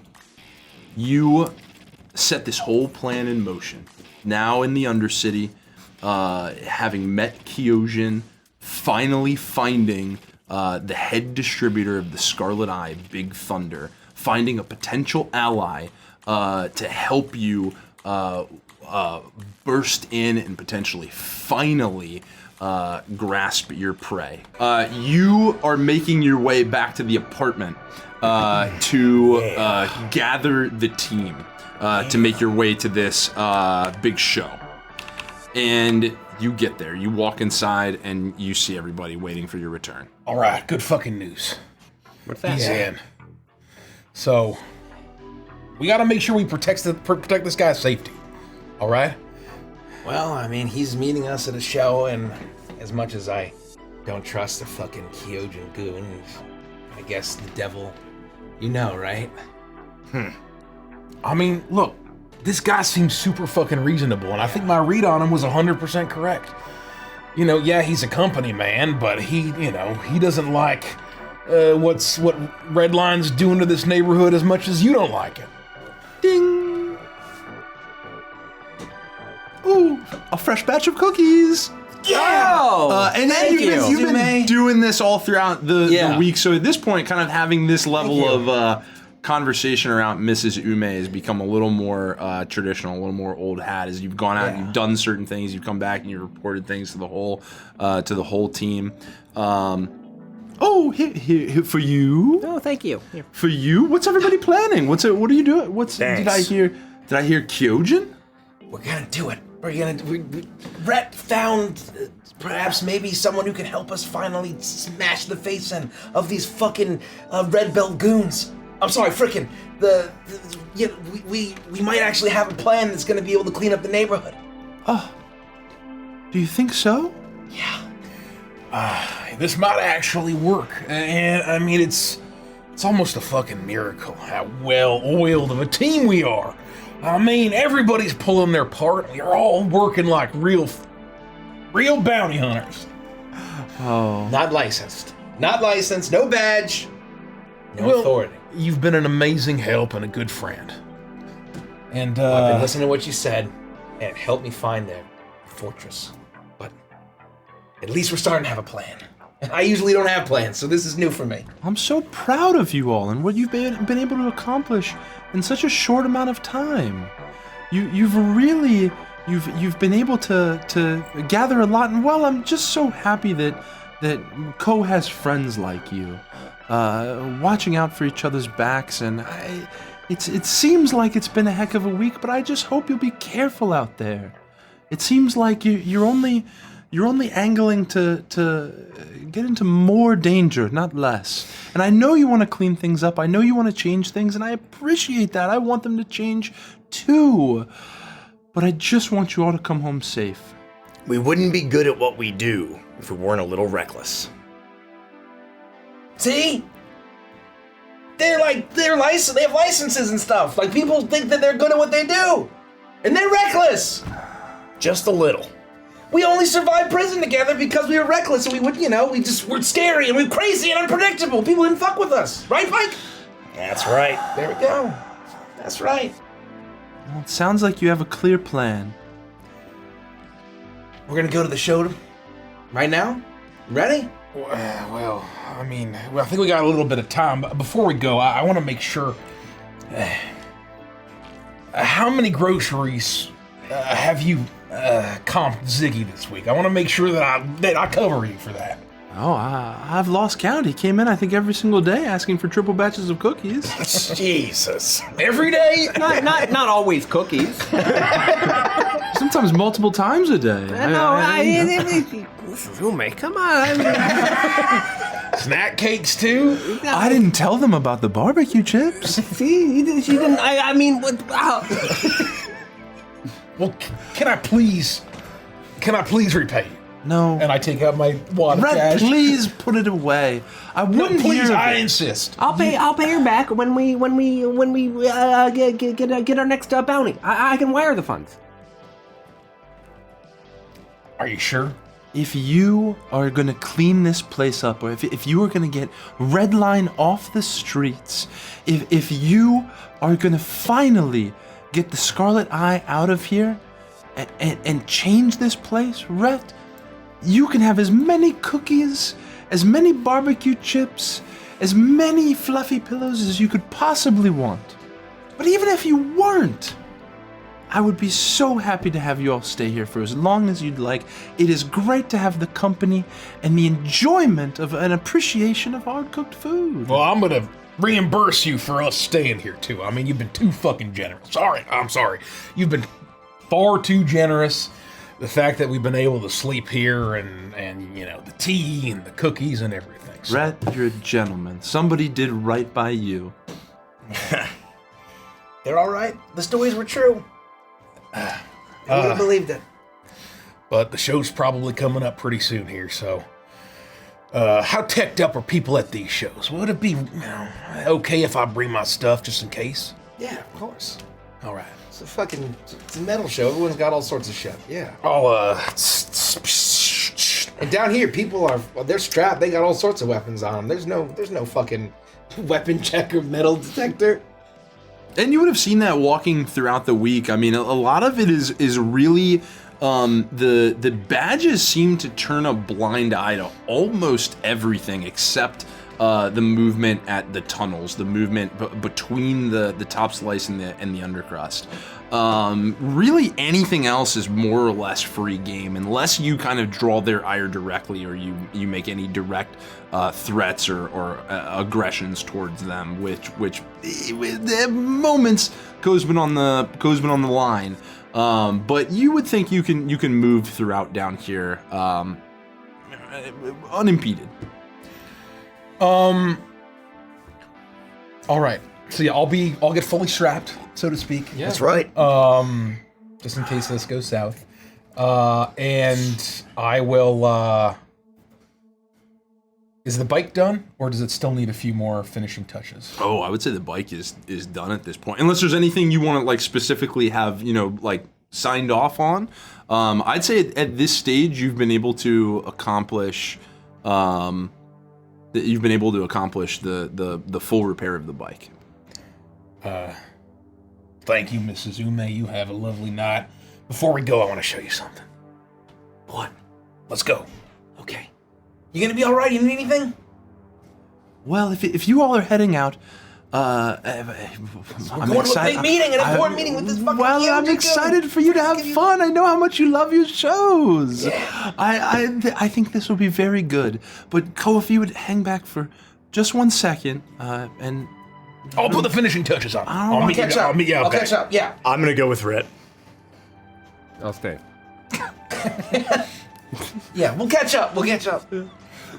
Yeah. So I'm gonna go back around to where the bike is. She'll wait until Ziggy also leaves. Ziggy very quickly is like, look, I know I took a bunch of stuff from the store, and I wanted to, like in trade, we'll reimburse you, but I made you a grid site. pinkpedalclub.com, and you finally got me on the nav. That's right. You're on the navigation, and you've got your menu right here, and all of your goods, and it's got inventory, and you can accept payments. People can even pick stuff up. It's really something. Is that special. why people keep showing up saying they've done something online? Yeah. I just kept sending them. I had no idea what they were talking about. Well, now you're on the grid. Oh, thank you, Ziggy. My pleasure. It's been my pleasure having you here. Take another 2 cookies for the road. You're a growing boy. Thank you. I run down the stairs with 1 cookie in my mouth, anime style, as I follow up with Rett and Pyke. Cookies instead of toast. Yep. Yeah. Exactly right. What's up? Ko, come here. Sit down next to me on the couch. Oh, okay. Yeah. Cole sitting down on the couch, like, and Mrs. Ume slide over to Springs her. are kind of Yeah. digging in there. Sorry. Listen, I know I probably worry too much about you, but I've known you since you were very small, and I just hate to see harm come to you, and I want to give you something, okay? And I need you to take it, because I believe that this is gonna bring you good luck. And I think it's gonna keep you safe from harm, and I think it's gonna help you find, hopefully, the peace that I think you're really seeking. And she'll produce to you this plump, round cricket. It's painted red, yellow, and black. It has these kind of swingy antennas that play back and forth, and they play almost this like xylophone kind of chime when they're connected. And you recognize this. Yeah. It immediately takes you back to your childhood when you saw her shop. And you used to see this plump cricket sitting in the window as you would walk past. This was in the window of your shop back home. My whole childhood. Where did you find this thing? You brought it with you across the galaxy? Oh, well, I knew that you always had an affinity for it. I saw you keep your eye on it, and I just thought, someday you're gonna need this.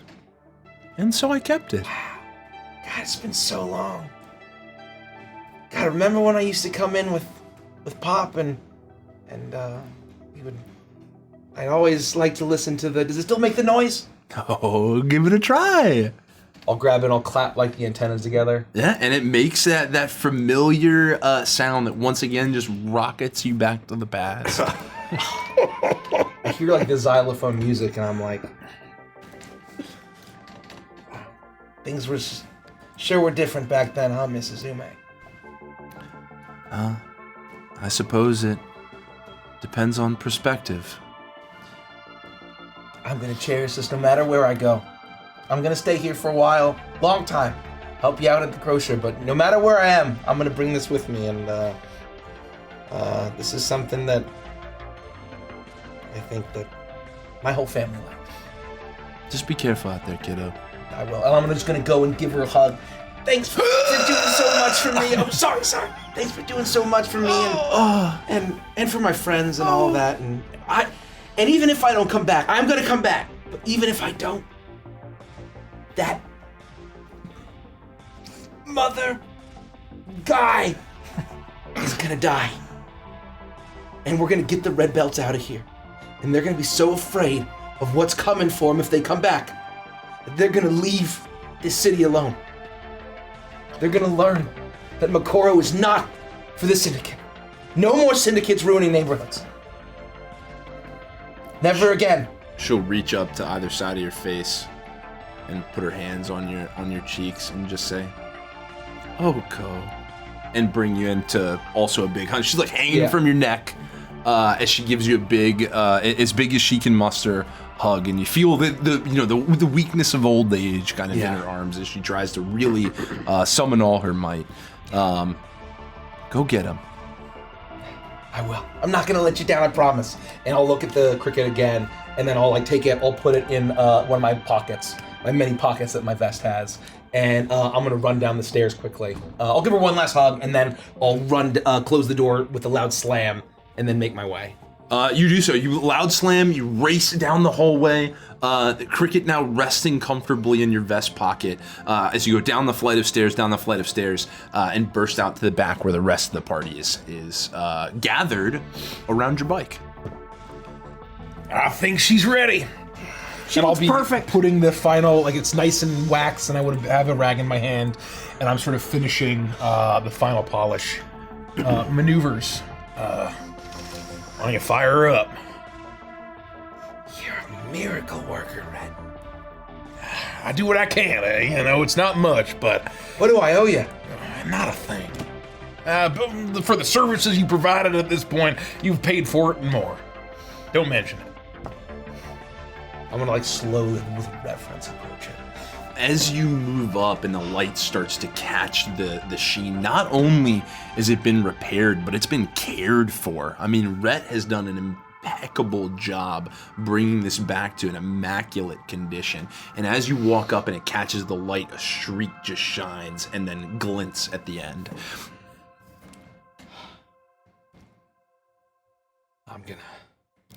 No. I should wait. We're gonna walk to the show. It's up to you.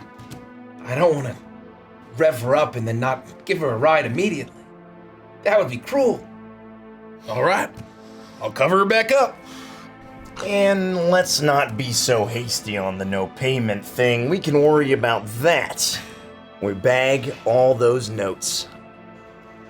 Yeah. I don't know how to thank you. Thank you guys, Bob. Thank all of you. I'll grab the tarp that's been covering it when I'm not working on it. I'll put it gently, lay it back over. You do. Nice you do it with protected. care, and it very neatly frames the shape of your now pristine bike underneath. Okay. Just one more look, and I'll get Pyke. Things that make you say, hell yeah.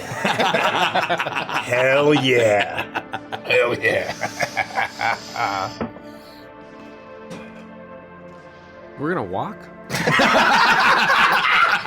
Smash guns in the costume. Smash guns in the costume. 100%. 100%. Ziggy's all sweaty.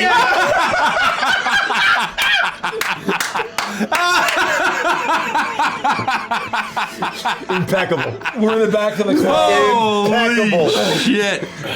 Oh my god. It's the opener. We're waiting for Corel to show up. You make your way, and it's this kind of like warehouse, kind of heavy metal rig. There's music just raging in the background.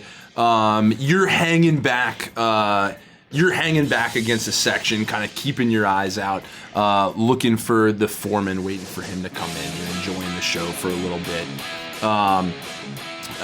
Until finally, you see the familiar figure that you've come to know, Rett, as the foreman. He walks in these big, scale up doors that are just like open now as this concert's in full raging form. As he comes in, kind of like a trench coat on. As he walks in, and he kind of gives a quick glance around until his eyes fall on you, Rett, and he makes his way over. Did I ever get his first name? No, I don't believe you did. Once I see that you might be talking to him, I'd walk over, 3 beers in one hand and 2 in the other, and pass them out. So it looks like we're there, we belong, we each have a beer, we're enjoying the music, and to just try to look like we're there to party. 2 minutes! I'm like screaming. I'm screaming. I'm going Up the irons! People are just shouting out in the crowd. I'm going ape shit. Hell yeah! The performance is incredible. Jumping, I put it, knock back the beer. Giant speakers. The lead singer's just standing on top of one and then leaps off of it and does a flip until he lands. And it's just like things are going crazy. Boom, flames are flying up. This is a great show. Finally, Foreman makes his way over to the group of you collected.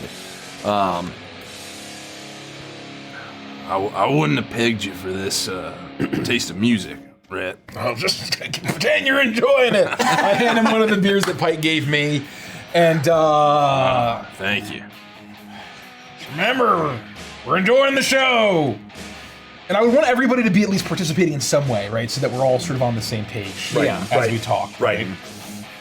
I'm listening, and I'm just standing here. Once I finish my beer, I'll do that kind of thing where I'm just like folding my arms and like just looking, but I'm listening. Yep. As letting Rett do the talking, but I'm going to contribute as well. Yep.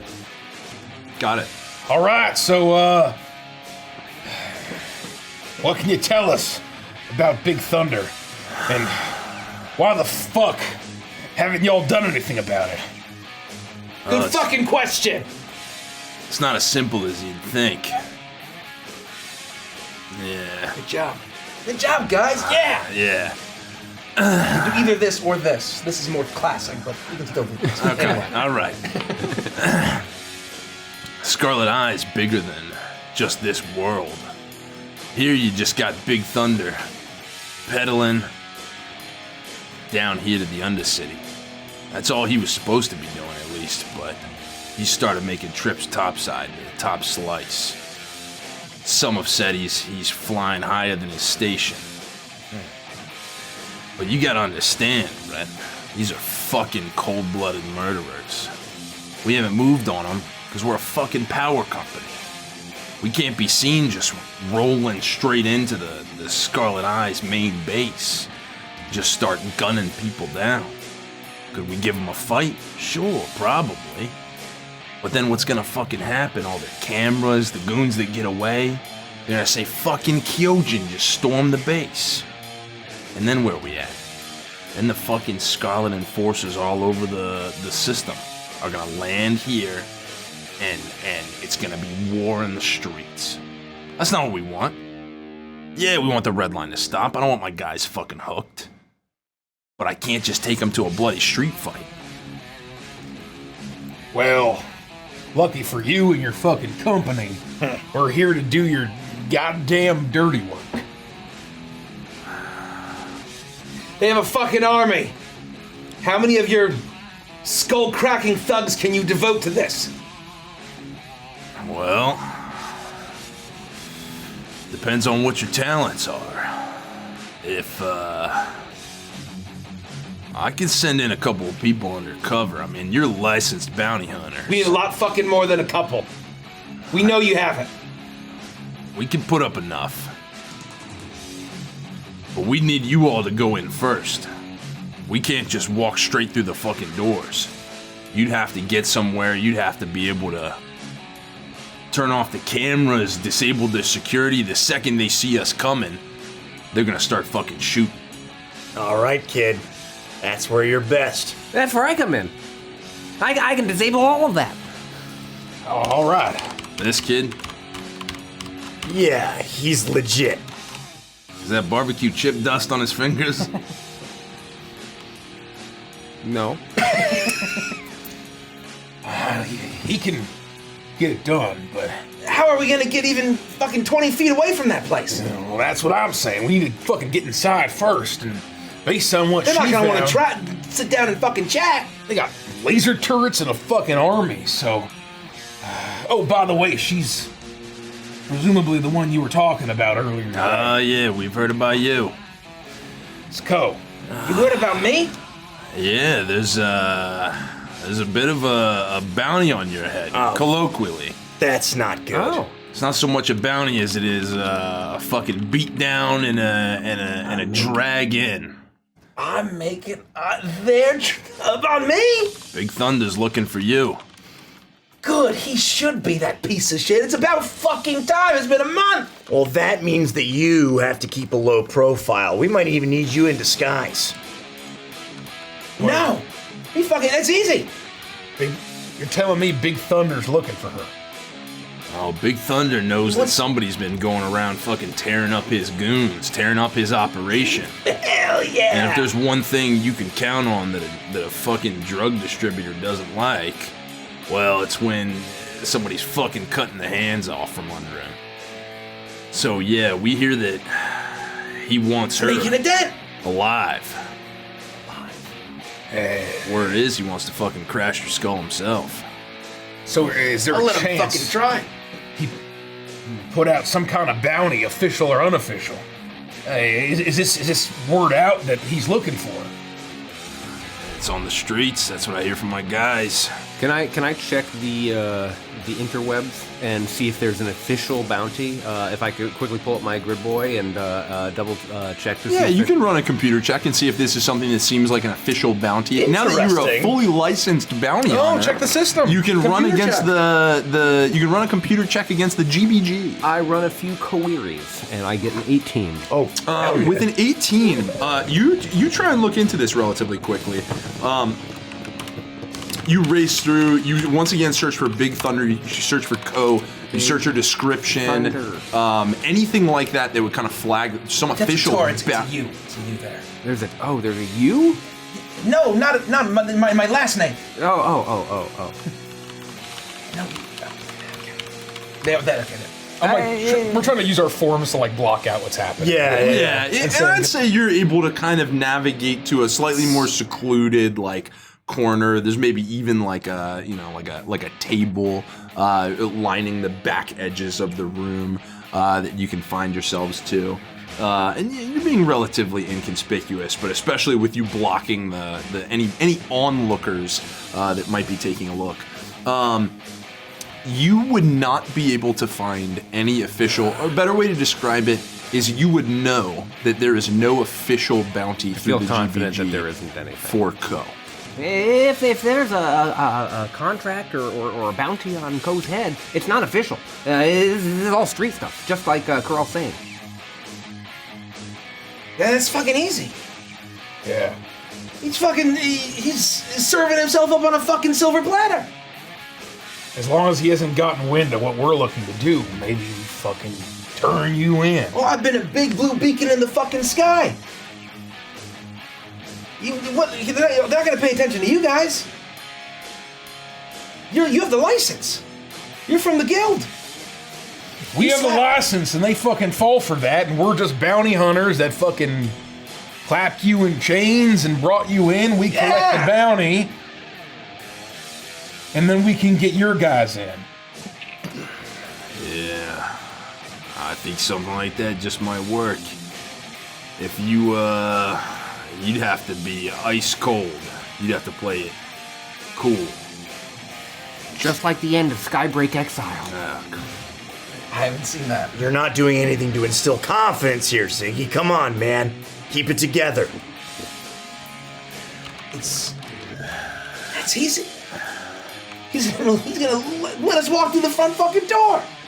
If this kid can do what you say he can do, and you think he can disable the systems, you walk in with her, they're gonna let you in. They're gonna take you to Big Thunder. And if he could split off even for a couple moments, kill the cameras, whatever the hell else you can do, I'll bring my fucking hottest hitters.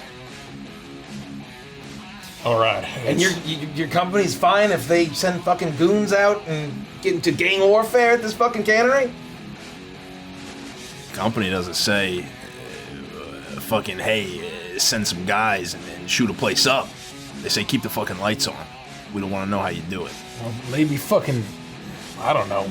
Go incognito too. Don't fucking wear the company's goddamn logo on your vest. Oh, we'll be incognito. We'll be Helmets. dressed up, disguised, helmets, that's a good whatever, idea. whatever it is.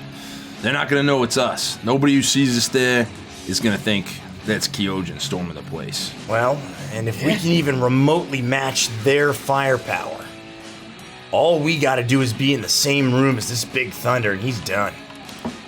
I don't need a fucking weapon. I got these. We're gonna need you though. Once we're in there, the only way we're getting out alive is if you all fucking hold up your end of the bargain, you understand? Listen, I gain nothing from sending you guys in there just to get fucking slaughtered. All right, I want them out as much as I want Redline off the streets, as much as you fucking want to see this happen. Okay, I'm invested. Could I discern if Rett and Richie are both pretty convinced that like he's risking his life and that he wants this as bad as we do. But can I potentially mechanically Roll an insight check. Confirm that information. Confirm that. pretty good? I think that's an 18. Oh, hell yeah. With an 18, you get the sense that Formulating is almost like a kindred spirit to you in a sort of way. I'm feeling that. You're I'm both feeling kind of that. no nonsense, straight to the point. You definitely get the sense that what he's saying to you is the truth. Not necessarily that he's some like good, benevolent guy looking to help you out of the kindness of his heart. Redline is cutting into the bottom line of Kyojin, and it's his job to keep the fucking lights on. And it's his job to kind of keep things going. And he genuinely seems to have this care for his guys who are getting hooked on this drug, and he wants it out. All right, we got a plan. The question is when. It's better to. How fast can you get your guys together? Tomorrow night. Tomorrow night. Sooner the better. The longer that these fucking assholes are the sooner they're fucking dead, the longer they're off the street. And we don't even want to give him a chance to catch a whiff of what we're cooking up. Yeah, I gotta make a couple calls, but If you can commit to that, tomorrow night would do just fine. well, we can move as soon as you'd like. All right.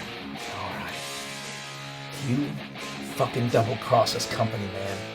All of us are saying fuck no to the Harmony. We are haunting you for the rest of your fucking life, you piece of shit. You understand? Well, hopefully it doesn't fucking come to that. Fucking hopefully. I'll set out a bunch of fucking guys outside. But we gotta see those cameras die before we move a fucking inch. He's got it. Once we see the tech powered down outside, well, we'll fucking come in. We'll come and knock it. You got All it. right. Sounds like we've got a deal. I don't think we need to say any more presently. I'll get there next round. And I'm gonna basically go to the bar and get everybody around and enjoy the rest of the show, Yeah. so that it feels like we actually came here to You're watch the there, show. kind of doing your thing. Yeah.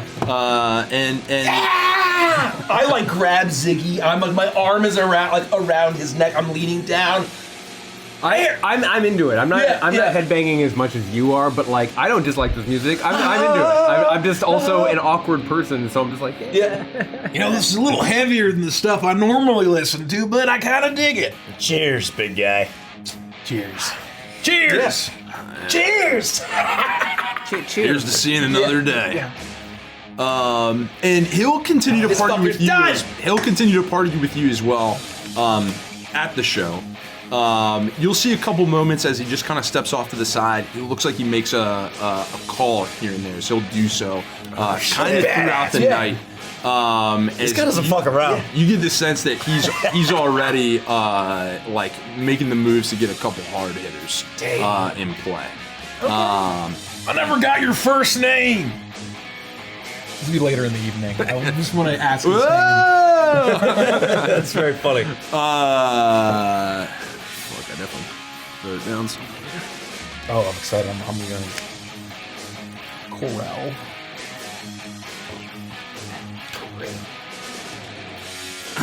Well, the name's Hyder. I thought it was gonna be Steve. Hyder Corral. Hyder Corral. It's been a pleasure, and I'll see you tomorrow night. Oh, What I said. Yeah, okay. Ghosts or otherwise, fucker. You just don't fucking, you don't fucking let loose, okay? I've heard about half the fucking shit you've done. That's why I'm fucking famous, company man. You're a goddamn blue beacon. That's why you're working in a fucking factory, and I'm wanted. Look, Yeah. just chill. How about you just play it cool for the 10 fucking minutes it's gonna take you to get in front of Big Thunder and That's all I then fucking need. I'll make come sure running. it's all gonna run cool. It'll all be right. cool. I've had a lot of beer, so I'm like feeling it. I think I'm buzzing too. Yeah, I'm you buzzing. know? I'm not drunk, but I'm buzzing. Yeah. Everyone's starting to feel. I mean, like really, like a clear picture's starting to come into place. What seemed like a pretty insurmountable task to be able to handle. Now you have what you've come to understand a relatively trustworthy ally in terms of maybe not a true friend, but certainly an enemy of an enemy. With that, you feel like things are starting to look up. Like you're really about to kind of take the fight to the Scarlet Eye and come out on top. And for you two, well, the three of you, you'll know that that'll mean like a relatively solid payday out of this tier distributor for the Scarlet Eye Syndicate. You're feeling pretty good. Sweet. As you continue to party throughout the night. So I think we'll once the show's over. You know, I think we'll with the buzz back. on. It's close, right? Rett's feeling pretty Yeah, we good. walked here. We'll walk back. And, you walked here. and get a good night's sleep. By the time you, Ziggy has just stopped sweating. As you turn to leave. That's way real. That's very real. That's very real. Well, at least I got a bunch of Red Bull and some of it. Ziggy's finally reached neutrality in his core. He just stopped sweating when everyone's like, okay, let's head on back. You make your way. You kind of have this pep in your step. The promise of tomorrow night, what's to come. And you're laughing, you're talking about the concert, any other conversation you might want to have before you make it back to the apartment and you tuck in for the evening. Anything that you want to... We can just keep... You know... It doesn't have to be. Yeah, I think we would just, I would want to basically go to Co and be like, gotta be fucking respectful and understand that it's not just gonna be our lives in danger. It's gonna be a whole lot of guys who have families and fucking, lives here. So. I get it, Rett. I mean, if I fuck this up, then we all fucking die, and these assholes get to take over the city even more. And we are gonna find out who his distributor is, and we're gonna find out. And then you guys can go and fucking with that, you can go fucking put that asshole in jail. Look, Or in the fucking grave. At the end of the day, there's only 4 people here that I care about, and it's us 4. Let the fucking Kyojin's energy company and let the syndicate, let them duke it out. We're here for one thing. It's to get that guy. Figure out who his supplier is, just like Ko said. We're gonna get out of here alive. Nah, look, I'm with you, right? You did fucking 6 months in the can because of all this shit, right? You guys get paid if he fucking dies? You guys get paid. Is it dead or alive? Do I know? Is there a line? I think generally for these tiers, it is significantly more favorable to bring in alive for questioning to continue to find this. They want info just like we do. We need this guy alive. They'll probably take his fucking corpse, but they're not going to pay us even half as much. Yeah, you would think that you're looking at like a 1/10 of a payout if you bring him in dead. It's 10 to 1. I looked it up. It's significantly less. All right, so what I'm asking We'll you see is what he fucking does when the time comes. just fucking cool it, hothead. All right, that's all I'm asking. I'm trying. All right, I'm trying. Okay, I need to get to bed. As this point you've been walking, the apartment building starts to come into sight. It's pretty late at night. You see the light still on in Mrs. Ume's place. She's moving around. You can actually see her through the window as you start to approach. She turns. She even sees you waving, Ziggy. She sees all of you waving. She goes and actually opens the window, and shouts down to you. Oh, you're back. I was waiting up for you. Let me go ahead. I'll just pop a last round of cookies into the oven. Nice. We'll get started. How was everything? And then you hear, Ding. Wait, I didn't start the...